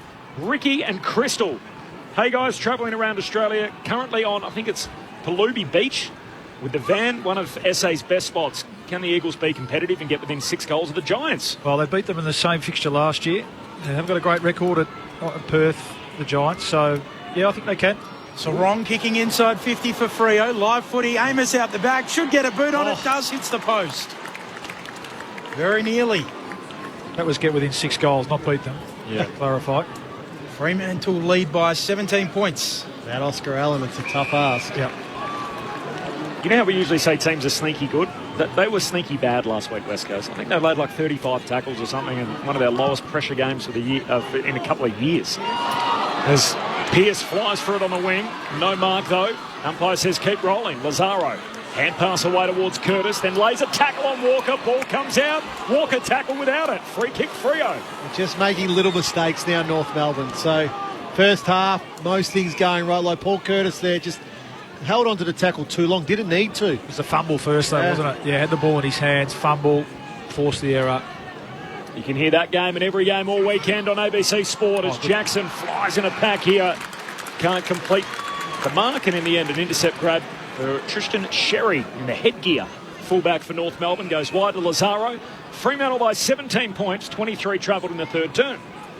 5 goals to zip in this term. Lazaro goes short, mark taken by Core. Kicks laterally, misses the target. Over the head of McKercher, good enough to run onto it. Goes for a little run down the wing. Couple of bounces, City side of the ground. He'll kick around the wing. Stevenson can mark it and go. Use his wheels. Look inside 50. Trying to find Simpkin. Well done. Arriving late, Walker spoils it down for Freo. Simpkin goes again. And a free kick taken high. That was terrific by Walker, Benny. He came off his direct opponent. Simpkin was going to take that mark. It came off his direct opponent in Curtis and was able to spoil. Terrific play. Walker goes short to Young. He'll flare it out wide, and the mark taken by Johnson. Got a switch into defence here, North. It's where they've been vulnerable. Fremantle down the dock side. He'll chip it over the top for Tracy. He got one there. Copped a knee on the way through from Core, who was running back with the flight. They don't tickle. Tracy, ready to continue. He's got a grass stain over his number. 35 on his back. Kicks for Jackson, who leaps up and threatens in the pack. No mark. Falls down. Frederick tackled. Left it behind. Banfield collects and slots it. More pain for North, and Freo keep piling on the goals. They've kicked the last 8 in the game. Fremantle's lead balloons to 23 points. 25 minutes travelled in the third term. 11:10:76 the purple. North Melbourne 8-5-53. Live footy on ABC Sport. Luke Ball and Adam Ramanauskas. Ground level, Bally. The ball, so it's a great contest here, but they stick the tackle. Shees has got to stick the tackle there, and you got North Melbourne players just ball watching, waiting to get the handball received rather than going and winning the football and clearing the zone. Fremantle are all over him at the moment. And just North Melbourne don't want to switch into defensive mode here. Try shut the game down. What do we got? Still 3 minutes remaining in this quarter. I don't want to let him get another one here, Fremantle. Oh, Jackson paddles it to himself out of the ruck. Handball forward. Switkowski. Handball to Fife. Fumble. Handball back to Sarong in the middle of the ground. Handball out to Switkowski again. Bursts onto it. Chips inside 50. Tracy nearly. Right there is Cord. Drops the mark. Tracy picks it up. Handball to Switkowski. Spills out to Sarong. Freo at half forward. Young's kick smothered. Falls to Fife. Pulls the trigger and kicks the goal. The North fans hate it. They think there were a couple of holding the ball calls missed. But Fife's able to finish. And Fremantle 12-10-82 to North Melbourne 8-5-53. They're out by 29. A 59-point swing in the game. Here on live footy on ABC Sport. Luke Ball, Adam Ramanauskas. Yeah, North fans not happy. There was a couple of sort of almost free kicks there, I reckon, half free kicks, but just umpire let it roll. Yeah, he did let it roll, and just through genuine. I mean, Jackson's having a huge impact on this game this quarter. It was just pressure. Switkowski was involved. No doubt the Freo's small forwards have got into the game this quarter. And off one step, Nat Fife goes bang, and it's just been an onslaught. 16 inside 50s for Fremantle, but 7 goals 5. So it's full effect at the moment for the Dockers. Amazing turnaround in the game. Jackson down to Young. Hand pass away to Sarong. Gets the centre break for Fremantle. Going forward again. Pink spoils down to McKercher. One way then the other. Hand pass to Fisher, who slips over. Handball to Core. Runs and carries to centre half back for North Melbourne. To Davies Uniacke. To Dawson. To Powell. All by hand. There's a free kick here. 50. Is it 50? I think so. Well, it was for the retarding the play after they disposed of it. Yeah, he held on to Dawson. There we go. We don't see a heap of them, do we, Corp? No. Yeah. So he relax. Go back and kick the goal. Dawson, he's going to pass it off. He looks for Larkey in the pocket. Tough one to mark. Pierce spoils. Down to Stevenson, though, the Roos. Hand pass away to Curtis. Tight angle. Kicks across the goal face. They all miss it. And it slides out of bounds in the opposite pocket. Fremantle by 29 points. 28 travelled in the third term. Live footy on ABC Sport. 12-10 to 8-5. Fremantle have kicked the last 8 goals. Luke Jackson, 6 possessions, 4 clearances and a goal this quarter. Last 8 goals of the game, the way of the Dockers. Sherry wins the tap. Jackson bursts onto it. Handball to Brayshaw. Kicks the Dockers beyond the arc. Mark at half-back for Banfield. Gives it off to Sarong. Thinks about kicking. Instead takes a bounce. He'll kick longer towards the middle of the ground, looking for Tracy. Pink brings it to ground. Brayshaw follows up. Down to Tracy, paddles it on, and then his kick. Marked by Core at fullback for North. Wants to head out to the City side of the ground. On the back flank, mark taken by Stevenson. Handball to McKercher. Short kick to Lazaro, backward of the wing. Fremantle leading by 29 points. As I said, a 59-point swing in the game. Lucky, plenty of hang time in the kick. Out to half forward, Wardlaw. Great contested grab. Leaping up over Aish and pulls it down left half forward. I don't know if he's got the distance here, Wardlaw. Take his best, and late in the third quarter too. They've been doing a lot of chasing this quarter. Yeah, so the mark's at about 46, 47 metres, so he's going to have to kick it all of sort of 52 metres. Well, if they need it. They need it. If there'd be any chance, they've got to find a way to scrap one here late in the quarter. Pick 4 from the previous year's draft, George Wardlaw. Moves in, low trajectory, drop punt is on target. And finally, North stopped the bleeding. They stopped the run of 8 consecutive Fremantle goals, and North Melbourne keep themselves in the fixture. 29 gone in the third term, Fremantle by 23. North moved to 9-5-59. Fremantle 12-10-82. George Wardlaw with just his second goal in his young career. Sometimes, boy, that's just all that you need. Yeah, right at the end of that quarter, terrific contested mark there over James Aish by Wardlaw, and it took his absolute best to kick that goal, Wardlaw, but he was able to deliver. It's just a little sign. Yeah, it gives them something. Just something little going into three-quarter time. They've been slaughtered around the ball for the last 20 minutes. The Roos, in the middle of the ground after such a great start. It's been Brayshaw, we mentioned. Sarong's starting to work his way into the game. Jackson, we mentioned. Bounce back in the middle. Jackson down for Young. Loses it under pressure. Power picks it up for North. Off to Davies Uniacke. Floats a kick for Dersma. He marks 60 out. Can they get another one late? Dersma goes long towards full forward. Back Hughes punches it away. Spills to Pearce. Handball away to Hughes, and then Clark. Clear and kick for Freo. Frederick juggles it, marks it. Been good this quarter, Frederick. Yeah. Has it at right half back for the Dockers. They lead by 23. Another look at that Alex Pearce handball. Did he get his closed fist on it?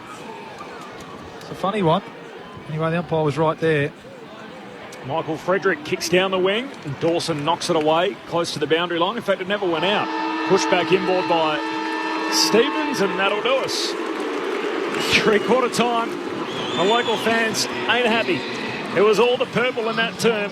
They came out breathing fire. They kicked the first 7 goals of the third quarter. They also kicked the last 2 of the second term. So as a result, peeled off 9 consecutive goals at one stage in the match, only to be answered by George Wardlaw late in the term.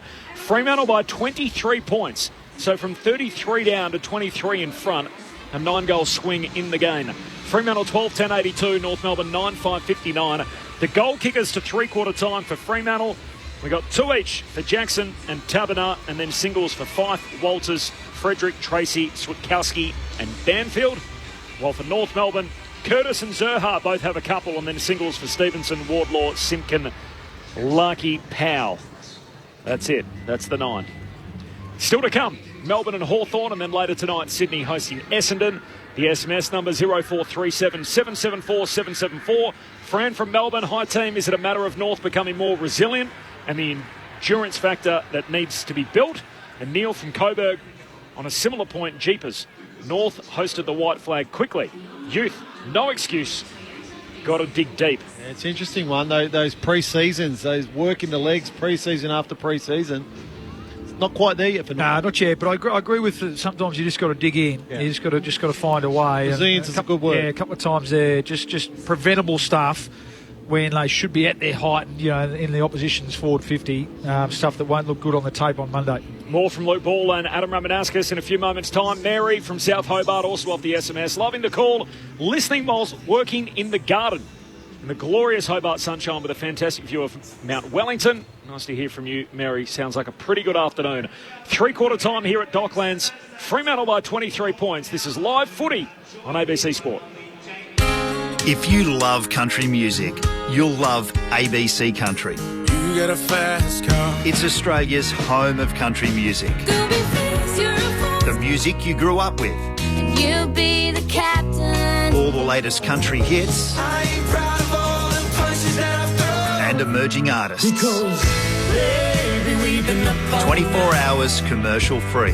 ABC Country. It's on your DAB Plus digital radio and the ABC list. This is ABC Sports coverage of the 2024 AFL season. Every match on the ABC Listen app. Look for the AFL button. Down the throw in. Tracy wins it down. Cheek boot to ball from Brayshaw. That is special.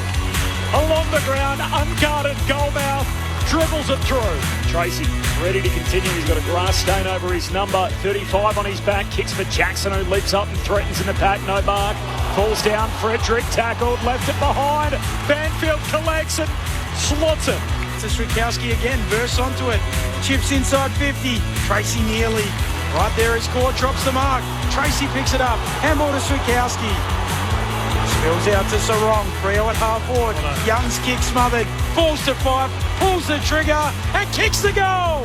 The 2024 AFL Premiership season. On your radio. ABC Sport Digital. And on the ABC Listen app.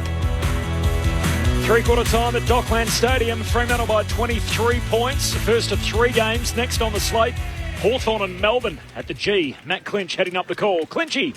Corby, where the sun is beating down a beautiful 20 degrees at the home of footy, where the Demons haven't beaten, the Hawks haven't beaten the Demons since 2018, but they will be bolstered by the inclusion of their captain, James Sicily, after successfully downgrading his kicking charge at the Tribunal to a fine during the week, following their 24-point loss to the Bombers last week. It'll be interesting to see if the Demons try to get under his skin again today. Melbourne will be bolstered by the return of Harrison Petty, who hasn't played since August last year, so he joins Ben Brown, Van Rooyen and Fritsch in their forward line. Fritsch, who was held goalless in their 45-point win over the Western Bulldogs last week. And we expect Finn McGuinness to head to either Clayton Oliver or Christian Petrarca. So lots of things to look forward to throughout the afternoon. The subs have just come through. Jack Gunston for the Hawks and Marty Hoare for the Demons. Lauren Bordner joined me in the call alongside Brad Sewell, Nathan Burke and Andrew Mays. Looking forward to picking up the coverage after you, the Hawks and the Demons from the MCG.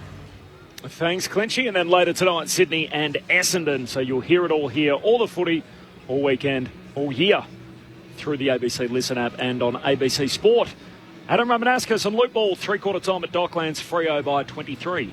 Well, we've spoken about North Ball. What have they got left in the tank? And you get the sense now that obviously if they win in this game, Ramo, the message will be that we need to go back to that first half mindset of taking the game on and running in waves and overlapping. They just seem to, and look, we've got to give credit to Fremantle as well. There's no doubt that they dialed up their pressure that quarter, and guys like Fredwick and Switkowski led the way in terms of that forward pressure that just wasn't there at all in that first half. So no doubt they dialed it up. They started to get on top around the ball. Jackson, just when he's in that mode, of knocking and following up, and I think Big Cherry's tried really hard, but he's hard to stop. He's such a weapon when he's in that mindset, Jackson, and then drifted forward and clunked one as well and kicked the goal. So, that was really impressive stuff from Fremantle that quarter. Have North got enough in the tank to go back to the way they were playing in that first half, winning the ball, firstly winning the ball around the contest. That's first and foremost. And then, we're on turnover, slingshotting back through the middle of the ground in waves. Not sure. We're about to find out.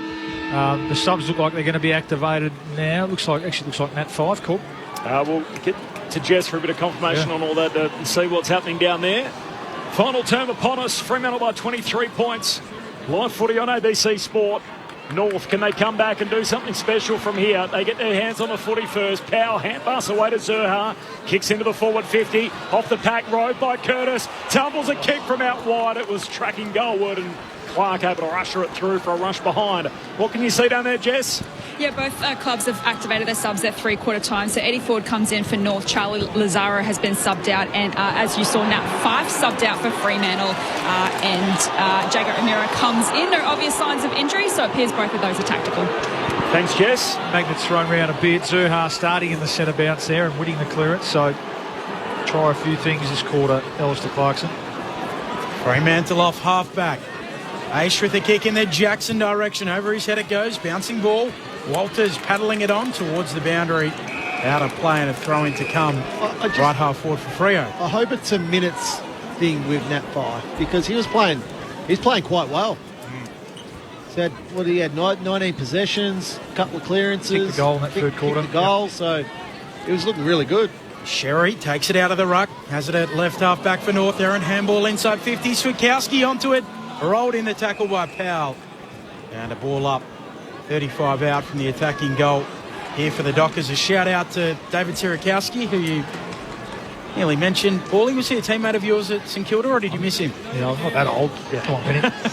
But from the ball up, Sherry tackled, dispossessed. He puts the age on a few people, Benny, doesn't he? Walters, his tackle. Out it comes towards Davies Uniac, gives it to McKercher, his kick smothered. Young had it, his kick smothered too. Sheasel rolls out of play. So boundary throw-in after all that half forward for Fremantle, coming home to the Hagen end of the ground. Jess Webster on the boundary. Just confirming, the official word from Fremantle is that Nat Fyfe has been managed, so not quite tactical, but more managing his minutes, as you've just touched on. Sherry winning the tap to the front. Young there for Freo. Handball away to Johnson. Handball to Jackson. Short little kick. Sarong swings onto the right. Floats it into the pocket. Walters tracking it back. A nice mark. Hard up against the boundary line. Deep in the right forward pocket. 5 metres around from the behind post. Good spot for him. Yeah. That's there. His left foot. You were locker buddies with John Coleman, of course, Rammer, and the Bombers. Walters wheels around and hits the post high up. Yeah, Coleman was next door to me, number 10. Billy Hutchison was just a couple of doors down as well, and I think he was number 7. Freo by 23. And Dick Reynolds a couple more down, number 3. Sheasley goes long out towards half-back. Aish slides in trying to trap it. There's a pack which forms around him, high half forward for North. So Young off his backside gets a hand pass out half forward for Fremantle, by the way. Got it to Brayshaw. His hand pass a little too hot for his teammate. Now Curtis tackled, taken to ground. Umpire says, I'll have it, and the ball up. And of course, Benny played with Darryl Baldock and these other greats of the game. Sid Coventry. It's all a bit of a blur. He handballed it to Barry Breen for the famous point. Up it goes. Jackson farms it down. His power gets it away for North Melbourne to Simpkin. Beautifully dances his way through the stoppage. Hand pass away to Sheasel. He gives it to McDonald. Long kick into the middle of the ground. Punched away by Draper. Falls down to Zurhar trying to fend off Hughes. He does so successfully. Got it back to Colby McKercher. Cuts his way through the middle of the ground and hits up Ford. Kitty's all class, and Eddie Ford's got it left half forward. You can already see the power in McKercher. Oh, yeah. Beautiful move. He's going to be that power runner. You know, we saw Josh Weddle last week with his power running from half back. McKercher's going to be every bit like that. Obviously a little bit shorter, but gee, he can run. And can he kick the ball? Fremantle by 23 points, 4 gone in the final term. Eddie Ford, the sub. He's had to wait for his look. It's his first kick of the day. He starts it out to the left and leaves it there. Behind, Fremantle by 22. Early stages of the final term on ABC Sport. You're listening to Live Footy. ABC Radio and Sport Digital. First of 3 games. There's still 2 more to come. Hawks and the D's next, and then later tonight, the Swans and the Bombers. Luke Ryan with the kick in. Sends the Dockers up towards the logo. In front, Taverner trying to juggle it. Swatted away from him by McDonald. Emmett onto it. Handball away for Banfield. Just keeping it in. Does well. Gets it to Sarong. Fremantle chaining handballs. Now Taverner kicks. Turnover. Straight to Sherry, the big ruck. He marks it. Left half back. Fremantle by 22 points. 5 minutes into the fourth.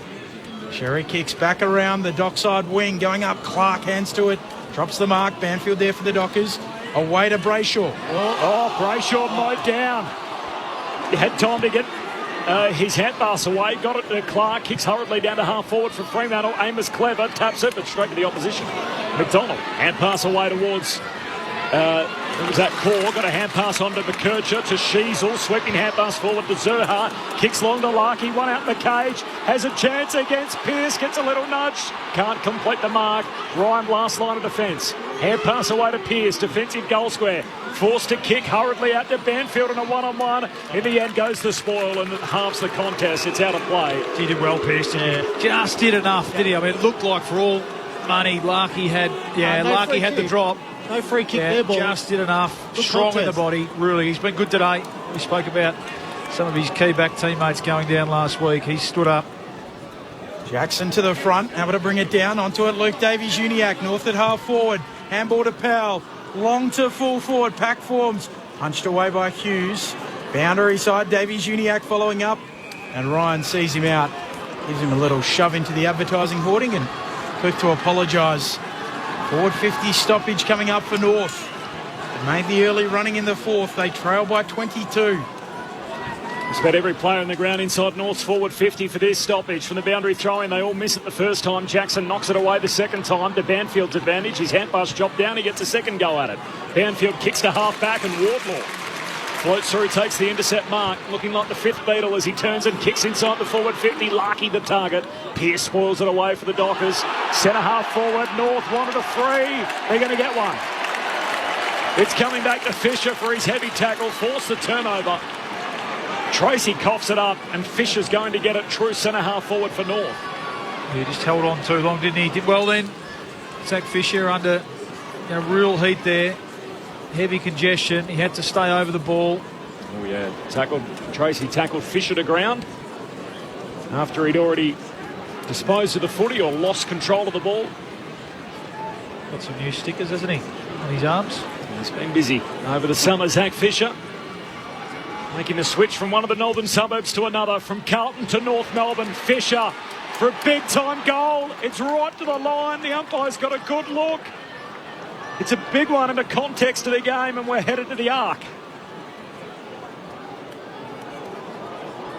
The soft signal on field is touched. And it is touched. Happy with that, Rammer? Definitely.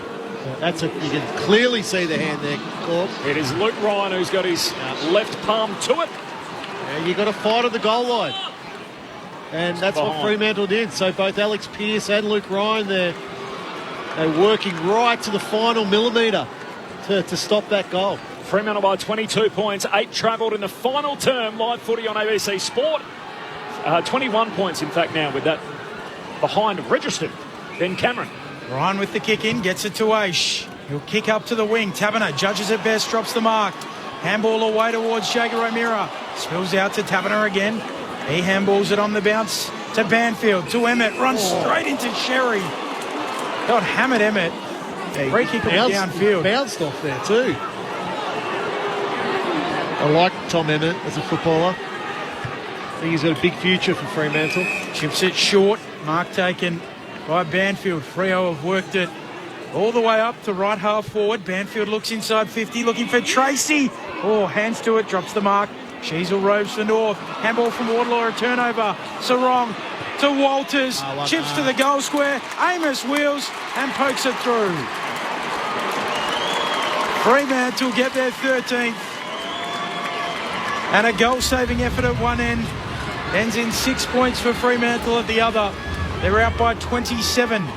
13-11-89, plays 9-8-62. Yeah, you're spot on, Benny. It's the effort to save the goal that then creates the goal. Because the ball goes back to the middle. Anything can happen. But Luke Ryan and both Alex Pearce saved the ball. But then it's the use of handball balling. Tracy, terrific contest, probably should have marked it. But ball hits the ground, and then Fremantle good enough inside their forward 50. One handball, two handball, fine to spare. And then Walters, as he's been so often in his career, unselfish. Over to Jai Amos. He cleared out the cheer squad too, didn't he, with that low trajectory. Well, I reckon they might have been giving him a little bit of feedback as the days progressed. So usually when that happens, a little worm burner, Tony Lockett was famous for that. Just had to try and duck down and clear out of the way. Fremantle by 27 points. Back in the middle, Wardlaw attacks it with speed. Hand pass out of the centre square, but it's in reverse. Finds Fisher on a back flank. Kicks out towards the boundary line, and Davies Uniacke takes the mark. City wing continues the shift inside the forward 50. Hand to it from Larkey, no mark. Falls to Clark. He's tackled, locked up straight away by Dersma. A ball up. The famous one when Tony Lockett was still playing for St Kilda at the SCG. He nearly took the two old ladies' heads off in the front row. And he was aiming for them. Don't worry about that. Umpire balls it up, knocking it down quickly. Sherry, but Fremantle pinch it. Young with the clear and kick. Long left leg up to the wing. Pink drops the mark. At the back there to mop up. Tucker. Handball away to Sheasel. McDonald on the logo. High ball inside 50 for North again. Sherry goes up. Punched away from him. Down for Simpkin. Tackled quickly. And he'll be brought down. 45 out from the attacking goal for North. Live footy on ABC Sport. Corbin Middlemass, Ben Cameron, Luke Ball and Adam Ramanauskas. Up it goes. Centre half forward for the Roos, picked up by Banfield under pressure. His hand pass got its way to Clark. He's tackled by his opposite number, Wardlaw, and will have the ball up. And Fremantle, they found themselves 25 behind last week, came back to record a famous victory against the Lions. They're 33 down today on the road, come back and a 27 up, so a 10-goal swing in the game. A rare error from Young at the stoppage, just dropped it cold. Davies-Uniacke hands it to Dursma, he can't finish on the run. And in the end, pushes it across the face for a behind. Fremantle by 26 points, 12 minutes travelled in the final term. Louise off the SMS, loving the call on ABC, about to get on the Manly ferry to the SCG for a feed and a couple of beverages before the game tonight. Go the Swans. Oh, how good's that? Ferry to the footy. Yeah. Not bad. Long kick in from Jackson, up towards Taberner, brings it down in front for the Rovers. Getting involved O'Meara, ball back into congestion, knocking it out Banfield. Fremantle there through Young. On his left boot, floats a kick towards half forward. Mark taken by McDonald at left half back. Fremantle leading by 29. Had a good experience on the ferry in the Sydney Harbour with Mick Malthouse in opening round ball as Fisher shifts the Roos out towards the city wing. Mark taken out there by Coleman Jones. Went to the Taronga Zoo. Did go to the zoo. Tigers a highlight. Prowling in front of us. Coleman Jones inside 50 and Simpkin plucks it. 45 out. Right in line with the digits on the arc of 50. What was Mick's favourite animal at the zoo? The Tigers. The tiger. That's what you chose to do in Sydney. Go to the zoo. We had a Friday off, Friday afternoon. Caught the ferry, saw the harbour. And look, interesting choice, but each to their own. Simpkin trying to keep North coming in this contest. Long kick to full forward. Pack forms, ball spills down at the top of the goal square. Onto a Draper for Freo. Kick a turnover. Have another try, Jai. He'll turn and kick infield. And Powell can mark. 45 out, as good as directly in front. I think myself, Corbs and Bally we were just settled into Doyle's, I think, for the afternoon. Bally can sleep. Bay Hotel or something like that. Yeah. White Brigade, something like that. Anyway, we've got animals here too. Well, has to kick this, doesn't he, Tom Powell? Just to give them any sort of chance. They're starting to run out of time, the Kangas. Powell drives it long on goal. That's a good kick. Powell goes Powell. He's got a couple. And North is still in this. Fremantle by 20. 10-9-69 plays 13-11-89.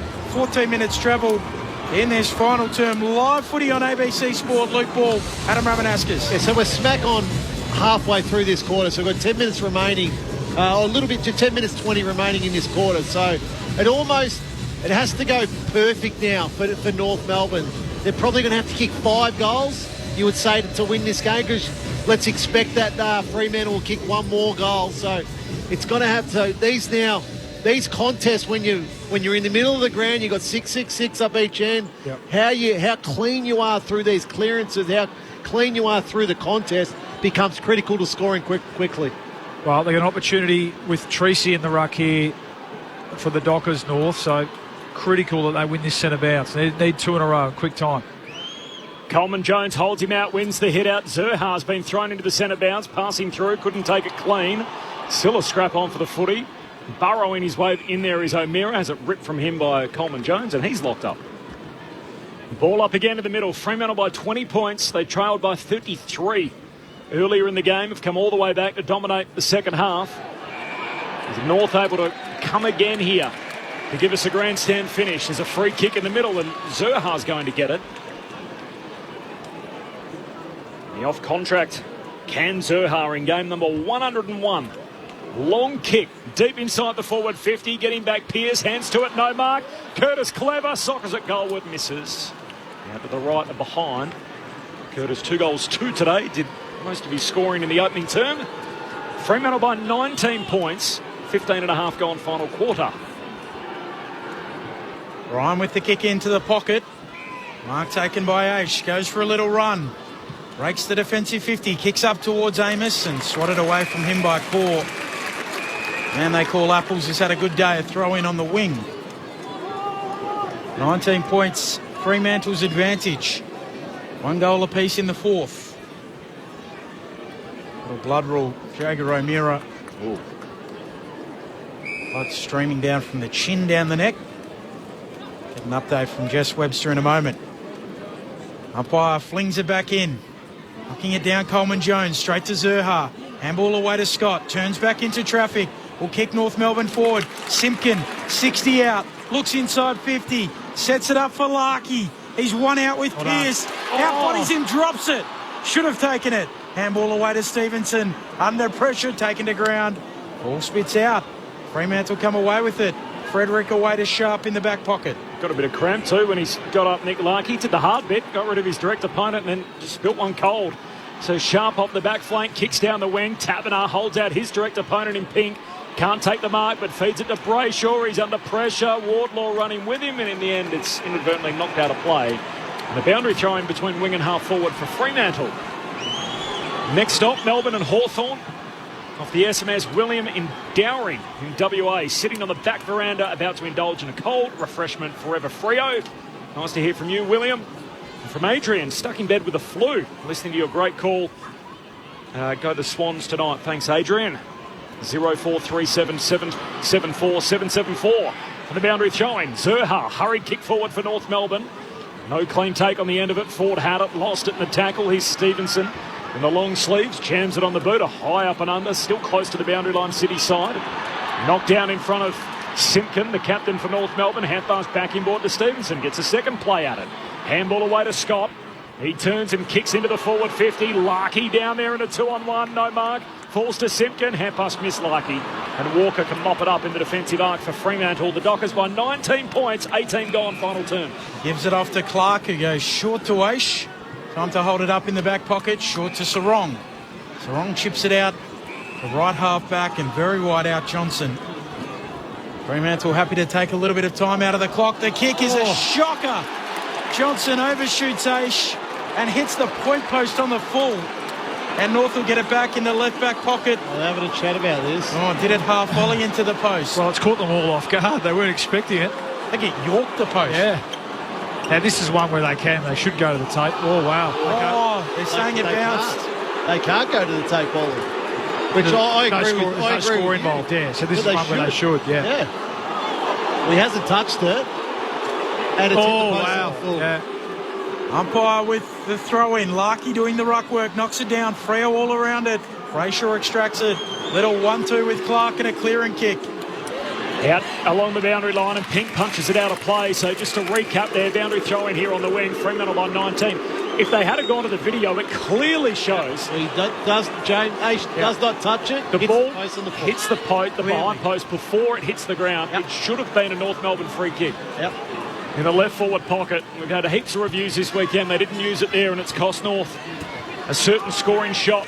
From the boundary throw-in, 19 points, Fremantle's lead. The Dockers through Sarong, then Jackson, back to Sarong. Work their way through traffic, handball to Young, fends off one, gives it to Johnson, slips the Wardlaw tackle.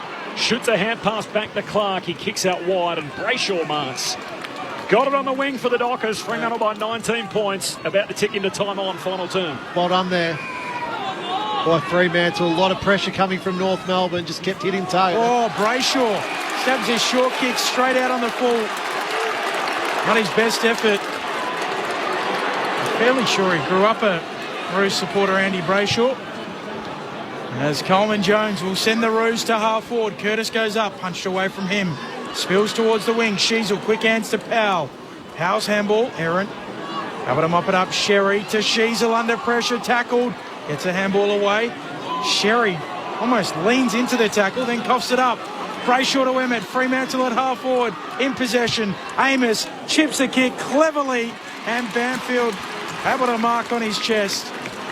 40 out directly in front. You can put it away here. You would think Paley Banfield, who's had his moments today, just good pressure from the Dockers. Just the mistakes that built up across the second half of this game from North. The Dockers have been good to play on it. Sarong, as the game goes on, it's just been better and better. Brayshaw as well. They're the two who were down a bit in the first half that have just got on top through the middle of the ground for the Dockers. And this should be enough, you'd think, if he kicks this one. They just about seal it. Banfield slots it. He's got a couple. And Fremantle are out by more than 4 goals.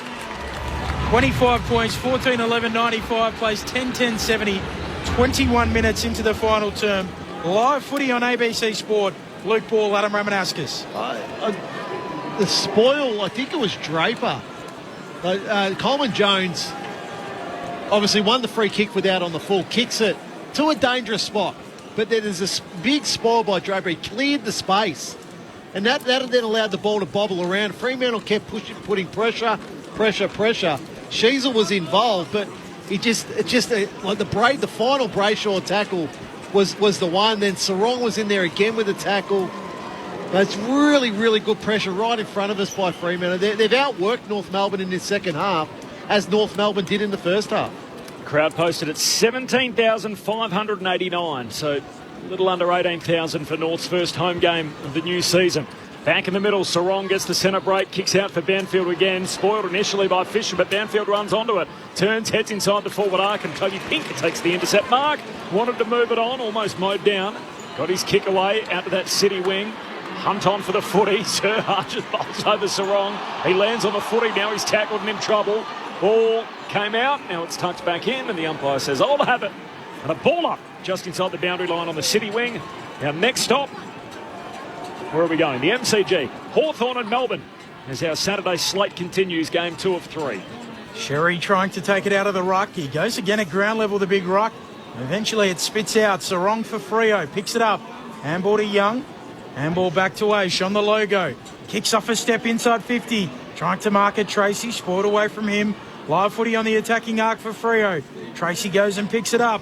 He'll kick inside 50. High ball for Frederick. Jumps at it. Doesn't mark it. Bounces back to him. Then he loses it. And North arrive through Core. Core a handball away to Sheasel. Handball away to Stevens in the back pocket. Kick up to the wing. Backpedaling. Sherry takes the mark. It's when wing and half back. No late change at the G, by the way. Jack Gunston and Marty Hoare are the two subs. And Hawks and the D's, respectively. Sherry goes back. He's Colby McKercher. The star this young man is already picked 2 in last year's national draft. We've seen some good things from him today. From one back flank to the other finds Fisher. Short kick to Scott. And Scott drills it short, finds Dersma. Good Friday footy for both these clubs next week. An Easter weekend, about as early as Easter possibly can be in late March. As Dersma sends it down to half forward.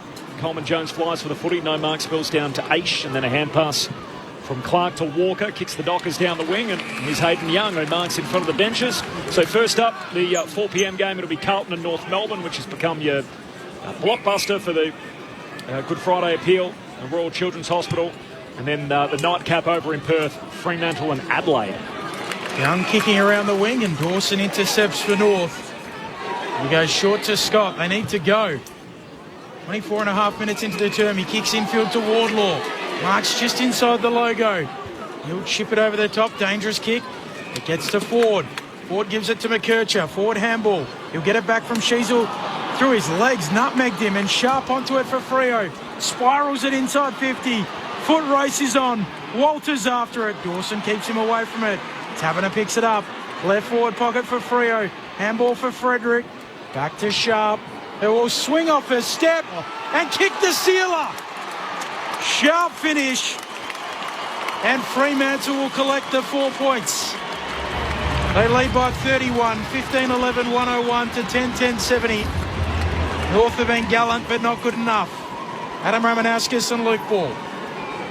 Oh, lovely finish. He's a handy pickup. We know the strengths that he brings to the table. Jeremy Sharp, WA boy, spent some time on the Gold Coast list, an elite runner, and again, just encapsulated there the Dockers' ability to be able to run this one out. It was young McKercher, who I really liked, seeing for the first time in person, overrunning the ball, and then he actually went down with cramp straight after it and caused the turnover. And you just see the more seasoned bodies of Fremantle.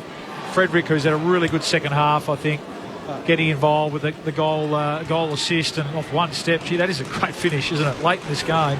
10 goals to 2 in this second half now. Yeah, they definitely dialed up the pressure when they needed to, which really wasn't existent in the first half. But just the experience and the hard bodies around the ball. Sharp's first goal as a Docker, 31 points, Fremantle's lead. Sarong in the middle, hand pass off his belly. In the end, it's picked off Dersma had it, lost it. Now Emmett, hand pass away to Jackson. A three-man weave. Sarong links up with Jackson. Now to Jager O'Meara, who kicks on the run. He hits the post. Behind. 32 points. Fremantle's advantage. Their game high lead was 33. We're almost there again, despite North offering a little bit of resistance closing in on three-quarter time. Sheasel chipping a ball into the middle for Ford. Marks gives it off to the run of Scott. Through the middle of the ground he goes. Kicks to full forward. Curtis, a lot of it. Doesn't take the mark. Spills down for Draper. Free on the last line. Gives it to Ryan, who kicks laterally, and at fullback, mark taken by Clark. I think what we've got to remember, it took Fremantle to the 9-minute mark of the third quarter to kick their first goal in the second half. So it was a real arm wrestle there for a period of time, and that's what just broke North Melbourne. And the rest is history now with Fremantle.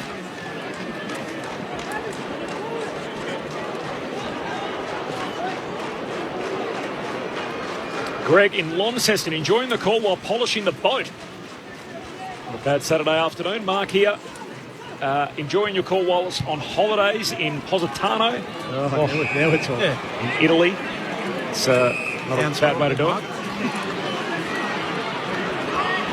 And from Macca, listening from my backyard lanes in Fresh Lawn in Butler. Thanks, Macca. 0437 774 774. Nice to hear from you wherever you are around the country and around the world in this case. A long kick from Amos inside the forward 50 for the Dockers. Knocked down to Emmett and was gang tackled, and we'll have the ball up. Good effort this from the Dockers. Just twice now in 2 weeks where they've either looked flat early, really been challenged, had a run on against them, and just steadied and just ground out. It's going to be a really good, strong win on the road. From the ball up, Stevens to Sheasel. Hand pass away towards Tucker, then back to Stevens. Hand pass to Scott. He chips short and Tucker marks. Running the boundary line in front of the benches. Pokes the kick down to Curtis. He marks. He looks inside the forward arc. Zerha, the target, gets to him on the hop, and he's helped out of bounds. We'll have a throw-in. 40 metres out from the north goal. The waning moments here. Live footy on ABC Sport. Still 2 games to come. Keep it locked right here to ABC Sport. You'll every game all weekend. Every weekend. Fremantle by 32. Umpire brings it in. Both rucks miss it. Bouncing ball. Tracy out after it. I'm going to get a handball away to Johnson. His handball goes beyond the arc, but a free kick in amongst it all. He'll go to Tucker, the former Docker, playing against his old side. The mark set right on the arc of 50. Tucker will chip it towards full forward, looking for a marker. Curtis goes up. So too Sherry. No one able to mark it. Live footy full forward for North. Sarong another disposal. Out to O'Meara, clear and kick. Falls on the chest here of Scott. They will wheel around and eye the goals. He likes the look of it and finishes accordingly. Brings it back to 26 points. North 11, 10, 76. Freo 15, 12, 102. Live footy on ABC Sport. Luke Ball and Adam Ramanauskas. Well, good finish in the end, wasn't it? He's one of these mid-sized players, isn't he? Sort of rangy types, Bailey Scott. He's 5th or 6th year now, and along with him and Stevens and Tucker out on the wing here. He's kept trying, he's kept running. Dersma's another one, isn't he? Where does Dersma end up playing? Raman, do you think, long term? Forward mid. Yeah. That will be his sort of role. Pinching in the middle. I don't think he'll be a full-time mid. Yeah, I mean, they've certainly shown, glimpses today of where they'll be, North. They just haven't been able to sustain it for long enough, have they, across the 4 quarters? And when they were dominating that first half, they needed to put a bigger gap on. Sherry grabs it out of the ruck, hands it to Davies Uniac, kicks inside 50. Curtis leaping up, can't complete the mark. Pack forms behind him. He ump lets them roll, and Ryan in the end hands it out the back door to Clark, and Clark's just going to try and kick a barrel. Didn't quite hit it to that City wing. Taken by Jackson, though, for Fremantle. Gives it away to a teammate in Johnson, who kicks laterally to Sharp. And he'll have it out on the City wing. It's another Freo fight back. They deflate North ball and win by 26 points.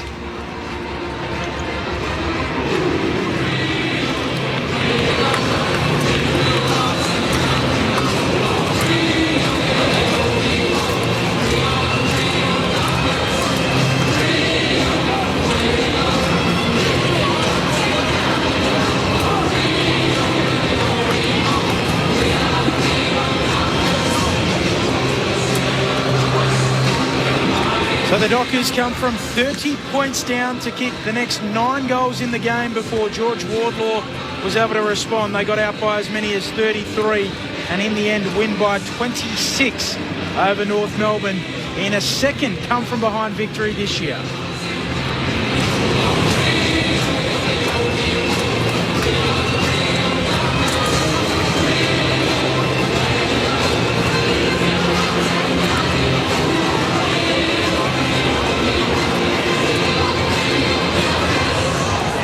So the goal kickers for Fremantle, 2 to Taberner, 2 to Frederick, 2 to Banfield and 2 to Jackson. Singles to Fife, who was subbed out, managed Brayshaw, Walters, Sharp, Amos, Tracy and Switkowski. While for North Melbourne, there were 3 multiple goal kickers with Powell, Curtis and Zurha. Singles to Larkey, Simpkin, Wardlaw and Stevenson. Freo, way to go. They're 2-0 to start the new season. A 26-point victory for the Dockers. And as Ben said, in similar fashion to how they did it last week, they were 25 down against the Lions. They came back to win that. They were 33 down on the road here today and come back to win by 26 in a near 10-goal swing. Fremantle prevail. It's been an amazing start to the young season where we now have 6 teams that have multiple wins. And we have 5 teams that have multiple losses. So for all the talk about how close the competition is, and it still may pan out that way, just an unusual quirk that we've had teams banking wins early and we've had other sides banking losses. And unfortunately for North Melbourne, they're one of the latter. The Dockers, though, 2 from 2 to start season 2024. The thoughts about Ramanaskas and Luke Ball on ABC Sport. Well, I'll start with Fremantle because the reality is they could have really said, look, this is all too hard. In the first half, North looked the superior team. They were running harder. They were tougher around contest. Their ball movement was much better. And Fremantle looked all at sea. All at sea. They couldn't keep up. They couldn't get their structurally. They couldn't get it right. But then halftime, obviously, in the halftime, you've got 20 minutes to go and change the way you want the game to look. And Justin Longmuir and his coaching staff were good enough to recognise what North Melbourne were doing, and they put a stop to it. So it took 9 minutes into that third quarter for either team to score, and that team was Fremantle. And once they scored that first goal, then they kicked 7 in a row. So they really took that moment and that advantage and just put the scoreboard pressure on North Melbourne, who simply couldn't stop them. So it was 7 goals in 15 minutes. So it was a real strong burst by Fremantle, and that was simply through working harder around the contest. Then we spoke about layers at halftime. Their next layer of run, Jordan Clark coming off half-back was sensational. Luke Ryan found plenty of the ball. Johnson, I thought, was really good. Ace started to come into the game. Banfield kicks a couple of goals. Jeremy Sharp on a wing continued to work hard. Frederick had really good moments. Walker down back started, he was able to lock down Curtis after Curtis started well. So it was a strong second half performance by Fremantle. But the question mark is, why does it get to that point with Fremantle? That's 2 weeks in a row now. It's got to that point where, a lot has had to change for Fremantle to come and win that game. I think we all recognise that Fremantle are a good team. Jackson's a really good player. Sarong, Brayshaw, really good players. Fife, albeit subbed out, so they had a strong game with 19 possessions. Luke Ryan's a very good game. I thought Alex Pearce's job on Nick Larkey today was absolutely sensational, completely blanketed him. So the players there, Tracy and Amos, they're going to have really good games. And then for today, I thought Amos was pretty ordinary. Taberner had a moment in the third quarter where he kicked a couple of goals, and Tracy tried hard. So a good performance by Fremantle, but not a four-quarter performance. On the other hand, I think if you're a North Melbourne supporter, you go home really disappointed tonight. Their first half and the way they played, they didn't take the opportunity, but they were dominant. There was, in every possible statistical category, it was plus a million, nearly. Plus 19 contested possessions, plus 8 clearances, plus 13 inside 50s, but they only held that 17-point lead at half-time, so they didn't take their opportunity in that first half. There was good performances. Power was good. Davies Uniacke was good. Fisher off half-back was pretty good. Wardlaw tried hard. McKercher. So there were good performances. But their second half, it's a tale of two tapes, really, for North Melbourne. What do you reckon, Bally? No, yeah, well surmised, yeah. Really impressed with North early, 20 inside 50s and that. And there's clearly, from a Fremantle point of view, there's stuff to work on, isn't there? Why are they slow out of the blocks? And for me, it was around pressure and the way they defended. That corridor was open for business in that first half. And really North, and that's footy this year, regardless of who you are, when you have your moment of ascendancy and dominance, you need to capitalise. And when you're a young team, you need to really cash in and capitalise and put a gap on the opposition. They weren't able to do that in that last 5 minutes of the second quarter, where North fatigued, the young players fatigued, and the fatigue caused mistakes, turned the ball over, resulted in easy goals for Fremantle, and instead of being 7 or 8 goals down at half-time, they go in only 3 goals down with a sniff, and they know that they've been in this position before. They know that with their more seasoned bodies, they can run over the top of them, and then, as you said, Rama, a bit of an arm wrestle early in the third, and then once they put the foot down and dialed the pressure up, especially forward of the ball. You mentioned their tall forwards and their small forwards, no impact in the first half. They dialed that up, got on top, and were able to kick away from there. So impressive second half from the Dockers, bit to work on. And then North just ran out of gas. We've got to get out of here in a hurry. The next game's coming up. It is Melbourne and Hawthorn at the MCG. There's no late change there with Gunston and Hoare, the two subs. Nat Fyfe was subbed out, but we think it was a tactical sub. He looked in good spirits with his teammates, 19 disposals and a goal. I hope you have the votes ready to go, Bally. It could be a fast set, but before that, hopefully we sneak in the theme song down in the rooms. Jess Webster's down there. Jess. Yes, the players have just come into the rooms now. You mentioned Nat Fyfe has got a big smile on his face, so he looks all good. And they're about to sing the song. They've huddled around now, and let's have a big listen.